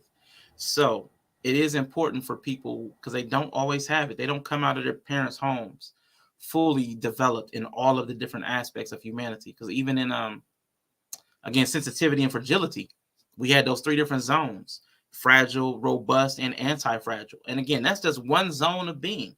That's not talking about emotional stuff. That's not, well, it is emotional, but one capacity of emotion. It's not talking about relational emotions. It's not talking about how you respond to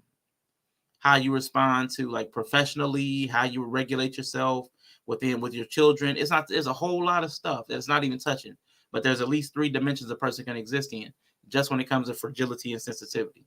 But I'm gonna let this go to part 2. From irreversible harm in the event of failure. An anti-fragile person needs to be able to recover from their failures. Parents who allow their kids to take smart risks while sheltering them from unreasonable or dangerous ones allow their kids to become more anti-fragile.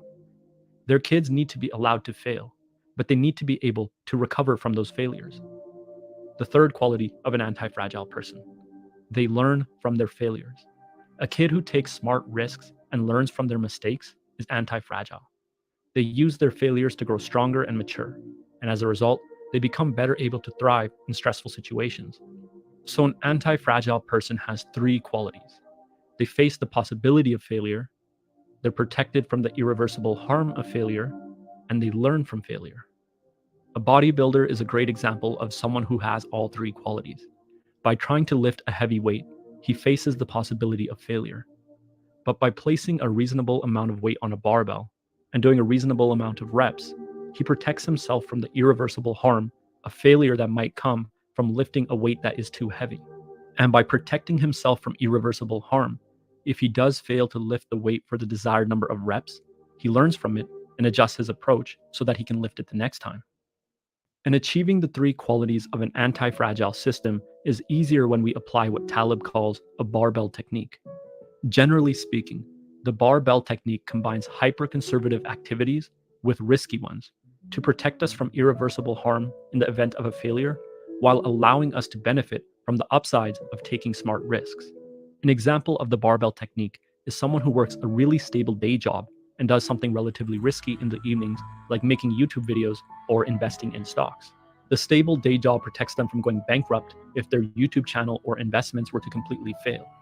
And by protecting themselves from bankruptcy, they actually give themselves the space and time to learn from their mistakes. And by learning from their mistakes, they learn to make better videos and investments, which will hopefully result in a big payoff when they eventually succeed. So by using the barbell method, by combining a stable day job with a risky passion job, they protect themselves from the downsides of failing, while still allowing themselves to reap enormous benefits when they succeed at taking smart risks, such as when their YouTube channel or investments blow up and make money. Here's another example. This is obviously not financial advice, but if someone invested 95% of their cash in hyper-conservative assets and the other 5% in risky but rewarding ones, that would be a barbell approach. The hyper-conservative investments protect them from the harm caused by failing in the risky investments. And again, by protecting themselves from irreversible harm, they give themselves the chance to learn from their failures and improve their investing knowledge. And by improving their investing knowledge, they can hopefully win big at some point from their riskier investments. The barbell approach allows them to put themselves in a position to take smart risks and learn from their failures, to minimize the downside of failure and maximize the upside of success from taking smart risks. The barbell technique, combining hyper-conservative activities with risky ones, works by giving a person the three qualities required to make them anti-fragile: the possibility of failure, protection from the irreversible harm of failure, and the ability to learn from failure. And a truly anti-fragile person learns from their failures. They transform their failures into lessons by using their failures as evidence against their own beliefs. For example, I start with a hypothesis. If I publish a video that is instructive, full of persuasive arguments and tips, it will get at least 100,000 views. Now, when I publish this video, the one on anti-fragility, we'll see if that hypothesis is true or not. If this video fails to succeed, I can transform this failure into a lesson. I can use this failure as evidence against my initial hypothesis that a persuasive and instructive video essay would do at least 100,000 views. I can use my failure to disprove my hypothesis wrong, and by realizing which of my hypotheses are wrong or untrue, I can let them go and discover new ones that are more true. When we know with certainty what is wrong, we can move closer to discovering what's right. We can transform present failure into future success. The importance of this can't be overstated. When we destroy our false beliefs, only the truest beliefs survive and reproduce. And by keeping only the truest beliefs, the ones we can't disprove, the better our knowledge gets across time. And the better our knowledge gets across time, the better we get at surviving and thriving, especially under stressful circumstances. Disproving our own beliefs is like weightlifting for the mind, and it makes us adopt the three qualities of an anti-fragile system. First, it subjects us to failure. By trying to disprove our own beliefs, we'll eventually find how what we thought was true is actually false. In other words, we'll discover a failure in our past thinking. Second, by voluntarily confronting our errors on our own terms, we make sure that this failure won't result in irreversible harm. Voluntarily teaching ourselves a lesson is a lot safer than having reality force that teaching on us by surprise. Learning how to detect when a bear is in the area while you are ready for it is safer than having to figure out by surprise when you are not ready for it. And lastly, by detecting our own errors, we overcome them, which is learning.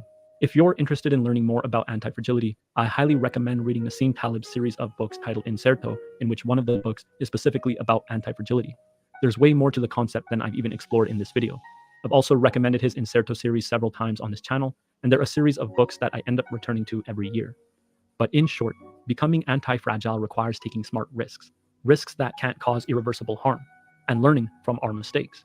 And two good ways to become anti-fragile is to use a barbell technique and transform our failures into lessons by using our failures as evidence against our beliefs. By eliminating false beliefs, we move closer to true ones. And by holding truer beliefs, we're better able to survive and thrive in stressful circumstances. With that said, good luck.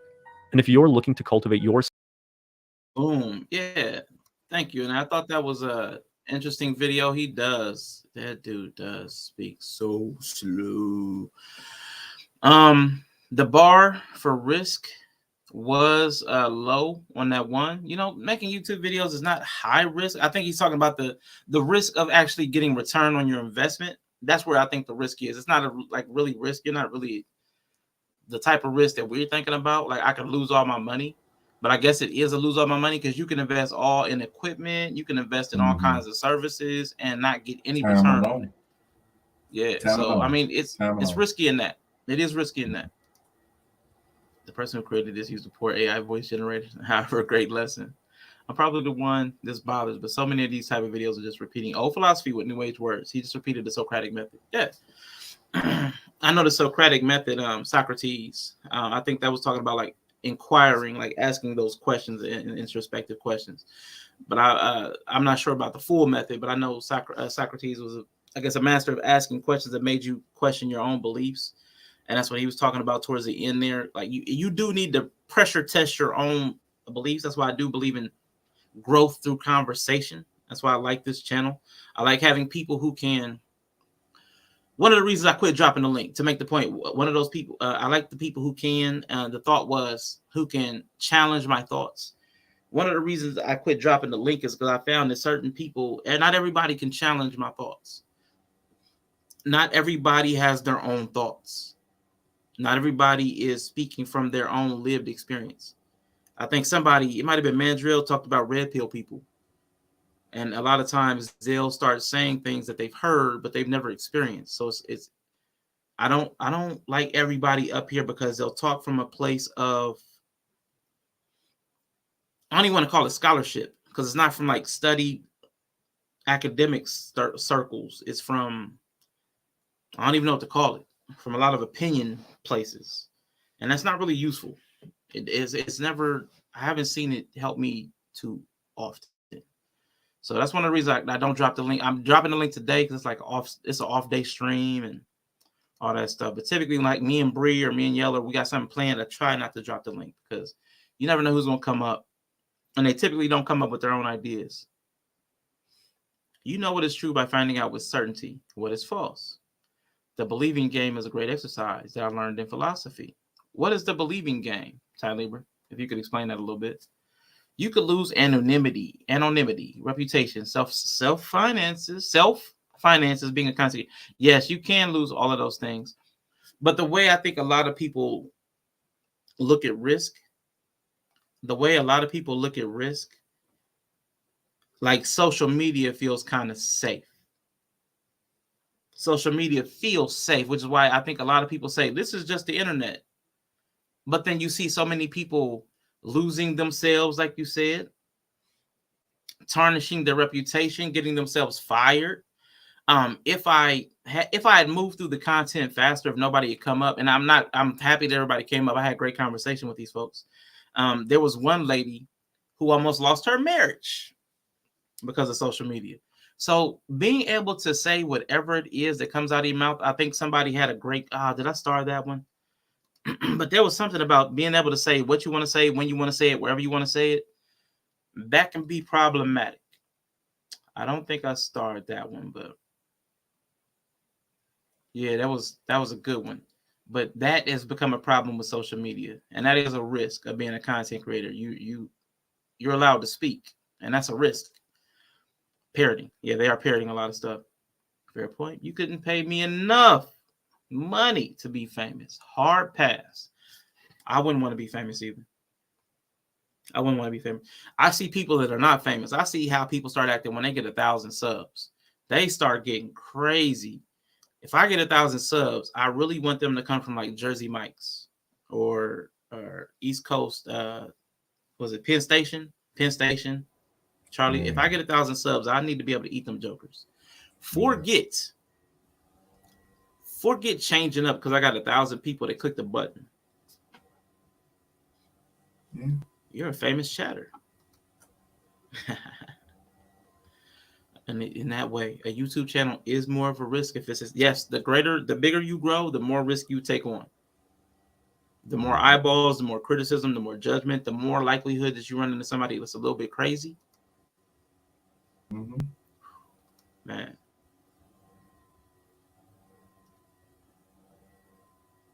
Let me see. But that was talking about that was from a stream. I was going to do something on the fragility, weak signals, and bad connections is what I was going to try to work around that one, because I think that fragility, it's a weak signal and it can cause bad connections. And there's definitely another one I'm going to pull up, and it's going to be a little more interesting.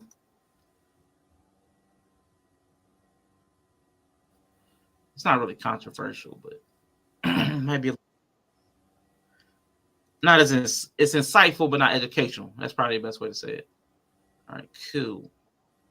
But it's another thing that another weak connection. Another bad connection. Weak signals and bad connection. Let me see. State something that you believe. Then do research that is opposite. Okay. Yeah.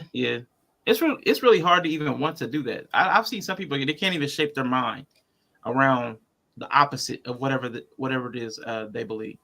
Weak signals, bad connection, poor quality within the matrix. Absolutely.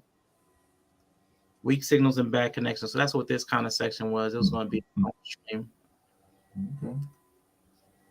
Yeah. Let me pull this in.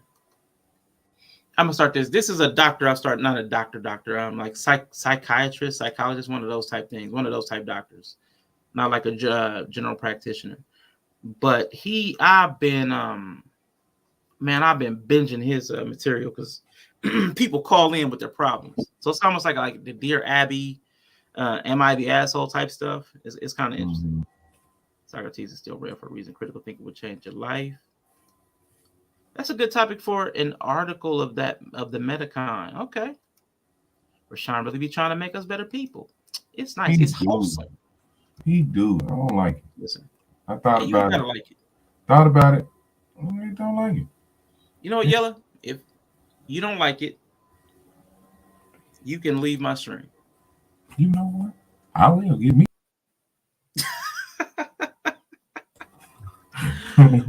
Shoot. I'm into a show too. Yeah, I love it. Now listen, there's something I don't like about him. There's something in his delivery when he's actually talking about the partner that's not on stream. I really don't like it, but I know why he does it. It's kind of it makes me a little sick, but I'm gonna play him. I'm gonna keep it sped up to about 1.5. Man, appreciate it. If I was putting together a Ghostbuster team, I would definitely be one of them. I'm gonna tell you, I would be on that team. I would be so on that team, you would never see me around ghosts. I'm sorry. I would not show up. I would not put on the uniform. You would not put a blaster in my hand. I wouldn't be in that town. If you know where the ghosts are, I would listen to whatever you said we were going and go the opposite direction. So go ahead and count me in so I can get counted out. I promise you I'll be so out of there so fast. Do not mix those two up. Psychiatrists have medical degrees and got an A in organic chemistry. Psychologists barely pass finite. Listen, I'm just saying that they have some sort of credentials that makes them an expert. I know psychiatrists can pass out medicine. I believe they can prescribe medicine. Psychologists can't. But I'm just saying he has some kind of doctorate. He has a doctor in front of his name, but he's not a primary health physician. So, I'm trying to make that distinction.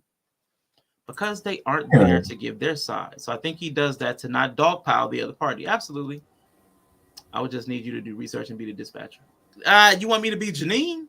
You want me to be Janine? Get out of here. I could be the sexy secretary. With the glasses, I could do that. See, look, he leaning in now. See, look. Yeah, and he get to wear whatever he want. You can wear whatever you want. That's what's up. But yeah, when and he's also a little biased. I think he's a little gender biased, but it's not so pronounced that it kills me. Psychiatrists are MDs, and psychologists can have other degree certification. They can have a doctorate, whatever that distinction is. It doesn't impact me too much because I really just don't care. Yeah, they all basically fall in the same category with Dr. Dre, if you ask me. See. If someone falls out on the airplane and they ask if there's a doctor on the flight, do they stand up? If so, they're a doctor. Otherwise, they have a doctorate. It'll never be me. Neither one is. I won't be standing up. So I only care a little bit. If you need to know, Greg knows, Nova knows. One of them has a medical doctorate, and one of them has a regular doctor. Whatever that means, I don't. I'm a high school dropout. There's only so much you're gonna get out of me. All right.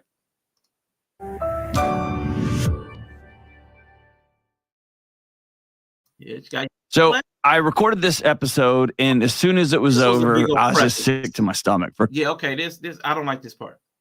He had a bad day at the office and put like 5 minutes of preface on it because he didn't like the way he showed up. He had a bad day and went ahead and did it, even though he didn't want to do it.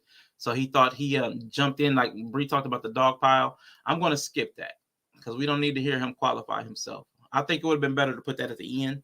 Let everybody experience him, how they would have experienced him. But that's me. That's this little ticky-tack stuff for me. Anyway. Mr. Delaney, how are you? I'm good, but I can already hear it. Hi, Dr. Deloney. How are you? What happened? Well, I'm concerned about the state of my marriage.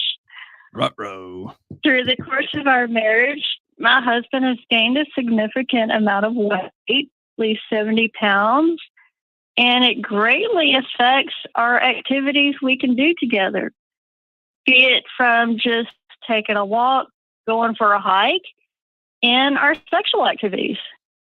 And I'm just feeling like I want more, and he refuses to do anything to improve his health. And so my quandary here is, on one hand, I feel resentful about it, that there's a lot of stuff we can't do together. Like I say, even just going for a walk. And then on the other hand, I say, okay, fine. I'll just go do my own thing, explore my own hobbies, and I'll see you when I get back. I don't want to build up resentment and you're way past that. You're way past that. I know. You're way past that. Okay. I know, a woman being resentful. Come on. Okay, listen. Jenna sent, usually I get like 1 or 2 lines. Jenna sent a big chunk of your original email. Can we go to the bottom of it? Okay. I mean, I don't have it printed out. Not the bottom of it. Like, get to the bottom of it. What you just presented was this concerned wife who's just worried about the health of my husband. And I think that's true. He's calling Cap. But here's what you wrote. Okay, I'm gonna read it back to you. Okay. My husband has gained over 60 pounds since we married 12 years. He drinks at least a 6-pack of beer throughout the day and a nightcap or 2. He eats out all the time and eats so much junk food. His weight gain has affected our sex life. In his prior marriage, his wife didn't want anything to do with him and refused to have sex with him. Therefore, since he had nothing else to do, he was the workout king. He was so hot. Why did she get hot Mike and I only get fat Mike? I enjoyed our sex life early in our marriage and I don't know what to do. He has bigger boobs than me. Or his boobs are bigger than mine. Okay, so that's a different level of disdain there. Tell me about that. Real quick, I'm gonna read this comment from Greg because I thought that was funny. Like, she was sitting there talking all, sweet, I'm really worried about him. And he was like, nah, when you wrote in with some heat. You wrote in with some heat. Like, where's that? Keep that same energy. Let me see. I was with a girl for 14 years. She went from undergrad to chief resident while we were together. The amount someone with a medical degree knows will blow your mind. They're just not a dick about it. Ooh, okay. So that's why they be on that. That's why they be on that. Call me doctor, because they really went through it. That's what's up. She's trying to find a reason to leave. Ooh. I'm gonna tell you though. That's why when I was talking about weak signals, a lot of times resentment comes a lot of times from a weak signal, a faulty communicator. You're not getting the signal out and the other person's not receiving whatever you're trying to tell them. A lot of probably hints, probably a lot of passivity. And like, instead of that tough love thing, it's probably just no love. Like all that stuff Yellow's talking about, all that where it turns into abusive and neglectful behavior. That's the weak signal that a lot of people fall into when something's not going their way. And it sounds like that for me. That's what it sounds like with this woman too. I mean, she wrote into the doctor with all that heat for the husband. She didn't think anybody was ever going to see that probably except him. But he pulled it out during the call, which I'm sure she's probably a little embarrassed by. But when she called in, she played she played the entire role of the doting, caring wife. So that was cute. But that's a weak signal. That passivity and allowing stuff to build up, that's a weak signal. And it leads to bad connections. But I'm gonna let them continue on. Well, it's a turnoff. I know. I'm not talking about his boobs. I'm talking about like one of those is like, I'm a concerned wife. I'm worried about his health. We can't do things together. And I'm starting to feel alone. One of them, the other story is his first wife got the good Mike and I got the leftover bum Mike. And what kind of bum am I married to? That's a totally different track here. Talk me through that. No, well, because in every other aspect, he's great and wonderful. But why previously in his previous marriage, did he put in the effort to take care of himself and be healthy? And now he claims he's happier than he's ever been. And yet he just keeps getting bigger. So I mean, you hear it as you ask it, right? Right. Tell me about his ex-wife. We've already made this conversation weird. We're going to get super weird. All right. Tell me about her. Apparently she had mental health issues. Okay. You know, I'm only hearing his side. Of course. And there is every excuse for not being intimate, afraid of having kids, didn't want to mess up the kids, and, you know, every excuse for not being intimate. And so he said, well, I had nothing else to do, so I just worked out. Okay. Just between you and me, that's nonsense. Okay. Mm-hmm. What move sex over to the side? Tell me about her. What did she demand of him? He put her through graduate school. Okay. As far as what she demanded of their relationship, I know nothing beyond that. That was long before we met. Okay. What do you demand of him? I want to spend time together and doing stuff. How do you get there? Currently, all we can do together involves sitting and eating or drinking. That sounds great. But And I'm not a big drinker. This didn't happen overnight, though. True. So True. Early in our marriage, we were working, you know, raising a child, and we're both working 60, 80 hours a week. And, you know, our sex life was great. Oftentimes, you know, you hit the bed and you're exhausted, both of us equally exhausted, and reach over, you know, hey, babe, I love you. I really want you. I'm just, you know, the body's weak. We're exhausted. The body's weak. You know. But now we've raised our child. He's moved on with life. And my husband had this picture that the child leaves the nest, and overnight we're going to be having rocking sex all the time. But he's gained all this weight, and it affects his ability to perform. And so now his solution is I should do other things that I'm not particularly interested in. You know. Now, real quick, excuse me, because you don't just gain 60 to 70 pounds without some kind of medical condition. Like he said, it was over time, gradual weight gain, which even nose blind, 60 to 70 pounds, you notice on a person. You notice 60 to 70 pounds on a person. So the entire time she knew him, he was a workout person from his prior relationship. So she met him in shape. He's putting on 60 to 70 pounds. Their lifestyle, because they were overworked and had kids, led them to probably a life of eating convenient foods and stuff like that. Not a lot of time.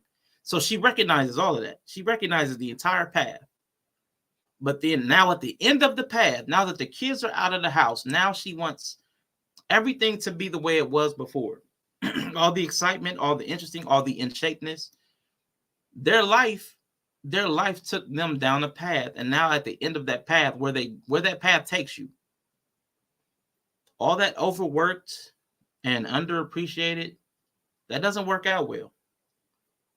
And once the kids moved out and you have to sit there and look, once the kids moved out and you look and have to sit and look at your life, what you've created for yourself, most people are not happy with it because they made poor decisions where they didn't understand the outcomes of it. There's no way you can have a spouse that's putting on 60 to 70 pounds and you're like saying nothing the entire time.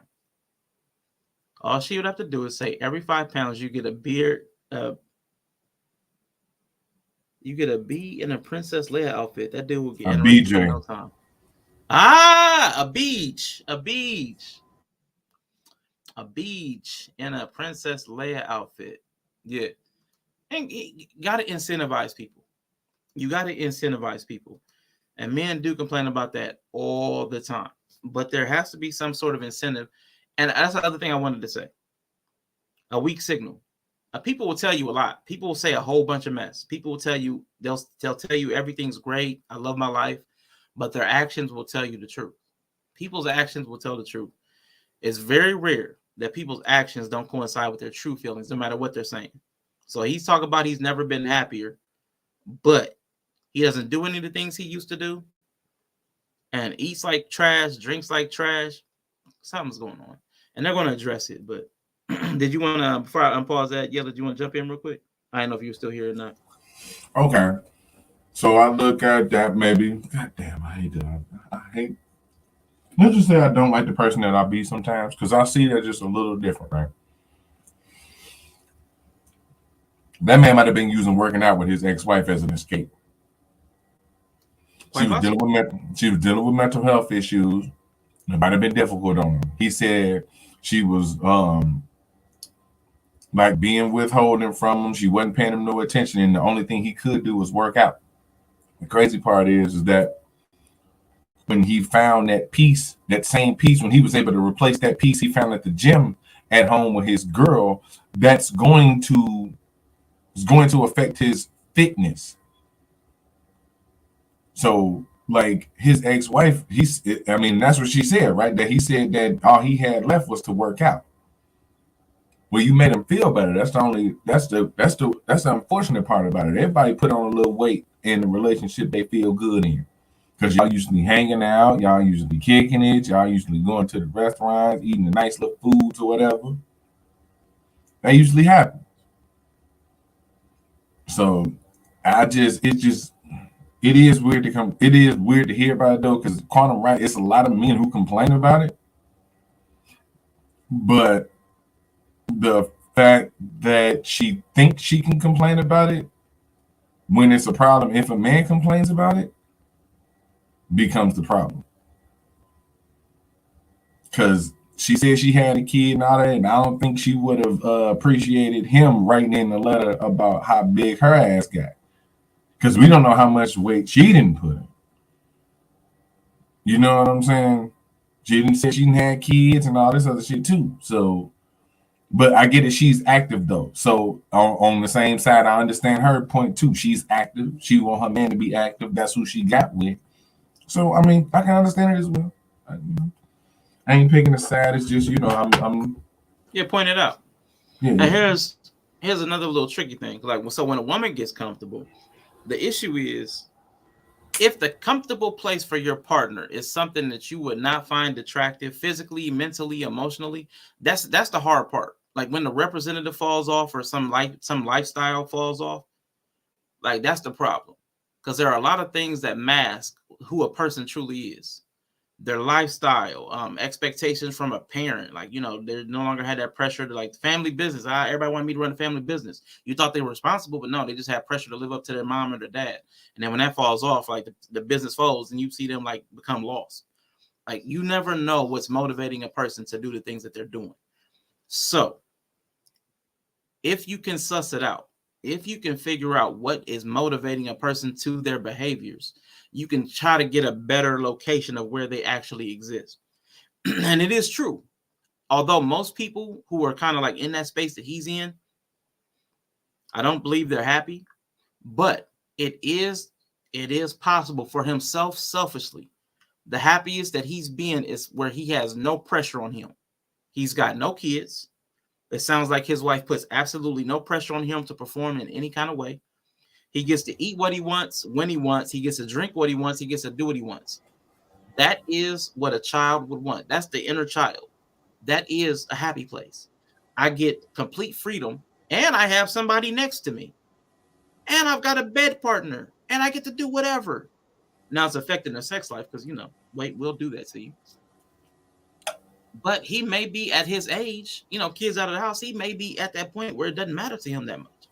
Yeah, he an empty nester too, man. Like this is what I'm saying. Like this is the.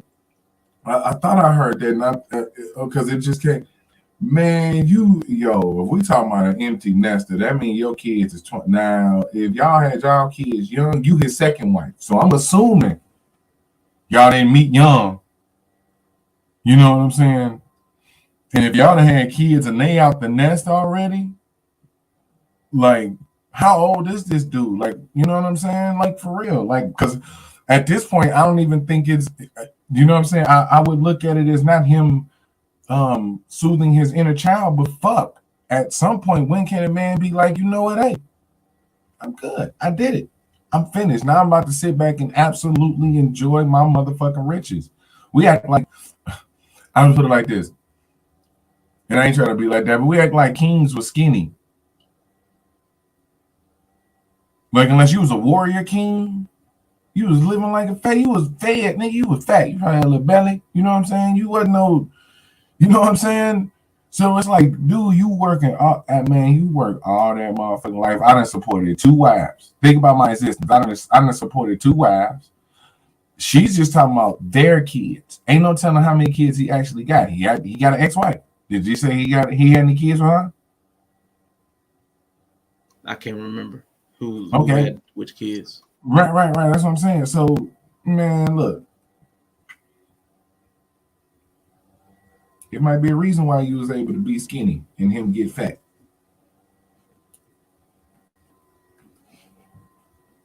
I would say this to what Quantum's saying, and this is something that we have to be careful of because everybody's motivations and inclinations are different.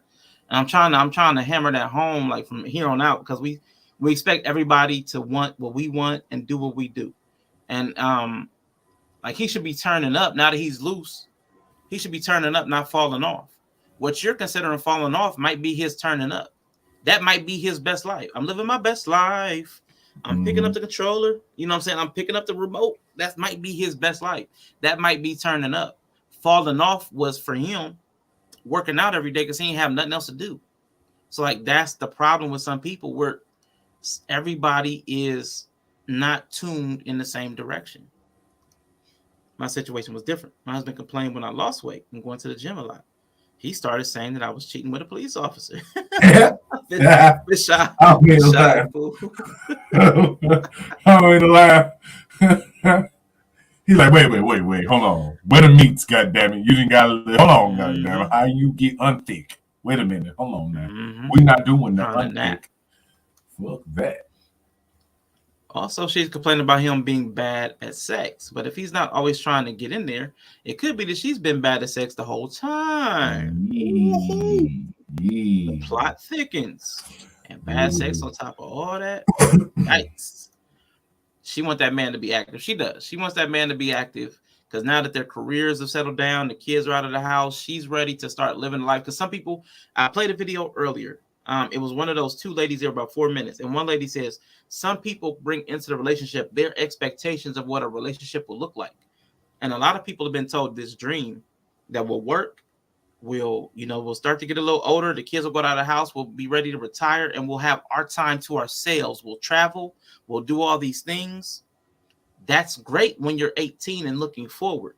But some people get 40 and 50 and they're ready to sit their tails down. Not everybody has the same energy level that they thought they would have from when they were 20 and 25 and planning out their future. So, I mean, a lot of this stuff happens in that planning phase of what you expect to happen and what really happens. Oh, it's 20 years of tired, nothing. bro. I was tired.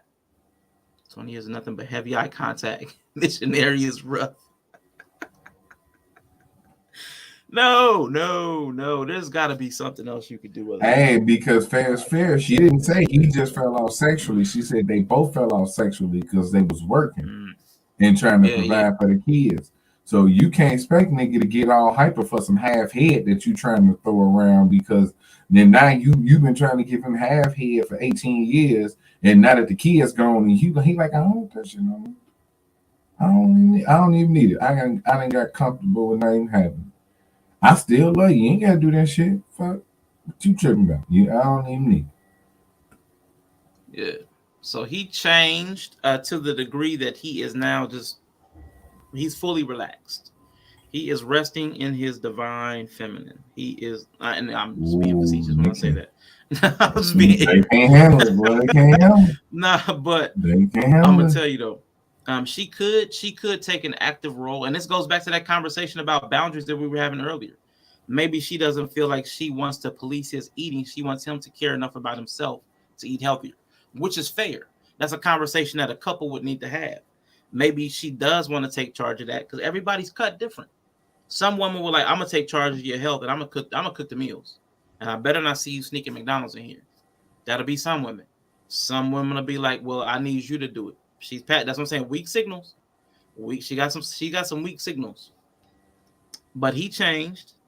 But as people would change over the course of the time period, remember, she's talking about earlier before they even had careers. So she's talking about a 20 to 25 year period. Any person would likely change over that time period, except, I mean, some people will remain fitness driven, but not everybody. Years? Yeah, 20 25 years. They're empty nesters, y'all. 20 years. If you ain't changed in 20 years, you ain't grown in. Can't wait. If you still, Right. It's like it changing is fuck. It's 20 years, yo. If a girl is going down and she doesn't use her finger, she just isn't putting the effort in. I agree. But she just never straightforward said it. She just let all that time pass and never addressed it, from what I'm gathering. But again, I'm gonna let them work out. And you're right. You're pointing out the difference between what she's saying and what men have complained about. Yes, a lot of men have complained about this for a long time. So it is a mirror of what men complain about. And all the time, I still think it's crazy to expect people to stay fit forever, especially if that's not what they wanted. If they were doing that, that's the way where you need to get out of this. What is that? The representative. We need to get out of that model of existing as a representative of our best self and just be our true self and let people meet our true self. More people need to meet our true selves to make better decisions off that. Yeah, she's never just straightforward. I read that. Or she just now starting to be active again, and now she want him to, and that happens too. Man, I'm feeling that, Bree. I'm feeling that. This I'm feeling that for real. Like this is like some I want to do some shit, so I'm gonna force you to fucking do it and make you feel bad because my whole thing is this. She damn sure had a tone with that damn letter that she sent in to him. It's a reason why he pointed that out. It's the reason why that became an issue. And the more we talk about it, the more she talks about it, it's showing. Like this ain't who she presents. You know what I'm saying? This caring, concerning wife that just want to see him get better because she feel like it's something to that. It's something way more to that. I'm gonna tell you what I'm gonna use some film language. It's giving. I want a husband. I want a husband. That's what it sounds like she's doing. She wanted she had an image of a husband, and that's what it didn't come to pass that way. Ben Candy, picturing every dude you've ever seen at an antique store. And remember I was talking about a man's purpose solely focused on him. Yeah. And how it would be like grossly rejected. This is an example. His purpose is him now. Yeah. It's unattractive. We've been here before. This in reverse. I would say this though, and this is the only pushback I would get to that. For me to know that, and for her to know that too, then she should understand more that she probably shouldn't be talking about her husband like this. Because it's a clear understanding that women have to hear this all the time about them gaining weight and trying to stay fit and trying to stay pretty and having to keep your man attractive. And it's like they hold all these principles in their head when they come to themselves, but when it's time to give that same grace, that's also why I say everybody, when it's time to be on that, you should know that then. You shouldn't be sitting up talking about how his titty's bigger than yours. It sounds like titty envy then. You know what I'm saying? If she really understood that, but she don't. So that's why I can't give her no leeway, because I'm pretty sure she understands that, which is why she's acting this way. So when that ultimatum time and that tough love shit, it hit way different when somebody who's contradicting themselves doing it. Because if she would have heard this, and if he'd have did that, I'm pretty sure, guess what? If the dude would have wrote in talking about how big his wife would have got, this dude would have been on his neck. He wouldn't have been trying to talk it out or figure it out, because I done seen him get down before. He'd be on his motherfucking head. So I ain't saying it's right or wrong, but you know what I'm saying? We all catch it. Anytime people don't meet your expectations, you catch the disappointment. It's different. Like don't think it like I get it. It's just different scenarios. It's different scenarios. That's all. Yeah, this ain't a saying that you're wrong, but it hit different in different scenarios. It's the same way like if me as a man know that if I was to fall off financially, that would possibly ruin my marriage if I was to let myself basically go financially, right? So why would I hold it against my wife if she loses her job or something like that? And just start jumping down her throat and not giving her no type of motherfucking understanding or something, because I know that I wouldn't want her to do the same thing to me. You know what I'm saying? So it's like it's got different situations. So I was, just referring to this one situation. Yeah. Let's see where this goes from here. Let's go to a strip club. I want to see a stripper give you a lap dance. As a woman, that's not a turn on for me. Yeah. And ew. So and ew. That actually more confirms what I thought. He's quit. I missed what she said. He's completely gay.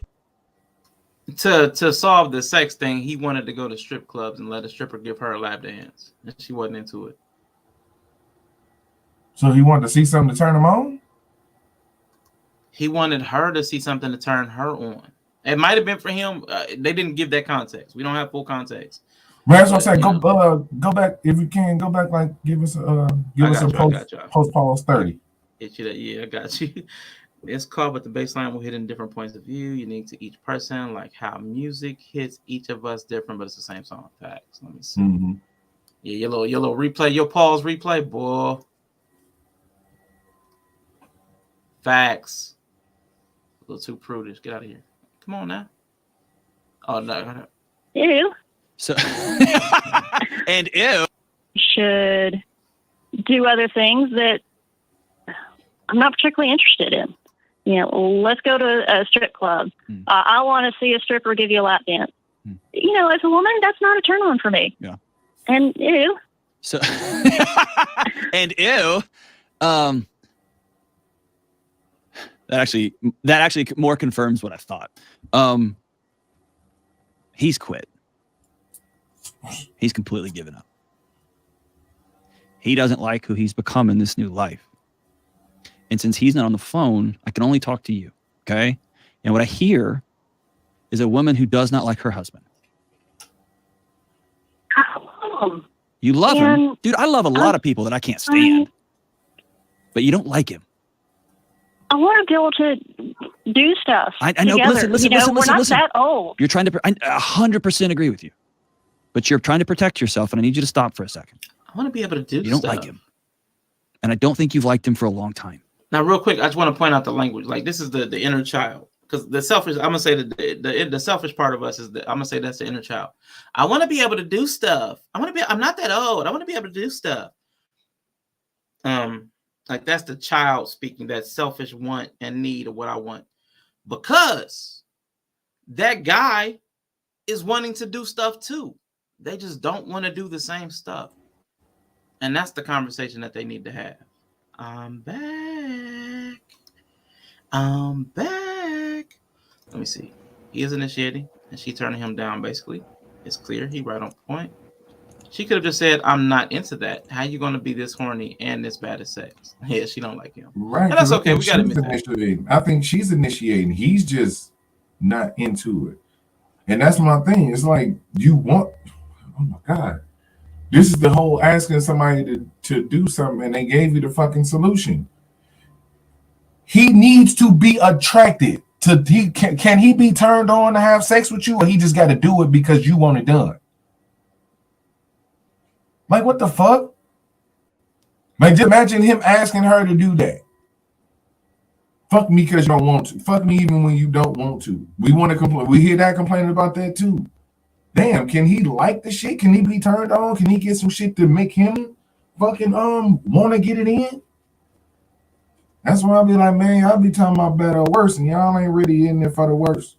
Y'all only in it for the better. Y'all only in it when he doing the shit to make you feel good. You can't get him no little freaky deaky shit.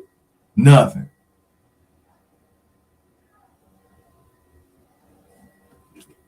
You want to him, but wonder why he the goddamn vegetables you try to slide to him. Get the fuck out of here, bro.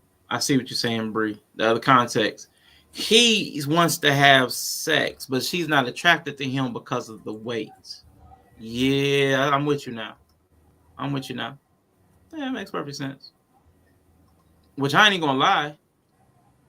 She said they had a great sex life. Once they started working, I'm assuming it fell off because she said they didn't have time.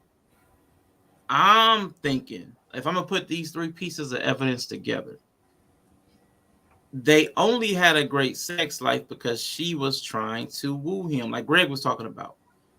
She did something strange. She wanted to get that in because there's no way they were working 40, 60 hours a week, but she made it sound like they were always too tired. They were working, they were always too tired. And if you're being intimate with somebody over the course of 20 to 25 years, routinely, you're probably going to make it a conversation piece that they're gaining 60 to 70 pounds. So I'm thinking she just let it all die. She just let it die because she was never really into it in the first place. That make a whole lot. I ain't even think about it like that. That make a whole lot of fucking sense.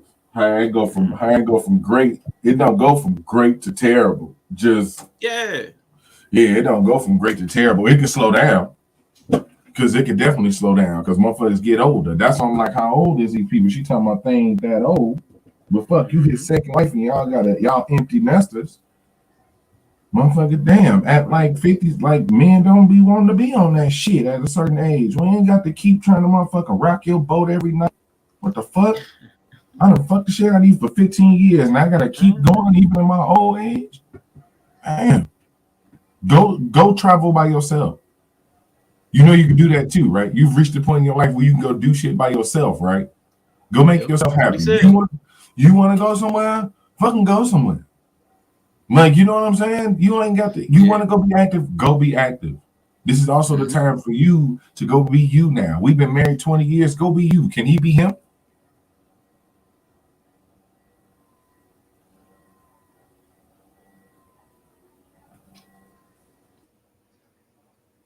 Let Mandrell listen a little bit. He's gonna jump in on the next pause. For a second. Yeah, okay. You don't like him. And I don't think you've liked him for a long time. I'm just disappointed. And there is no greater way to deflate a man than to look at him and say, I'm disappointed in you. And if you've been disappointed with him over this, my guess is over time, you've been disappointed in him a lot. Now, I'm not blaming you for where he ended up. This has been his choice, his decision. And now he's grasping at straws because he doesn't like who he has become. And so he's looking for ways to increase his heart rate. That's why he's going to keep coming up with more wild and more wild and more wild, because he has to deflect this issue and make it not his, make it yours. The same way you've deflected this issue for years and made it all his. And if I'm wrong, tell me I'm wrong. I'm willing to be wrong. No, I can see that. My guess is now I'm gonna be careful how I say that.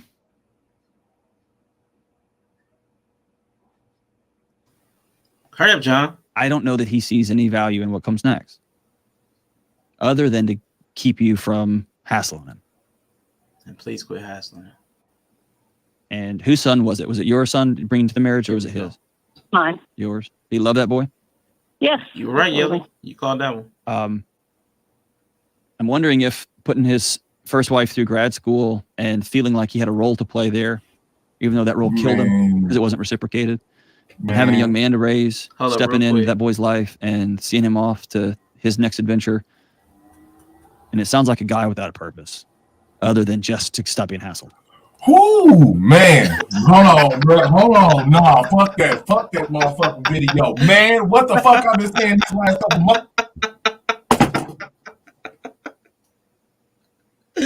Oh, Jesus.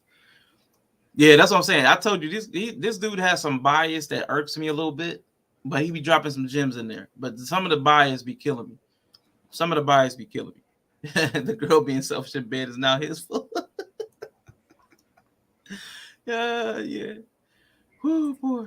Exactly what the fuck I've been saying. Now I'm finna motherfucking cook. I had to take a step back because it was some big cuss words finna come up out at that motherfucking moment. That's exactly what the fuck I'm talking about. I'm glad the motherfucking whole thing came out. I'm glad he motherfucking said it like that. Y'all expect that man to not want to find some motherfucking time to just let himself be him when his whole motherfucking existence as an adult male been about everybody else. He put a kid through, he didn't raise the kid that wasn't even his. He didn't empty nested the kid that ain't even his. Didn't put another crazy ass wife through grad school. And he's sitting up taking care of her. And she got the fucking nerve to talk about he ain't acting. Man, bro. Yeah. Can the nigga go to pasture breed? Can he just go motherfucking be a horse? Can the nigga just want to fucking be a horse, bro? He just want to eat some grass, chill the fuck out, frolic a little bit if he have to. The nigga don't want to have to pull your motherfucking wagon every motherfucking time because you want to have your wagon pulled. Bitch, man, bro. Like, man, only reason I'm going that hard is because that's a real ass woman who just said that shit. Fuck her, Jesus. bro. Like, I hope he gained 60 more pounds. Fuck you mean? I hope that nigga enjoy every motherfucking second of his life. Fuck her. Please leave. I hope she fucking leave. Leave him so he can go be happy away from your miserable, needy motherfucking ass. Please let that man go. Leave him. Thank you. She trying to turn him into motherfucking glue. That might destroy him, though. Like, if she leaves him, that might destroy him. No, it won't, because she been a fucking thorn in his side. She said all she do is fucking nag the shit out of him. That's probably why. That's all the fuck she do. That's why it's a thing. Trust me. That's why he pointed out the fact. That's why you wasn't here. You didn't hear the difference in the letter and the way that she called. The letter is how she's at home. That nasty ass motherfucking letter talking about his body and how it look is how she's at home. That's why he didn't check out of trying. He like, all right, well, fuck, I ain't attracted to you, but if you want to have sex with me, how about you come through this little freaky shit with me? Because everybody like, he didn't fell off. Maybe he got sick of her motherfucking ass. I got the kids going. I can't divorce you because I don't want to divorce you, but I don't like you either. She don't realize that she might have been the first one that wasn't likable. Now it's just getting to the point to where she feeling that shit, and she feels like it's time for her to, bro. Yeah, somebody else go.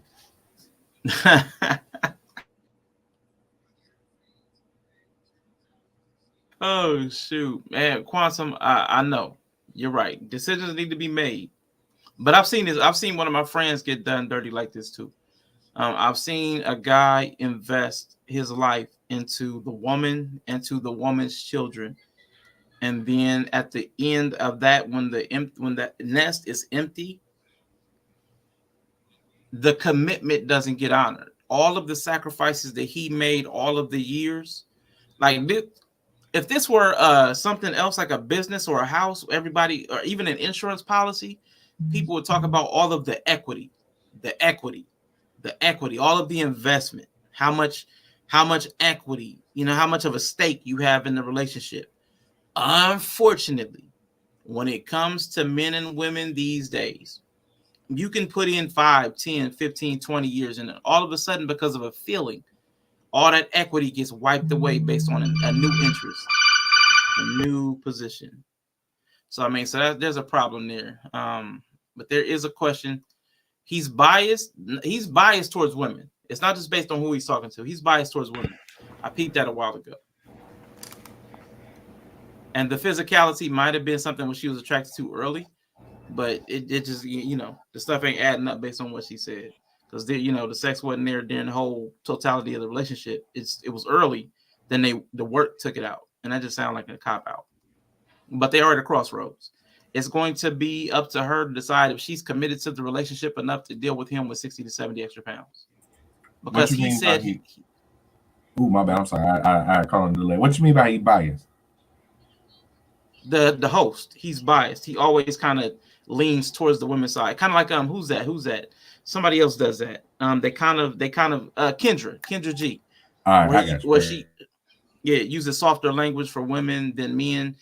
Doesn't challenge the women to the same degree that he'll challenge the men, which is it's a societal norm. I'm not tripping that he does it. I'm just saying I noticed it.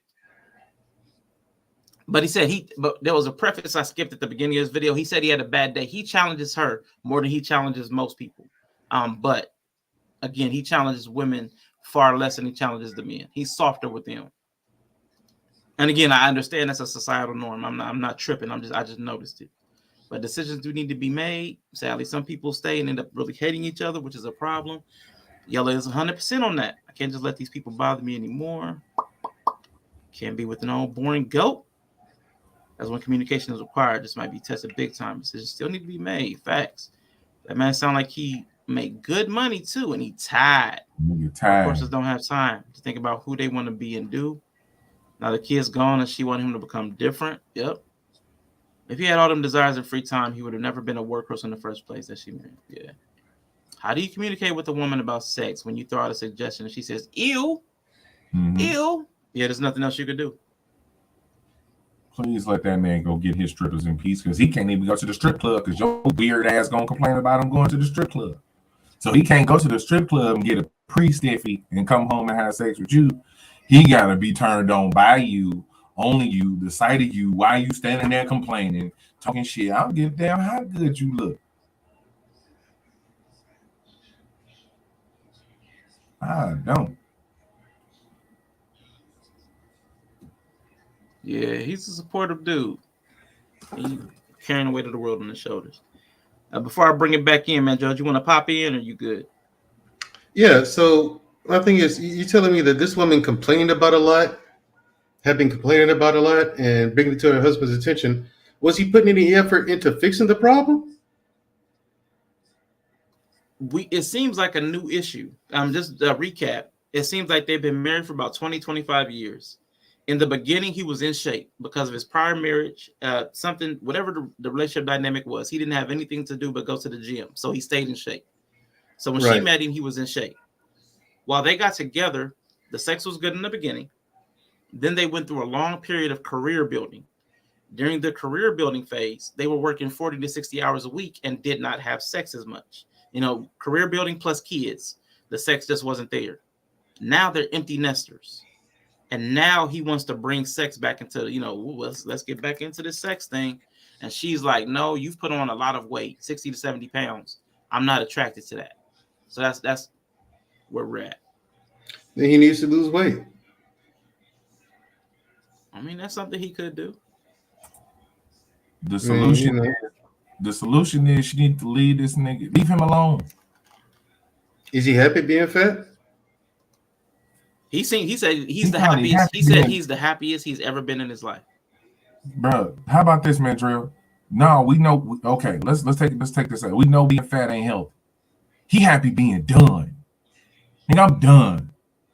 Work over. I didn't set up. I'm straight. We know we know being fat ain't healthy. That's the problem. That's the part motherfuckers don't like.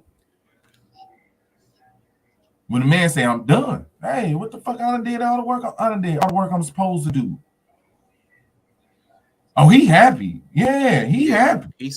When she asked him, I pushed back on that idea. But it is possible. I left room for it.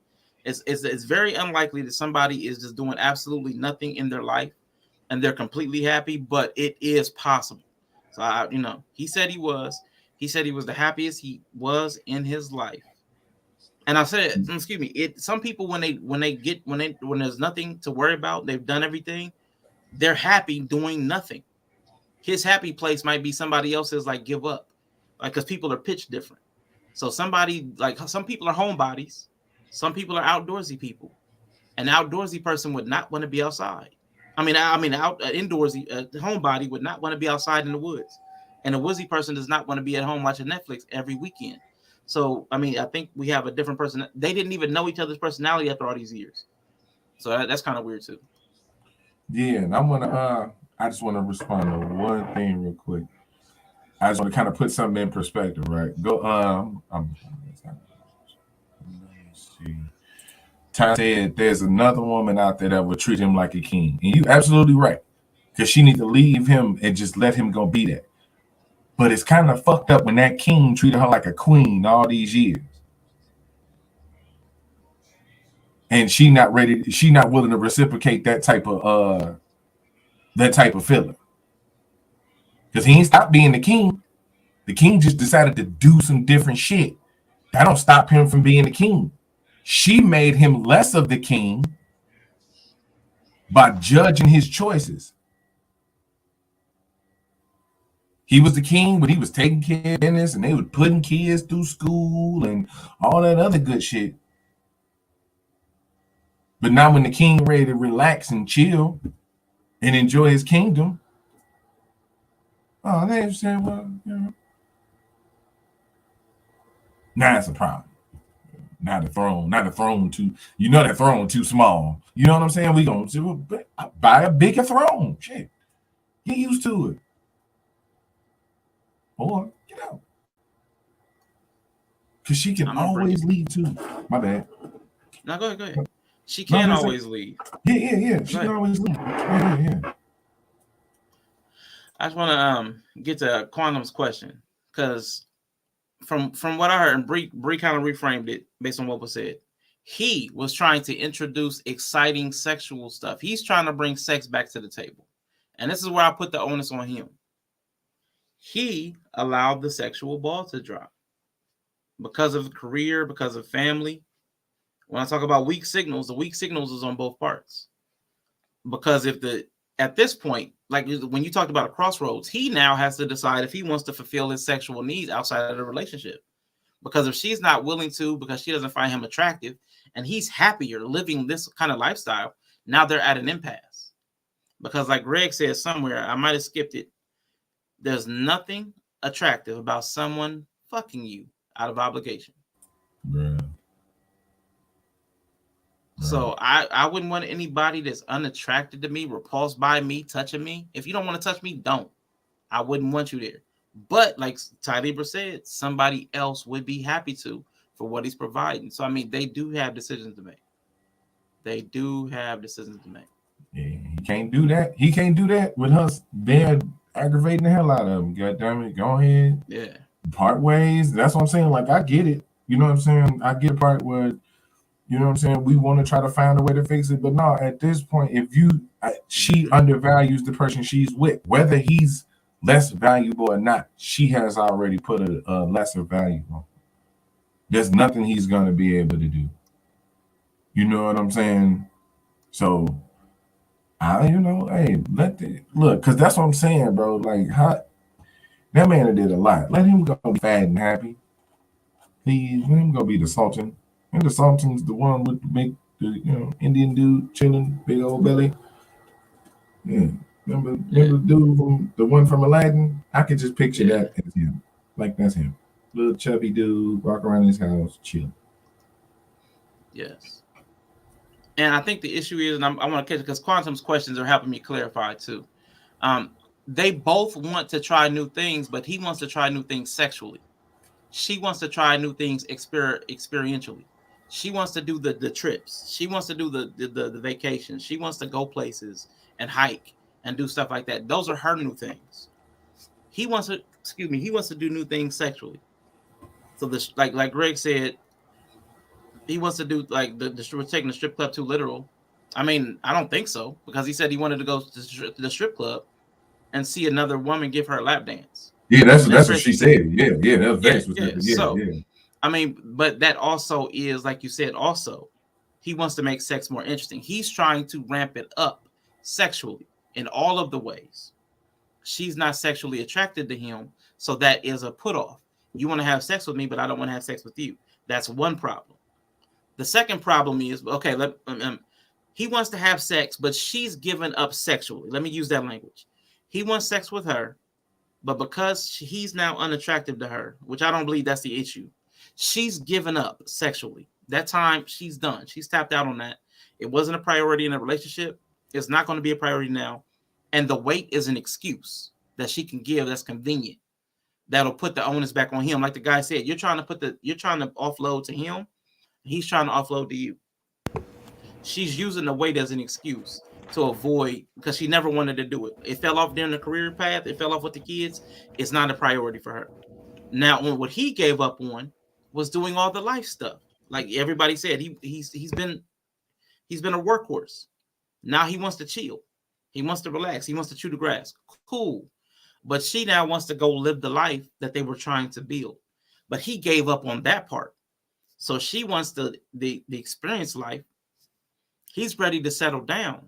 So I mean, so they both have given up on an aspect of life that the other one kind of requires. So it's going to be a problem.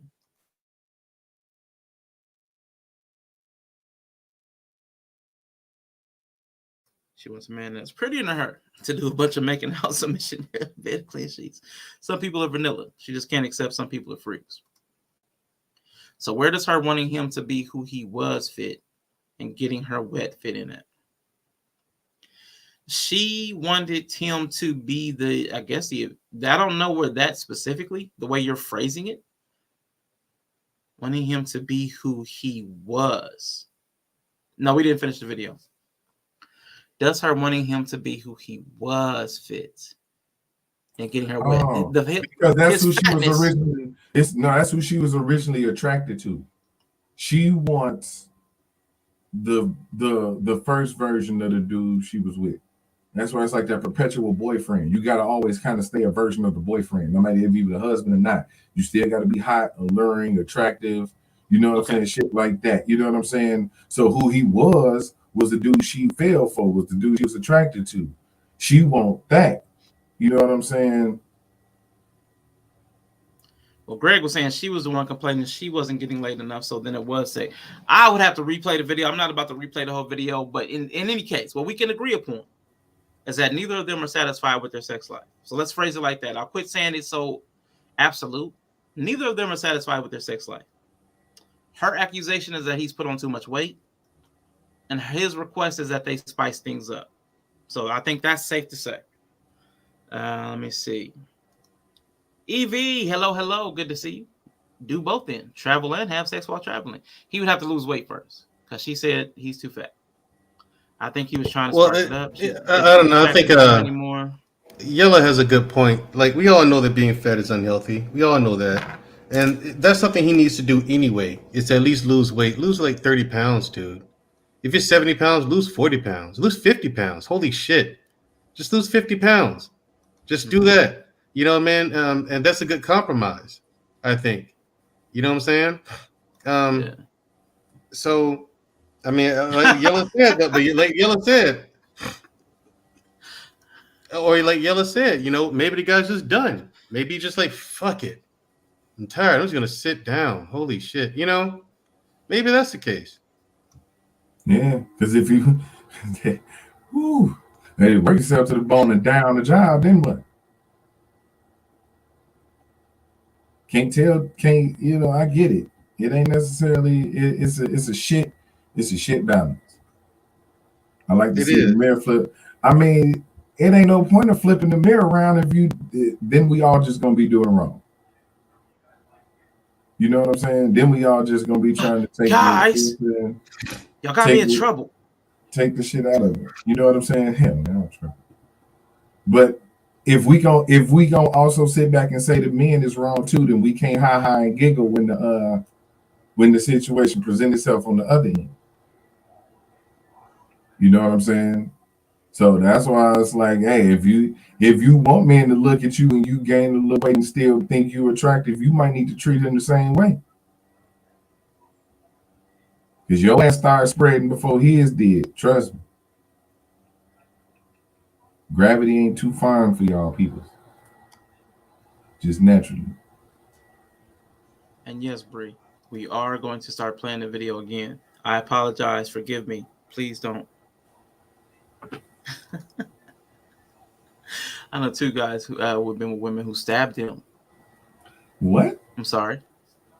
You say who? You got I know two guys who have been with women who stabbed them because the sex was that good. I completely understand their choice. She ain't. Hold on. I know two guys who have been with women. Two women. You know, two guys who women have stabbed the guys because the sex was that good. Yeah, that's what he's saying. Two cases. And did you say? Do you have the number? Is that what you said? Yeah, I want the women who that crazy. Okay, I like that's that what I level thought I of heard. crazy. I like that Let's level go of ahead crazy. and let's go ahead and thank you, Yella, for your contribution to today's conversation. Bree, welcome back. Did you have anything you wanted to weigh in before we continue with the video that you said we need to get back to? Nah, I mean, I don't want to make any more just statements or anything. I just want to hear what she said. You a hater, first of all. Yuck my yum.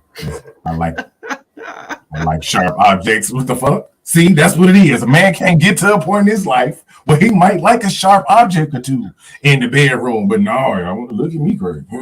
See, that's why I'm with this brother right now. That might be what he wants. There was another important point that comes up, but I forgot it. So I'm gonna let it play, and then when it comes up, we'll maybe pause again. But I think Bree wants to finish this. Well, I help him find that purpose. You got to first tell him that you like him and that you're on his team. Mm-hmm. Not just he's not performing for you because he's gotten too fat, and that you got ripped off in this deal. Your whole language is you got ripped off. Instead of seeing, I've got a hurting man in front of me who's dying here, and my trying to beat him up all these years, over all these things, that's not working. Yeah, and I don't feel I've been beating him up because I only broached it a few times of, hey, let's go for a walk, let's do something together. No. I would be willing to bet money. I don't have a lot, but I'd be willing to bet money that if I was talking to him, he's had a hard time making you happy over the years. Is that fair or no? I don't think so. Just out of the blue, he just suddenly went from super hot, always in the gym, always working out, to suddenly having to drink himself to a coma every night? No, when we got together, neither of us was working out because we didn't have time. We were both working a couple of jobs. And, now our child is raised, we're both self-employed, we're debt-free.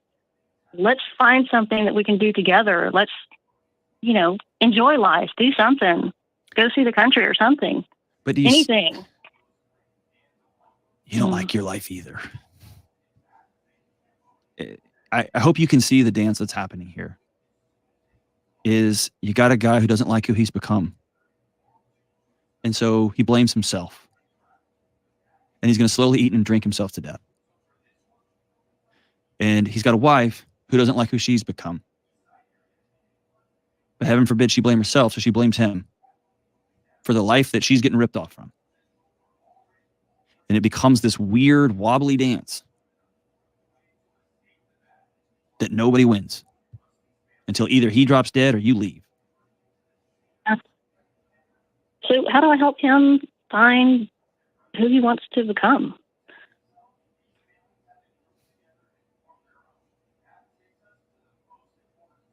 I believe in the marriage. I love him, and I want him to be happy, and I want to fulfill his dreams and fantasies.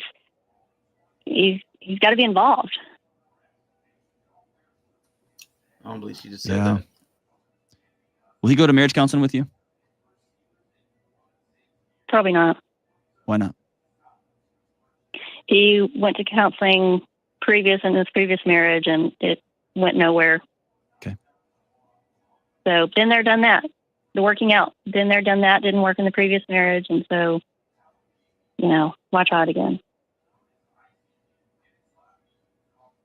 Yeah, I don't do diagnosis on this show, but that's a depressed guy who's done. He's just out. You've heard of the diseases of despair? Correct. It's a lonely guy. And again, in no way am I excusing him. I'm just trying to paint you a picture. That the path to his heart, the path to what comes next, the path to building this life you want to have with him, where y'all are just living your best self now that you got kids out of the house, the path to him is not through strip clubs. And the path to him is not through hassling him and calling him fat and making fun of his boobs and getting on to him about his drinking. At the end of the day, here's the truth. You can only control one person on the planet, and that's you. And so what I would recommend for you is, if he won't go with you, it's his loss at this time. But I would go see a counselor myself, and not one to the whole approach here is there's something wrong with him, but you can't fix him. What you can fix is you. And so I want, not that you need to be fixed, but learn some new dance moves, learn some new ways to navigate this relationship. And I would tell you to start with, I've got to rediscover, do I like this guy? Yes, I'll love him. You'll love him for the end of time. But do I like him And does he know that I like him? But I don't think that's where you start. I think there's one layer beneath that. And I think you start with calling a counselor, and during the intake, when they say, why do you want to come? I want you to tell them, I don't think I like who I've become. I've become somebody I don't want to be. And I've participated in creating an environment where people aren't healthy, where I'm not healthy, my husband's not healthy, but I can't do anything about him. I can only do something about me. And I need to get back in touch with the woman that I love, that I like, so that I can reach out and let my husband know that I like him too. But you sound bitter. You sound frustrated. And I'm not saying you shouldn't be, man. It sounds like your whole relationship's just sideways. But you got a husband who's given up. Just want to give you a little bit of hope. Sometimes it just takes a little bitty spark to set the whole place on fire. And maybe by you going to do the work that you need to do for you, he can be inspired. He can see the light coming on in the house again. He can see that woman look across the room and say, I like you. And I'm willing to work on this thing if you are. That's my best guess here. And if he wants to call on the show, I would love to talk to him, Jane. I would love to if he'd be willing to call. If he does want to call, let Jenna know, and we'll get that set up ASAP. I'm rooting for you, man. I'll help any way I can if you got some specific questions, man. But this, someone's got to turn the lights on and stop the music and say, we're not doing this dance anymore. I'm getting well. I hope you'll join me. All right, Bree. That was the conclusion of that video. I appreciate that you came up here to oversee, to make sure that we finished the video. I do appreciate your authority, and I respect. I didn't even say nothing about the video. I just came back. I didn't even say anything about the video. I know. I just had to be ignorant. But no, I really think he made some good points, because you do have to start with self. And this goes back to something Yeller, man, he blew my mind when he said this a while back, because it's something we don't say, we don't admit it out loud. But every time that you're trying to change from the person that you currently are, or the life that you currently have, that's escapism. So the fact that she wants to all of a sudden do all these new things, what she's trying to escape is the life that she had for herself. She found that, okay, this is the husband I have. Now that my kids are gone, this is the life that I have. This is the career that I have. You know, we're self-employed. I'm not happy with it. I want to do some other things to try to make myself happy. That's escapism. She's trying to escape the current life for this life that she's looking for. Now he's kind of doing the same thing. That's what that guy was. He's talking about. You guys are pointing at each other. You want her to be your conduit to a more exciting, fulfilling life through sex. So everybody's trying to create their better. Everybody's trying to create their dream. Everybody's trying to manifest it in reality. But a lot of times we're using somebody else to bring it to fruition. So, I mean, so that's one of the things we have to resolve. Only thing you can control is the part that you play in. So she should do what next? I think she should do what the guy said. She should find out why she's not content with who and how she is within herself first, before you address the beam in your, you know, your neighbor's eye, or the mote in your neighbor's eye. Start with self. And that would be my next step too. Like, why am I not happy? And how did I end up married to somebody that doesn't want the same things? How did I spend 20 to 25 years building a life with somebody that doesn't have the same aspirations? How did that happen? What questions did I not ask? Am I still doing the same thing? So what do people do when they go on vacations? They do lots of different things. I prefer staying in the hotel. Some people like a full itinerary. This is the thing.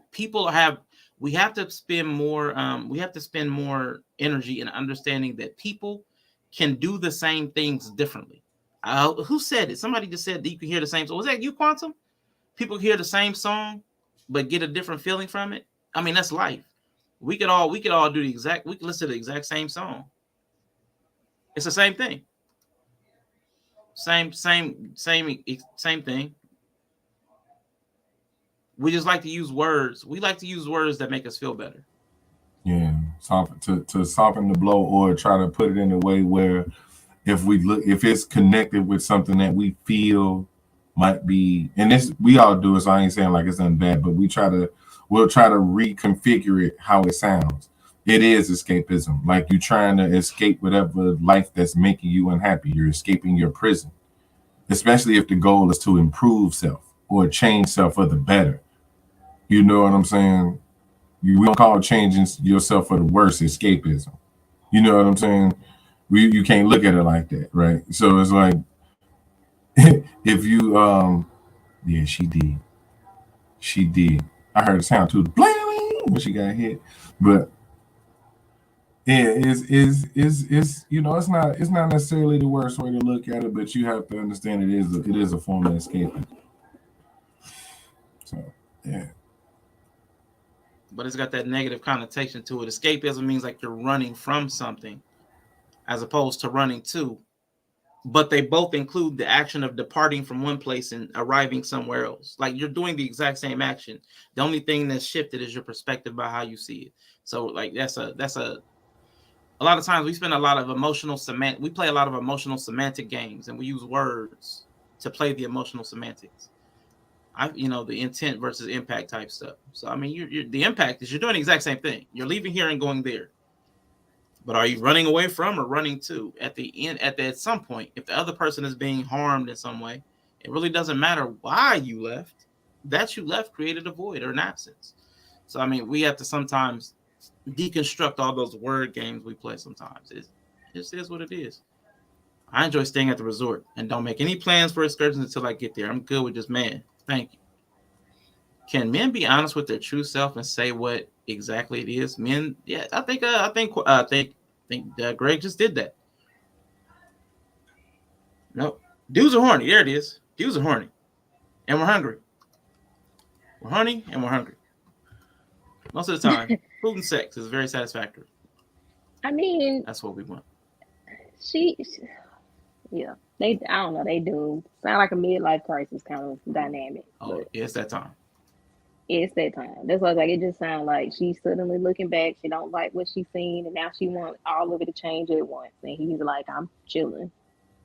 But honestly, if she was willing to do some of the stuff he asked, he'd probably go with her where she wanted to go. You know? He'd probably be more willing. Yeah, somebody got to be like, well, let me do. I mean, honestly, somebody has to make the first move. Like y'all both want something from each other, but you're not willing to do this, and he not. It's like, but his ask is local. You know, his ask, y'all can just go down the street. You want to go on a vacation? I think you check his list off. A little bit. Then see. I don't know. I've just found men are generally more compliant if you just do some of the stuff they ask you to do. Hey, take it or leave it. But I bet if she went to that strip club and let that girl dance on her, he'd be like, hey, you want to go do this in Miami? Yeah, shit, let's go. I mean, you could probably get a lot more if you even seem willing to do something he wants. And then it's not just that. So, like, she's doing the same thing. You're asking him to do all this stuff. But then when he asks you to do something, it's like, yuck, ew. I'm not into that. Bitch, I know you're not into it. That's why I asked. It's for me. It's for me. I didn't tell you to let her eat your pussy. I just said let her dance on me. That's all I'm saying. She's trying to get a lot further. He could also eat a reasonable diet and lose some weight too. He could. Kale, what do you mean? But say, like, you waste your time sitting here saying, well, you lose weight, well, you do this and you do that. Why don't y'all just focus on doing what y'all would like each other to do first? Before we start asking people to do shit that's going to be not fun, not enjoyable, take a lot of energy, how about just do what the person want to do first before you start throwing more shit on them? Like, sometimes, like, people get so caught up on what is that? Yeah, but okay, so nobody doing nothing. How's that working for you? It's not great. Okay, somebody what request you got? You want him to go on vacation with you? Cool. He wants you to let somebody dance on you? Cool. Both of those are enjoyable to the party asking it to be done. So why don't y'all start with that first? Because people who like to work out be like, it's so easy, but first of all, you irritating. You annoying. You don't do nothing I ask you to do. You got an attitude with me. I'm not fucking working out because you asked me to, because I don't even want to work out for my fucking self. Some people don't want to work out. So you're not going to make me work out because you want me to. Some people, this man has nothing to live for. Why should I care about prolonging my life? So I can be with your ass? What I'm getting healthy for, so I can have more time with your ass, not doing nothing I want you to do. Yeah, nah. I'll stay fat and croak. Just like the man said, he just waiting it out. One of us gonna die or you gonna leave. Why am I prolonging that? Like people underestimate like depressed people. But I'm depressed. I don't care. Like I don't have the motivation to do anything, especially things that cause a lot of energy. And that's not That's gonna be true. fun. So like let the girl shake her ass on you at the club. He'd probably be much more motivated to do something you ask him to do. That's all I'm saying. Like she can take it or leave it, but I feel like people get too caught up on the principle sometimes. It's just like, well, sometimes you're gonna have to just do something first. So that was irritating me the whole time. Hey, Bree's right. Someone's gonna have to make the first step here. Yeah, they both sound depressed, but he definitely is depressed. Yes. She Yeah, he's seems like drinking she and carrying unhappy, on. but He's he drinking and sounds eating like a junk depressed food. person. Yep. Yeah, he sounds Yeah, like a depressed person. yeah. Then the bad part is that I think the issue with what Bree trying to point out is that they both depressed. She just don't want to take his depression into account. She's not willing to understand why he's depressed. So to go back to like Evie's question about men being vulnerable, that's not necessarily safe for us to be vulnerable. She's not safe to be vulnerable to. She couldn't even take a suggestion on the sexual side without ill-ing it. She's not safe to be emotionally vulnerable to. She wrote into a doctor on the internet, destroying her husband in a letter, basically, about his whole appearance and how she ain't attracted to him and all this other shit. She's not safe to open up to emotionally, because if it's not the doctor on the internet, it's the group text, it's her mama, it's her sister, it's her friends that she's sitting around complaining about because she ain't gonna go nowhere. We all know I don't know that one chick that ain't going nowhere. All she do is sit around. That's gonna be her. So But no, nah, it then ain't. Come on, man. then she say, I want him to be happy and I want him to have fun and enjoy stuff. But when he asked you what he wanted you to do to have fun, you was like, ew, yuck, I don't want to do that. Right. I was like, this bitch, you gotta be fucking kidding me. Do you not hear Right. yourself? This man literally gave you a like, this is what I want you to do, and you were like, yuck, ew. But then you say, well, I want him to be happy. As soon as the guy started to bring in, well, he's depressed, which she hadn't noticed, I guess. She hadn't noticed he was depressed. And then when the guy bring it up, now she's all like, oh, I want him to be happy and I want him to have fun and it's like, nah, girl, no. Yeah, I want to answer some of Quantum's questions. And welcome to New Growth Old Soul. I appreciate you for coming through. And Evie, I don't know if I greeted you, but hello, Evie. Good to see you again. I think I did say that. They both have to come together and make a decision. They both could use some therapy to get some sort of therapeutics to get to the root before they're in external escapism. It is better to look within before you look without. I just think that's a better practice and path. That doctor said he doesn't do diagnosis, but he believes he's depressed. I do want to push back on that. That depression thing. I want to push back on the depression thing for this one reason. I don't like that label, and this could be just me. There are a lot of people who just do not have a desire to do a lot of active worldly stuff. I don't want to go on vacations. I don't want to go into the woods. I would just like to sit and watch YouTube. I don't think that makes you depressed. And we have a lot of very tasty foods, very high cholesterol, high fat, high sugar, high salt. They're wonderful. They're delicious. And wanting to enjoy those. I want to just put out there that it is possible that this man who put his first wife, through some kind of school, what is it? I can't remember if it was law school or if it was Graduate school, put his first wife through graduate school and it did not work out. He then he takes on a new wife who has a child already and puts this person through school and sends them to college and all this good stuff. who he might feel like, man, like I think Yellow said, the workhorse. I've done the work.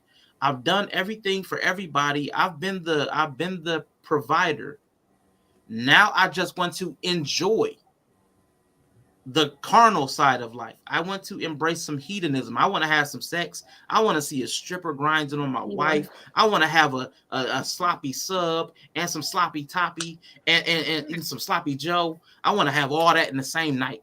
He might just be wanting to enjoy some of the stuff that he had to forego for all of his life because of career and family and all this other stuff. So I mean, so the whole depressed thing, I don't want to throw it all on depression. Like automatically, if you do these things, you're depressed. And what's up? What now? 23G. Good to see you again. Been a minute. So that's the only thing I wanted to push back on. He might be in his hedonist bag. But you know, of course, with her, she's like, he drinks all this, but you know, you got to take into account she's looking at it through a certain lens because she's not happy with it. So you're right. He could just be like, nah, I'm just gonna chill. I'm gonna drink in the daytime. He could be there. He say he happy, but either way, you know, the point is somebody's gonna have to do the olive branch. Like sometimes you got to be the change you want to see, and it's just sometimes people come at people with all this tiresome, like all this labor, all this stuff you got to do, and they want you to do all that, and then I might treat you nice. And like I just think people need to realize sometimes just treat the person nice. And then ask them, you know, try to encourage them to do the thing that's gonna take the work. But like me, I'm inclined to laziness. You're not gonna get me to work out by being an asshole to me.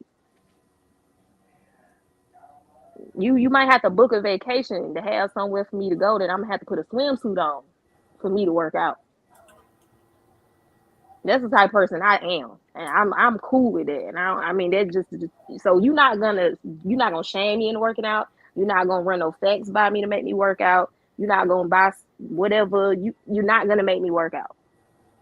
You can motivate me to work out by booking a fucking vacation. But if you want to have a Western standoff and say, well, I'm not booking it until you lose weight, well, bitch, I'm going to be fat and we ain't going to go nowhere. I think they shouldn't, they don't need to walk away. If they ain't ready to walk away, they don't have to walk away. Walking away is always a choice. She can leave that man alone, like I said. She can leave him, but walking away is always a choice. That's up to the people involved if they walk away. But it would behoove you all this time you spent that if y'all saying y'all want to do stuff, they clearly are expressing things they want a companion to do. Like they want to do stuff that requires a companion. He wants to have these fun experiences. She wants to go travel the world with somebody. You're clearly stating things that you obviously want to do with a companion. So I would say if that's something y'all are both expressing, then it would be worth it to try to figure it out, because walking away means you don't have your life companion anymore. And maybe you will find somebody else, but maybe you won't. So I feel like if your dream life includes a companion and you already have one, I think it's worth trying. As long as there's no abuse or anything like that, I think it's worth trying. Right. And this is another real quick point, Quantum. They don't want the same things. And here's a trick.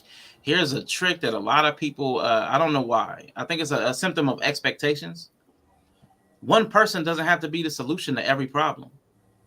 She could have another companion that she travels with while he sits at home. And he could go to the strip club and just see a stripper grinding on another stripper. It doesn't have to be his wife. You don't have to. We get stuck on one person being the solution to all of our problems. And that's not humanly possible. Like get 60 to 80% of your satisfaction from one person, but divvy the rest of that stuff out. Spread your attention and your needs around, because it's too much for one person to carry the weight of all of your expectations. God forbid the man find happiness in that. something ain't by her right now. She ain't gonna allow that. But it sounds like they want to do it with each other. I would say they actually don't not want the same things. They're both just in a standoff because I think it's just such toxic interactions between the two. Like people get too concrete and black and white. You can go on vacations, go to the strip club, all that stuff they both expressing they want to do can be done in the same spaces. I mean, they both want to experience life with a companion is what I'm hearing. If you take it out of what they're literally saying, You want to go out and experience some shit with your life companion that you chose. They both want the same thing. Well, then it goes back to what the doctor said. They don't like each other as that preferred companion. Right. The Or resentment's too thick. you want your preferred companion to be who they were before life and shit happened, or some years and years ago. And that's the other thing. They have to both get over that they're not the people they used to be. And that's what happens sometimes when people have kids. After the kids grow up, oh, let me plug back into the lover thing, and you referencing who I was 15 years ago. Now I see so many people do that. The kids grow up and then they're like, yeah, let's pay attention to each other, and you're looking at them like they the same person they was 18 years ago. You gotta let it go. He ain't that dude, she ain't that chick. Like, you gonna have to let that shit go. Yeah. So when couples need a mutual break, they should go do their thing with others. It depends on what they need a break from. Right. And what do you mean by their thing? Yeah, it depends on, that's what I'm saying. It depends on the specifics. And it depends on the temperaments of the people. It depends on their insecurities. It depends on a lot. It depends on a lot. But I don't think there's too much wrong with the guy at a strip club if he's not performing any sex acts with another woman, like he's not actually having sex or kissing on another woman. Why couldn't he go do that? And if she wants to go on a vacation with her friend, her sister, why couldn't she go do that? It depends on what they're breaking from. I do believe people need breaks. There's a doctor, Dr. Orion Taraban. One of the love languages, he said another love language, I call it affection language. Another language, how we need to communicate with each other is space. Like space is a requirement, just like all of the other things. Because again, like physical touch. Oh, I love physical touch. But if somebody walked around with their hands on you all the time, it would probably be annoying and bothersome. And it started to be like, okay, now you're just harassing me. Space is important because it gives a break for that. Even that thing you enjoy, it takes it away long enough for you to appreciate it again. So that's an integral part of that entire dynamic. If he doesn't want to travel, she does. Yeah, find somebody else. And if they both don't want to do it with other people, then that means you want to do it with the person, but you trying to do it with the 2019 fucking version of them. That's what I hear. I hear that they both trying to they want to do it with each other, but they want the 2009 version of each other. I'm not really hearing that they want to do it with other people. And she ain't finna let that shit go down anyway. So And their own way might be too much of a stretch, but they should have an agreed upon way. That's what I'm saying. There shouldn't be this is when you have a difference, when you have a conflict, you should start to seek agreement. Where can we reach middle ground or concession? And if it's an impasse, like that's typically emotional. It's sometimes it's like there's an actual thing. Well, we can't. I want to go to Paris and you want to go to Brazil. Well, we can't. We only got one vacation a year. You can't go to both. We just don't have the money for it. That's an impasse. That's a practical impasse. But a lot of this stuff is emotional. There's nothing keeping her from going to the strip club, and there's nothing keeping him from traveling. There's nothing keeping him from working out. These are all doable things within the time frame and the money that they're working in and working with. So they are solely in an emotional impasse. This is not a practical impasse. Nope, you're not the only one. That's real. A lot of You people be do that. tired. Right. Yeah, that just, it seems like mental blocks to what they want. If somebody would just be it just feels like somebody needs to kind of be the change they want to see, like that kind of thing. So if somebody would be willing to be the change they want to see, then they probably could start to make progress, honestly. But I don't see her going the opposite way. I'm gonna be straight up with you.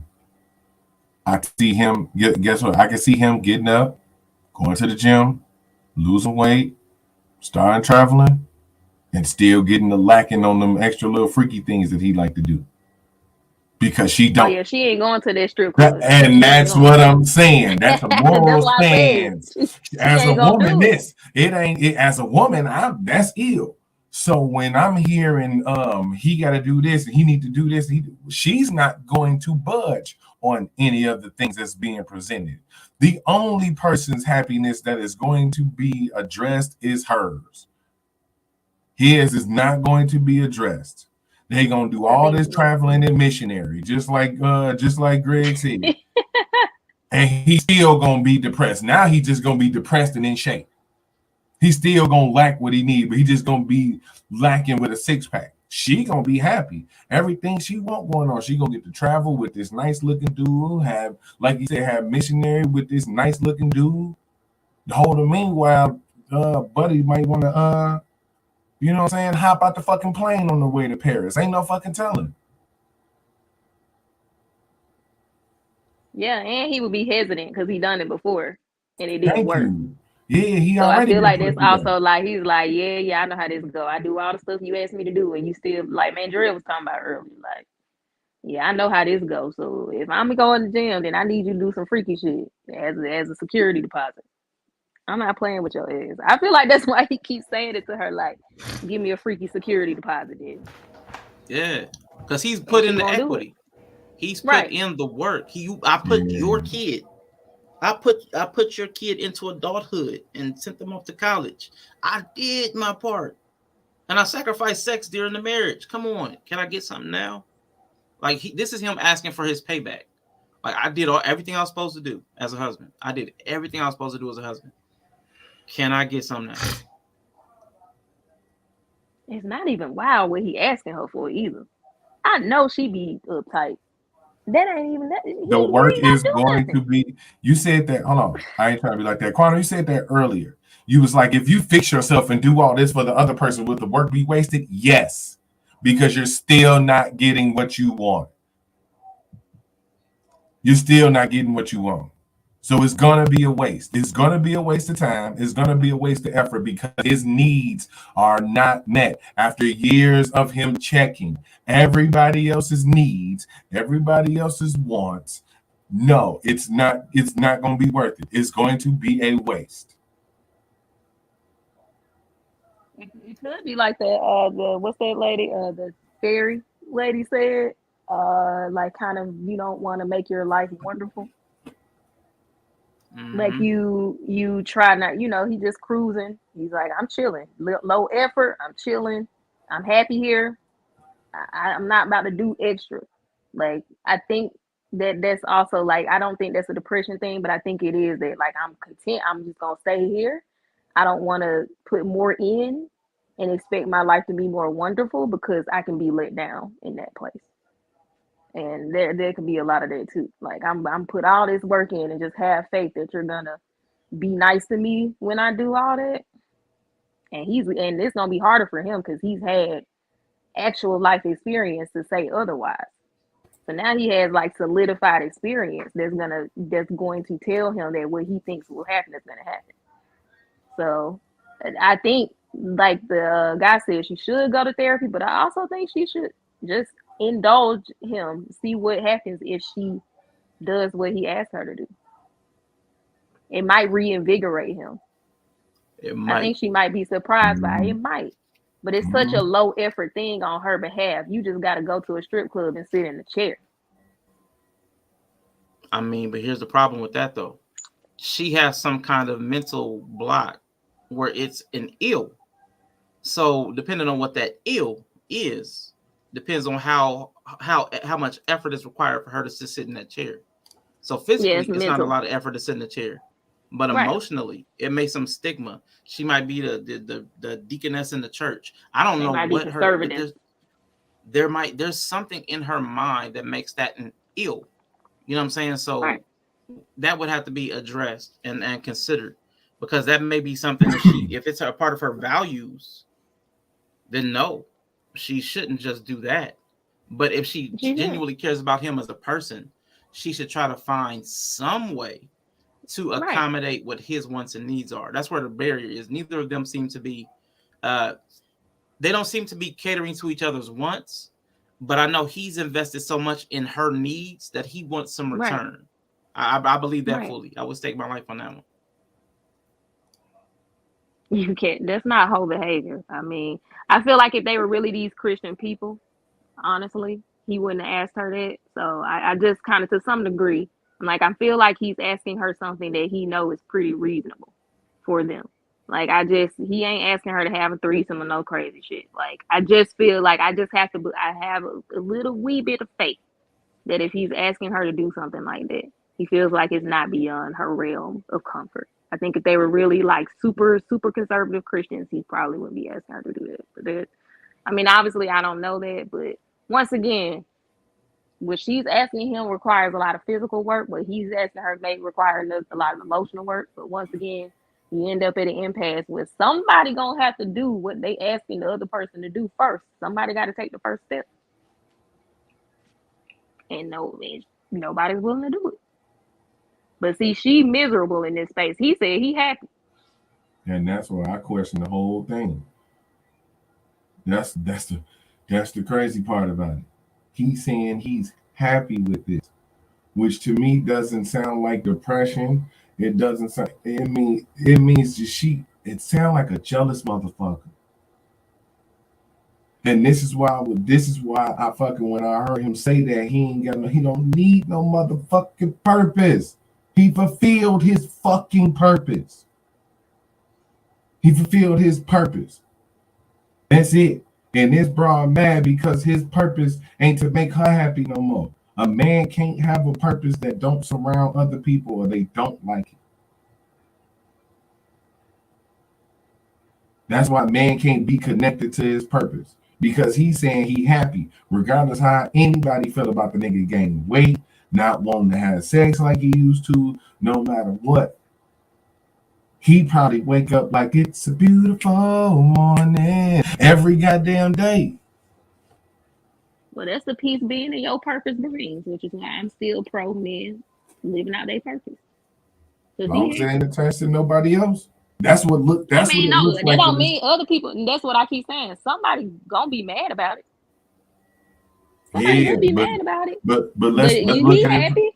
Mm-hmm. Yeah, you can be happy, but let's look at perspective. Is in perspective in a microcosm? We seeing that. Oh, it's okay to be. It's okay to judge him for that. We can't do that the other way around though. We can't judge a woman that decides to not be in her purpose. That decides to not be defined by motherhood or what women decide. You know what I'm saying? The stereotypical norms. You know what I'm saying? That's why I'm like, yeah, I'm actually more so on his side. He's saying no, that's what I'm saying. Yeah. No, that's what I'm saying. She's saying she not. Right, that's what I'm saying. So you need to. Right. That's what I'm saying. Like it's a problem, but it's encouraged on the other end. When a woman wants to go find that soul happiness, like y'all go self-love, they want to graduate shit, do all this other shit, take out certain things. When they want to go find themselves, then that it's encouraged. It's that grace is given, which is why I look crazy at the grace, because we gonna get his man some grace to be in his motherfucking happy. He ain't hurt nobody. In fact, he earned it. A man can't earn nothing. He always got to be earning something. He can't have earned it though.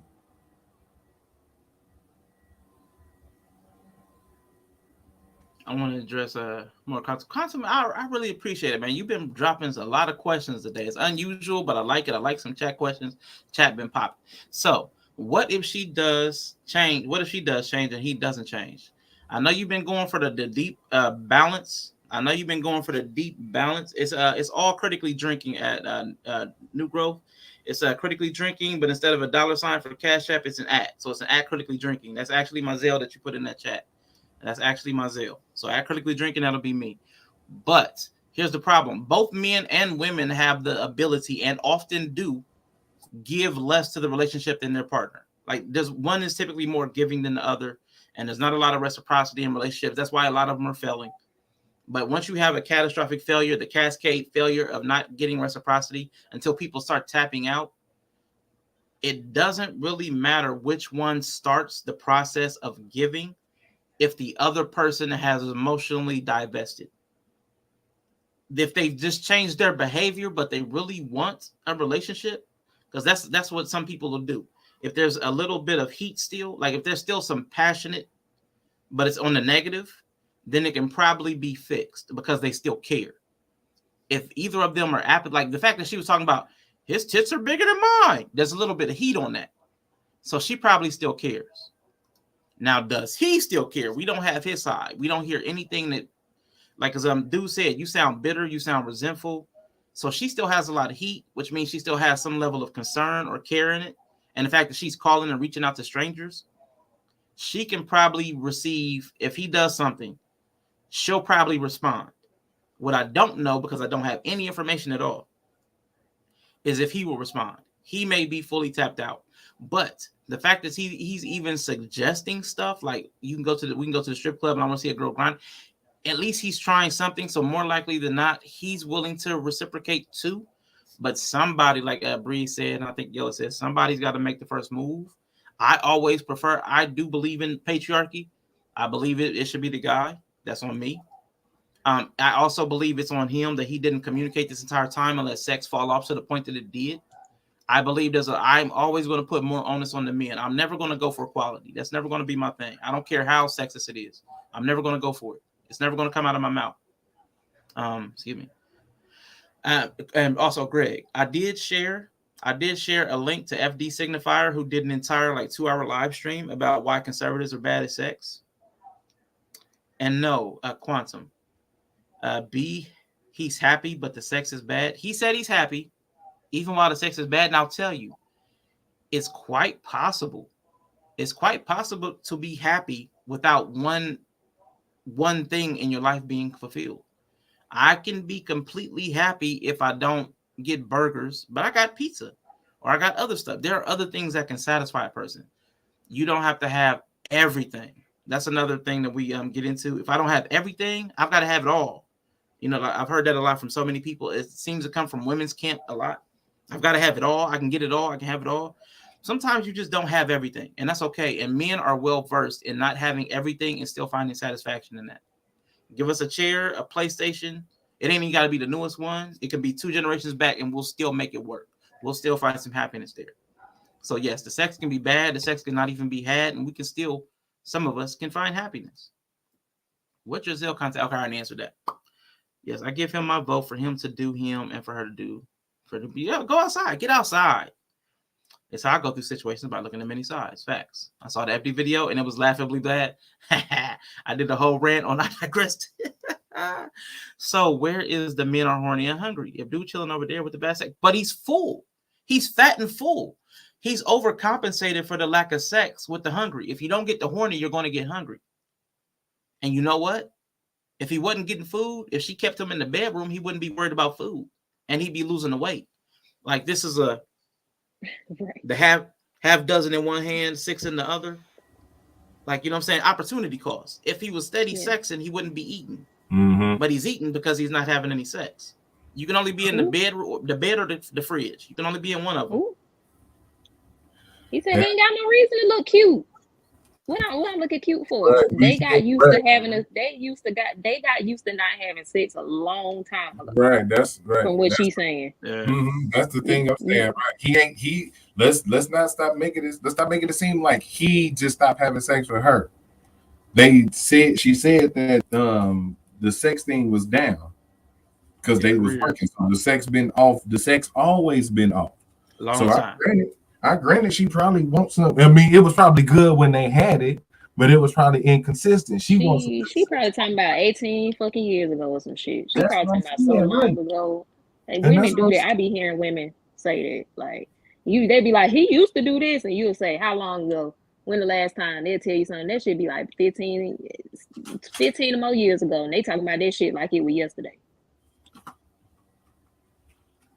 Now I got that Trick Daddy song, that sugar on my tongue, because food can actually be sensually pleasing. Right. Certain food on my tongue is so awesome.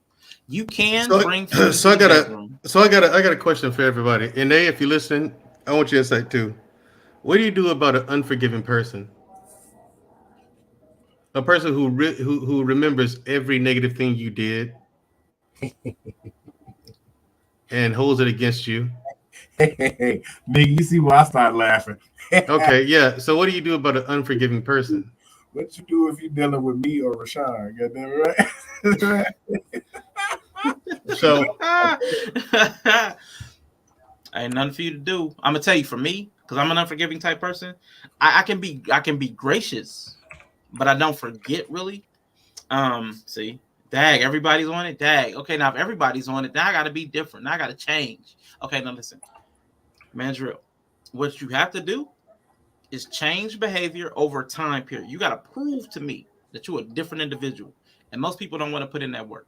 Kind of like what we're talking about with this couple. One person has to do What if something that person different is long putting in the enough work? for it to pick up.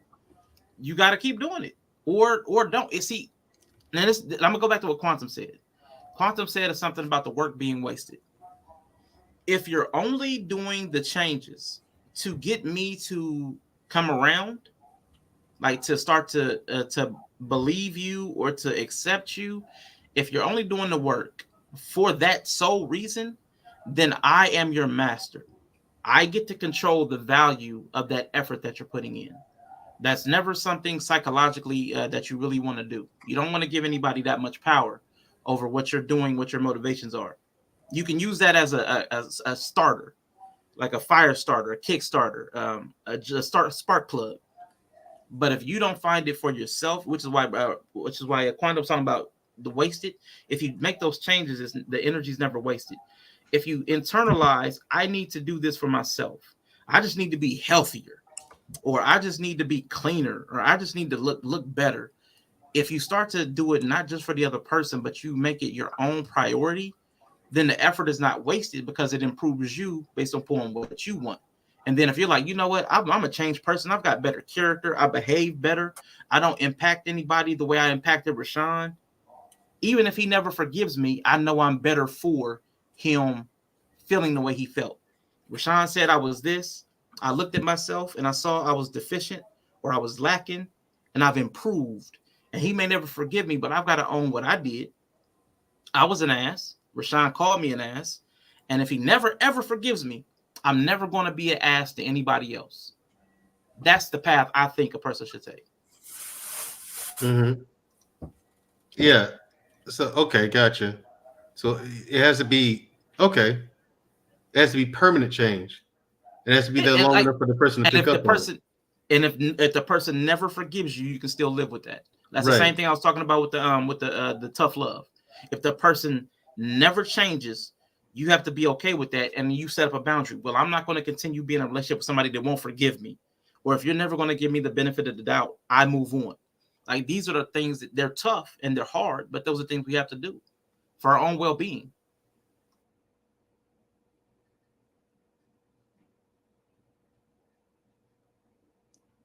Gotcha.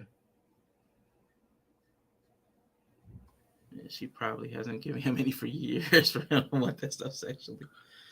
He just said we doing Hail Marys over here. He said, shit, we gotta do something. He said, you gotta jumpstart this thing. It sounded like she said he had an idea based on, I'm just listening to some of the context of what she's saying. Like, it sounds like she was kind of being avoidant about it. So I think he's been gaining weight and she never really cared for it. She never liked it. She probably never said anything about it. And it sounds like she possibly was giving him reasons why they weren't having sex. Oh, we're both working. Oh, the kids. I don't want the kids to hear. Because she also said that now that the kid is gone, he's like, yeah, now we can do all this stuff. So it even sounds like he may have been under the impression that they weren't doing it because, you know, maybe she didn't want the kid to hear, or she didn't want to do risque stuff because, oh my God, the kid is home. And now he like, yeah, he gone now. So also, I just listening to the context of what she said, it sounds like he's kind of also under there. It sounds like she hasn't liked his weight gain over the years. But it sounds like he's not knowing that that's why she's not into it. It sounds like maybe she was offering up all these other reasons why they weren't having sex, when in reality, it was really just she wasn't attracted to him because of the weight. Because work don't stop sex, kids don't stop sex. The other person is the only thing that's gonna stop sex. So I think that that's kind of also why he's missing the mark on his initiations as well. Because I don't think he really. I really don't think she probably throw hints. So let's go on a walk together, like throwing hints and stuff. But I don't think she's like, I'm not sexually attracted to you because you're overweight. Like, I don't think she has said it to him straightforward. She's probably trying to do that throwing hint stuff. Yeah. Yeah. Real weak signals. But I want you two to answer Mandrell's question. Mandrell said, what do you do about an unforgiving person? Yella, Bree. I don't know. That was vague. I don't. What do you do about an unforgiving person? Ask a clarifying question. Yeah, I'm trying to think of a clarifying question. Like, what do you like? What generally? What do you mean by that? Like, was there a huge egregious thing that happened and they just like won't forgive you, or are they highly critical and seeing the whole people's mistakes against them? Like, what do you mean by an unforgiving person? Just like, are they highly critical all the time, or did something actually happen and they just won't forgive somebody? Or are they saying they forgive somebody, but they're not acting like they forgive them? Like, what do you actually mean by that? That's them calling. They're still mad that they're still mad that he had a panel with two same gender loving men, and they will not let him. Yeah. They will not let it go. They're not letting it go. They're not forgiving Mandrell. That's what it is. I get it. I'm sorry that you have to go through that, Mandrell. They won't forgive you. Yeah, because I'm like, if it's like they won't forgive me for something, if we're in a relationship and you can't forgive me for something, then I feel like we probably wouldn't be together, right? Mm-hmm. If you say you forgive me and you don't act like you forgave me, then we still got to have a conversation and see what need to happen. But if over time I'm still seeing that you just can't get over it, I'm probably just gonna go. But if it's a highly critical person, that's a character flaw, so I probably wouldn't fuck with them anyway. Character flaw? It's a character flaw. It just depends on the extent of their criticism. Like, if they're highly critical, they don't like themselves, they always got something to say, they this and this, I said I wouldn't be in a relationship with them. Okay. I wouldn't be in a romantic partnership with them. Yeah. I could be friends with a lot of people I wouldn't be in romantic partnerships with. So, I mean, yeah. If they're highly critical, they always got something negative to say. Like, we go to a party, you talking shit about everybody, like you just highly critical all the time, I'm probably not gonna be with you. But yeah, it's people's choice to forgive or not. I mean, shit. Yeah. Can't make people forgive you. Yeah, he probably on the phone now and ain't listening. Yeah. I'm like, what kind of question is that? I don't understand the point of that question. I think people want control of the wrong stuff and don't actually take control of what they can control. I think that's control what people the controllables. Yeah, people spend way too much time trying to control. So like that lady spent all that time on a phone call trying to figure out how to make them do some shit instead of just doing something herself. Mm-hmm. You can go to therapy. That is kind of funny. Yeah, you can do what he asked you to do. You can go to therapy or you get the fuck on. But you wasn't trying to do none of that. You trying to figure out how to make him do what you want to do, which is a complete waste of energy. Mm-hmm. Yeah. Sometimes it's hard to be thankful that something was revealed to us about someone we care about. I recall you mentioned the potential move. It's good revelation came before. Unless we go to the party and talk about people together, that is bonding time. See, also talk about quantum, man. We gonna talk some shit. Why are they coming up in here looking like that? Anyway, I'm with you. I know Mandrell might have stepped away. I'm gonna wrap this up real quick, but I did have a little birdie in my ear say, I want everybody that's watching, please go over there and check out JP, the aspiring matriarch. Just go check on her real quick. I'm going to check on her after the show in about 10 or so minutes. But before we get up out of here, there we go. Before we get up out of here, if everybody could give us a round of, good closing thoughts, man. Anything that's been sitting on your chest. I think Mandrell's on a phone call, so he may be away. He may miss the moment. Let me read these last couple quotes. There's a difference between remembering everything and forgiving you. Emotion is tied to memory. A woman will always remember how she felt when you made her upset. Emotion is important. The growth changes you made, assess them. If they betters you in a way that you are happy, retain that growth. And thank you. It's definitely Ine. Amazing strength. Thank you, Quantum. I love me some JP. All right. I'll tell you said so. But definitely. I'm also going to just reiterate some stuff that I said earlier really quickly before we do the closing thoughts. A little bit of housekeeping again. Going forward for the month, you will be seeing some new I don't want to call it branding, but I'll be probably changing the way some of the donation support stuff looks. I do have a Patreon that's available for people that want to have continued support. There are different tiers. Again, you can still donate directly through like Cash App, Venmo, and PayPal, which are all critically drinking, $ for whatever. You can still do all that stuff. But everything's critically drinking. Critically drinking at Patreon, PayPal, Venmo, Cash App. If you do not want to put a card on file for Patreon, but you want to have membership access type stuff, something that's in one of the tiers, if you donate to that level, I will include you, but you're going to have to let me know directly that you want to be included on any streams that I do exclusively for Patreon or something of that nature. So any exclusive stream that I do for Patreon, if you hit that tier level on as far as a donation, you're going to have to message me. Messenger, IG is critically_drinking. My email is attached to the YouTube. So, I mean, send me a notification that you want to be included, and I'll make sure you get those links to the level of the, donations. You know what I'm saying? So just because you do a Cash App or a Venmo doesn't mean you're doing without, you're not going to get the same exclusive benefits. I know everybody just does not want to put a card on file for something, which is cool.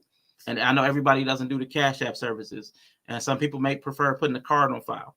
Whatever way you want to support, you support. If you don't want to support, that's cool. There'll still be free streams too. So there'll be something for everybody. There's something for the Discord. There's going to be something for the Patreon. There's going to be something for free. There'll be a little bit for everybody.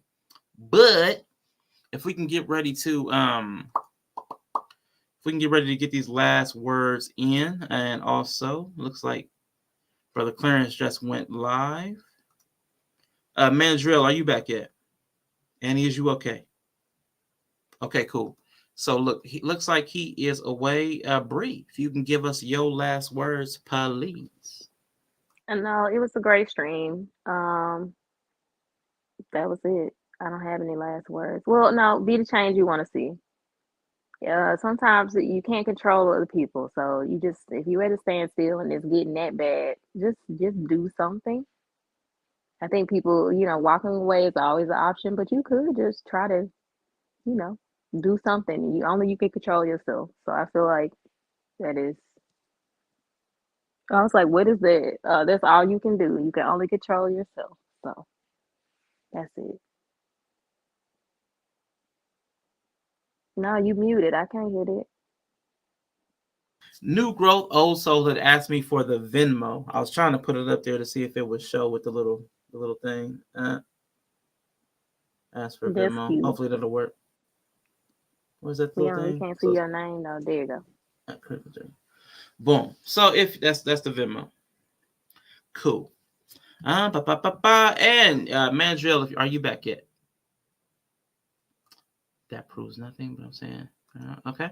Yella, I want to get your last words in, Mr. Yella Mania. Yeah, this has been dope, man. This was probably one of the dopest chats we probably did, just about, you know what I'm saying, on some on something else different. Shout out to the chat for providing good questions. Some we might, touch on later on down the line. This been super dope, man. I would say this: your purpose shouldn't be attached to other people. Purpose driven by other people is problematic. Live for you, do you, be you. Whether that's on a plane, going to go kick it with your wife, or on the couch watching the game with a sub sitting on your stomach. Other than that, catch y'all later. Oh man, yeah. One more thing that I gotta plug it because it's a thing. Man, come on through. If y'all ain't on shit, come on through the Twitch later on. We're gonna be doing WrestleMania watch along in about 45 minutes. Come on through. We're gonna have like little chill out. You can come up on the panel or watch along and react to it as well if you into kicking it. So come on through. Other than that, man, y'all be safe. Enjoy y'all Saturday. All right, man. Everybody going live now. Conscious TV's live. Everybody going live. Everybody. Mandrill, last chance. Going once, going twice. So with the man with the braid in his hair. Anyway, I'm probably just gonna stay blurry. I'm getting ready to get out of here. Thank you, Ty Libra. Glad you enjoyed it. Thank you all so much for being here, participating in the chat, man. Kept the chat rocking. Everybody that came up on the panel, man, kept the conversation moving. Appreciate all of y'all. Next show for sure will be Tuesday. I don't know if Bree's going to be available. If she is, it'll be the Ism show. If not, it'll be something else. I'll probably just finish up what I was going to do today.